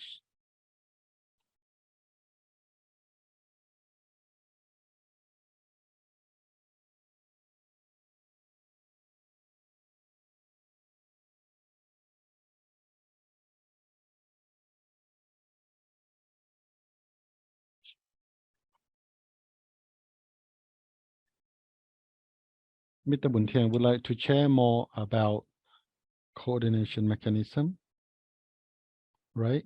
Between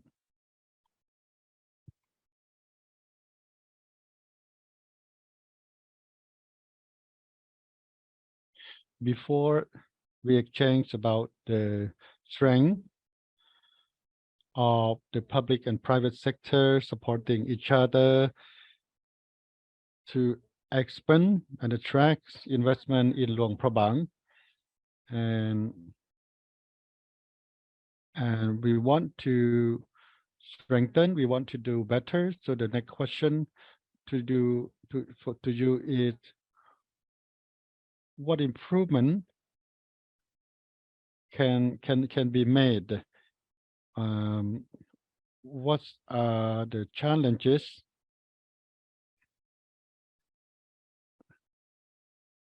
We have been good, but how can we do better? How can we strengthen the coordination between public and private sectors? Let's hear from a private sector first.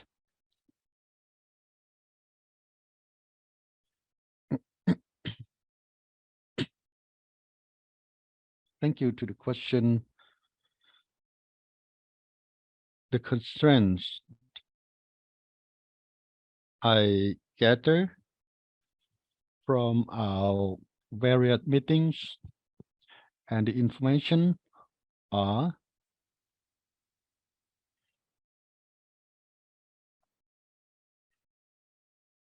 is the government policy is right and straightforward, but the implementation has been slow sometimes, and some organization offering information to private sector are not clear, and so the private sector waste their time for seeking for data.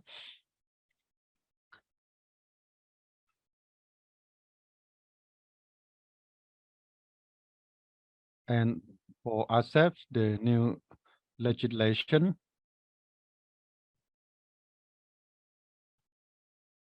and we have heard from the meeting that the new legislation, when it go to the government will consider, and the consideration process is slow, and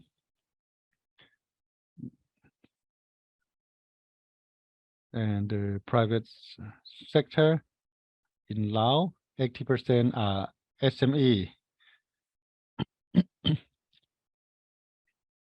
and the staff are family members, and they have few staff,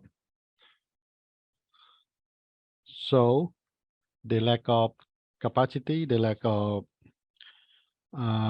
to understand and to react.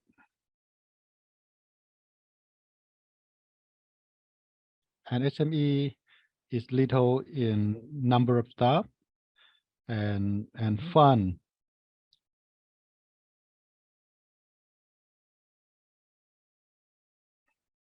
So in order to implement the RCEP, the logistic, we need to improve the capacity of SME. And how to address is, first is to, we have hundreds of legislation, so request the government to select only the important, the key legislation to disseminate to business unit, a business sector at a form, so that it's easy to them to digest. And in terms of logistic, for example, the foreign truck can transport product and can cross the border, and for some country they don't allow for the truck to cross the border, so only transport the product at the border area, and their domestic truck will get the the product. So it is a win-win. It can be a win-win situation. You think about how we can make a win-win situation happen, and we want to protect the benefits of the entrepreneurs, because if we allow foreign truck to cross the border through our country, we want to make things fair for our country and the neighboring country.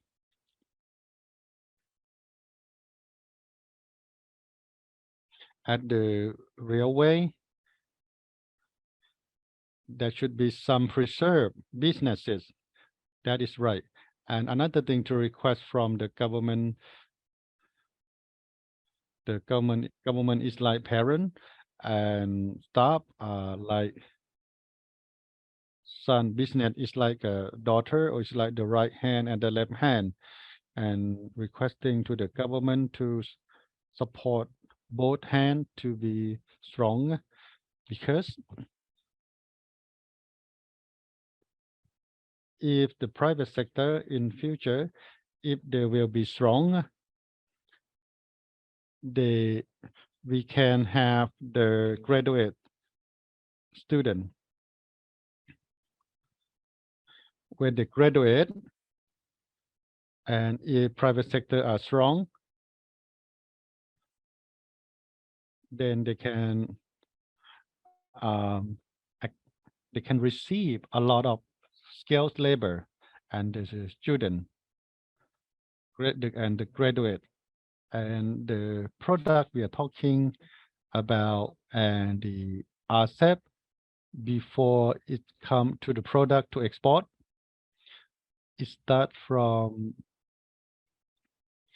need to start from and in development of local products. For example, there is an inflation problem. We import a lot of too much product, and we need to reduce agricultural products. And if Laotian can produce agricultural products, then the money to buy import product can be circulated within the country, and that can develop local economics, and it can go to bringing big machinery and factory, because if we don't realize the problem, if we too much import, we will have problem. The order of Prime Minister prohibits many types of agricultural products, and the implementation need to be strict. And this can support and it can help strengthen the Lao entrepreneurs.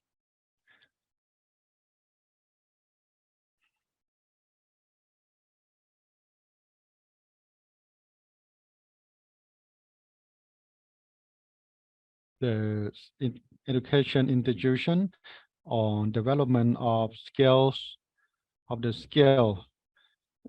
they should pay attention in development of the skills and regulations in school level, because if the student go to society and still receive training with the entrepreneurs, and they'll need to provide 6-month training to be equal to 2-year training. And capacity building can be done at school level, so that the school can develop skills that society or the labor market want.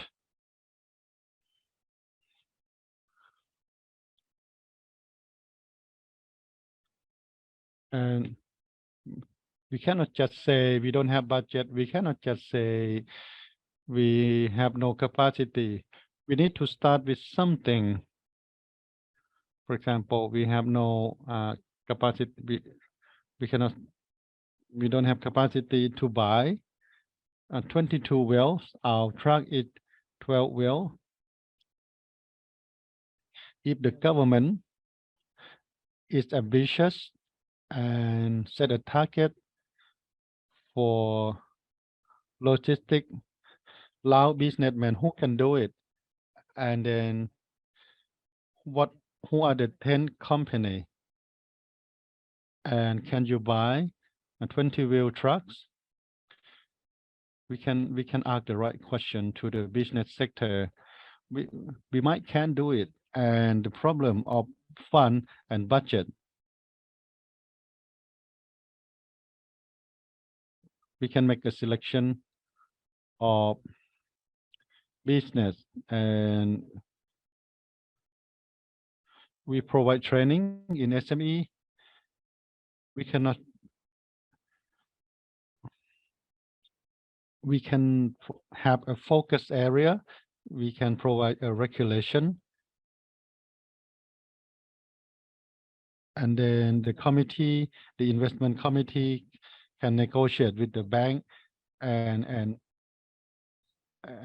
to get a loan. And these are the improvement to make in future.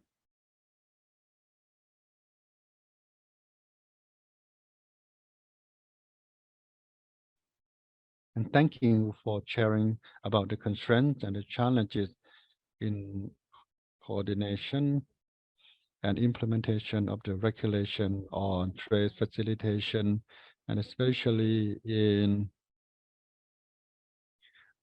it's time consuming, accessibility to information by a business sector, and the limitation in dissemination of the legislation in business operation. And may I ask Mr. Kongchak, do you have any further comment on the constraints and challenges and how to address those?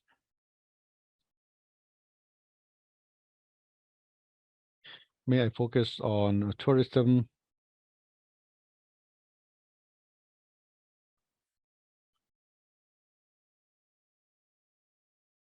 In terms of legislation by the government and the government policy, there is something that is not consistent to the reality, because the business sector and entrepreneurs in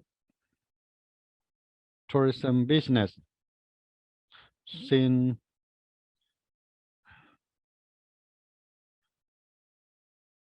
the tourists, when they come, and then they will pass immigration control, and many meeting mentions about the services.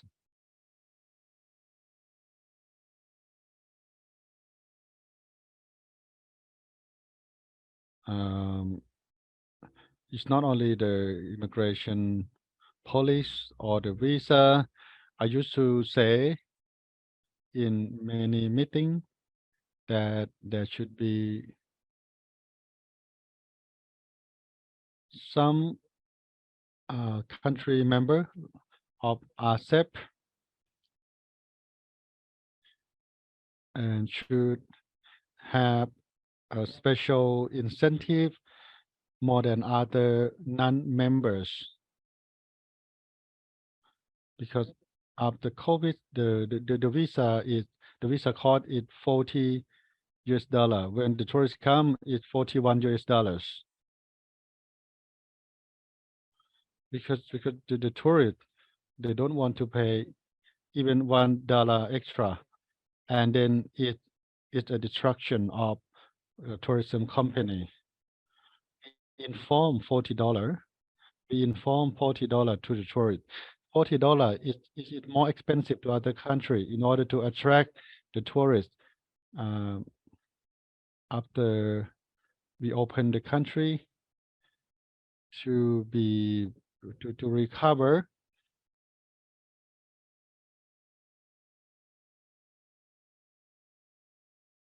So visa process, visa service should be improved in order to attract more tourists to come. Additionally, I am concerned about the quality of human resource in comparison to other country member of RCEP.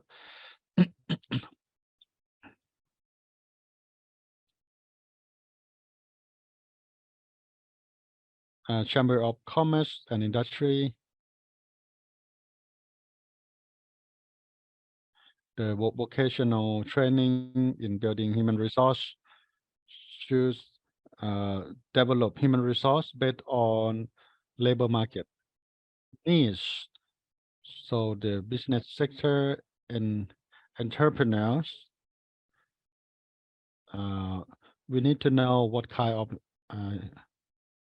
human resource they want, and then the training should be consistent.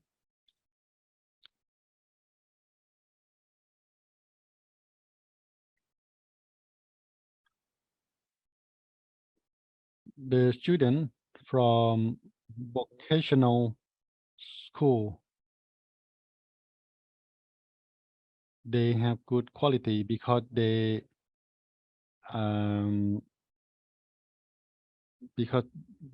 do practice a lot.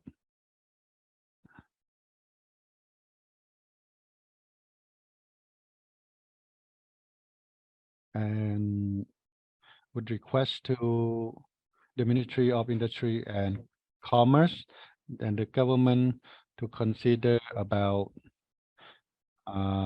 improving the immigration services visa and make it the same for all immigration control points. For example, in Borkel, French Bridge 4, the tourist passing that immigration, we collect 10,000 kip per one person, because in principle regulation, the tourists, they already pay at the provincial authority, and in Luang Prabang they pay 10,000 kip already, but when they enter the immigration control, they still need to pay 10,000 kip extra. They should not pay 10,000 kip extra. So in practice, all checkpoints do different things. Different immigration control points do different things.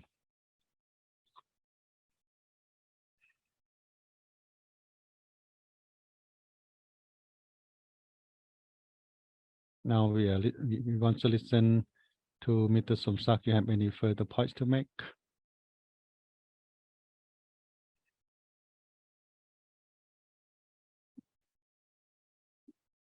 No.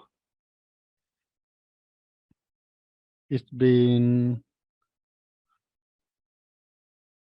active participation. We have legislation, we have implementer who are government and the private sector, and so cooperation mechanism is important. It needs to be consistent between each other. Government strengthen the private sector, and the private sector also support the government. So the two counterparts should cooperate. The government can think about the policy to facilitate the trade of private sector, and the private sector can think about voicing to the public sector for any for the improvement to make. So I'm thankful to Mr. Somsak from Luang Prabang, Provincial Division of Industry and Commerce, Mr. Bun Thieng, the President of Tourism Association, and I'm grateful to the participants from online and offline for your comment and question that make the session active and lively.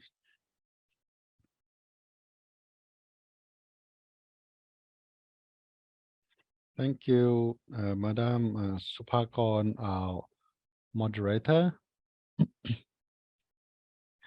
The session was done actively, lively, constructively, and very openly. So next, may I invite Mr. Somsak Bunmapet, the Deputy Head of Provincial Division of Industry and Commerce, Luang Prabang Province, to give a remark.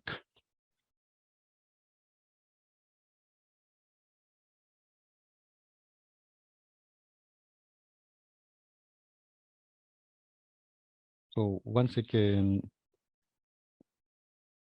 Honorable DDG of Foreign Trade Policy Department, meet the experts and the speakers and all participants in the meeting.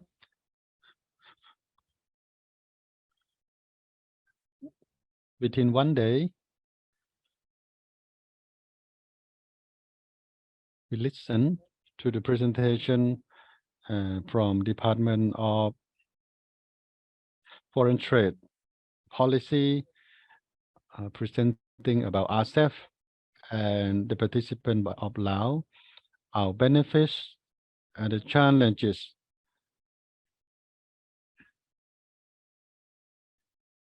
During one day, our participants work actively. And it was the first time that I was inspected in facilitation between the public and private sector. And so far, we provide facilitation at our full capacity. Anyhow, we accept some constraint as well as the local authority and at the central level, but it's not a main problem that can just that will reduce our quality of our service. I'm grateful to Madam Vilaypon and the expert and the team from the central level who had been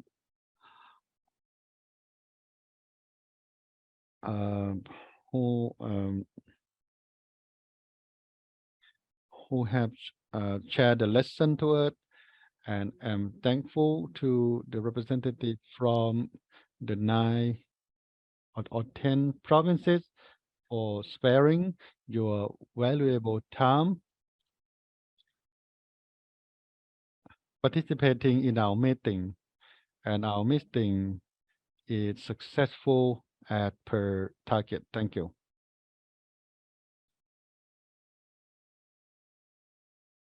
Thank you, Mr. Somsak Bunma, for your memorials speech. So next, may I invite Mrs. Vilaypon Chindawong, Deputy Director General of Foreign Trade Policy Department, to give a speech, a remark.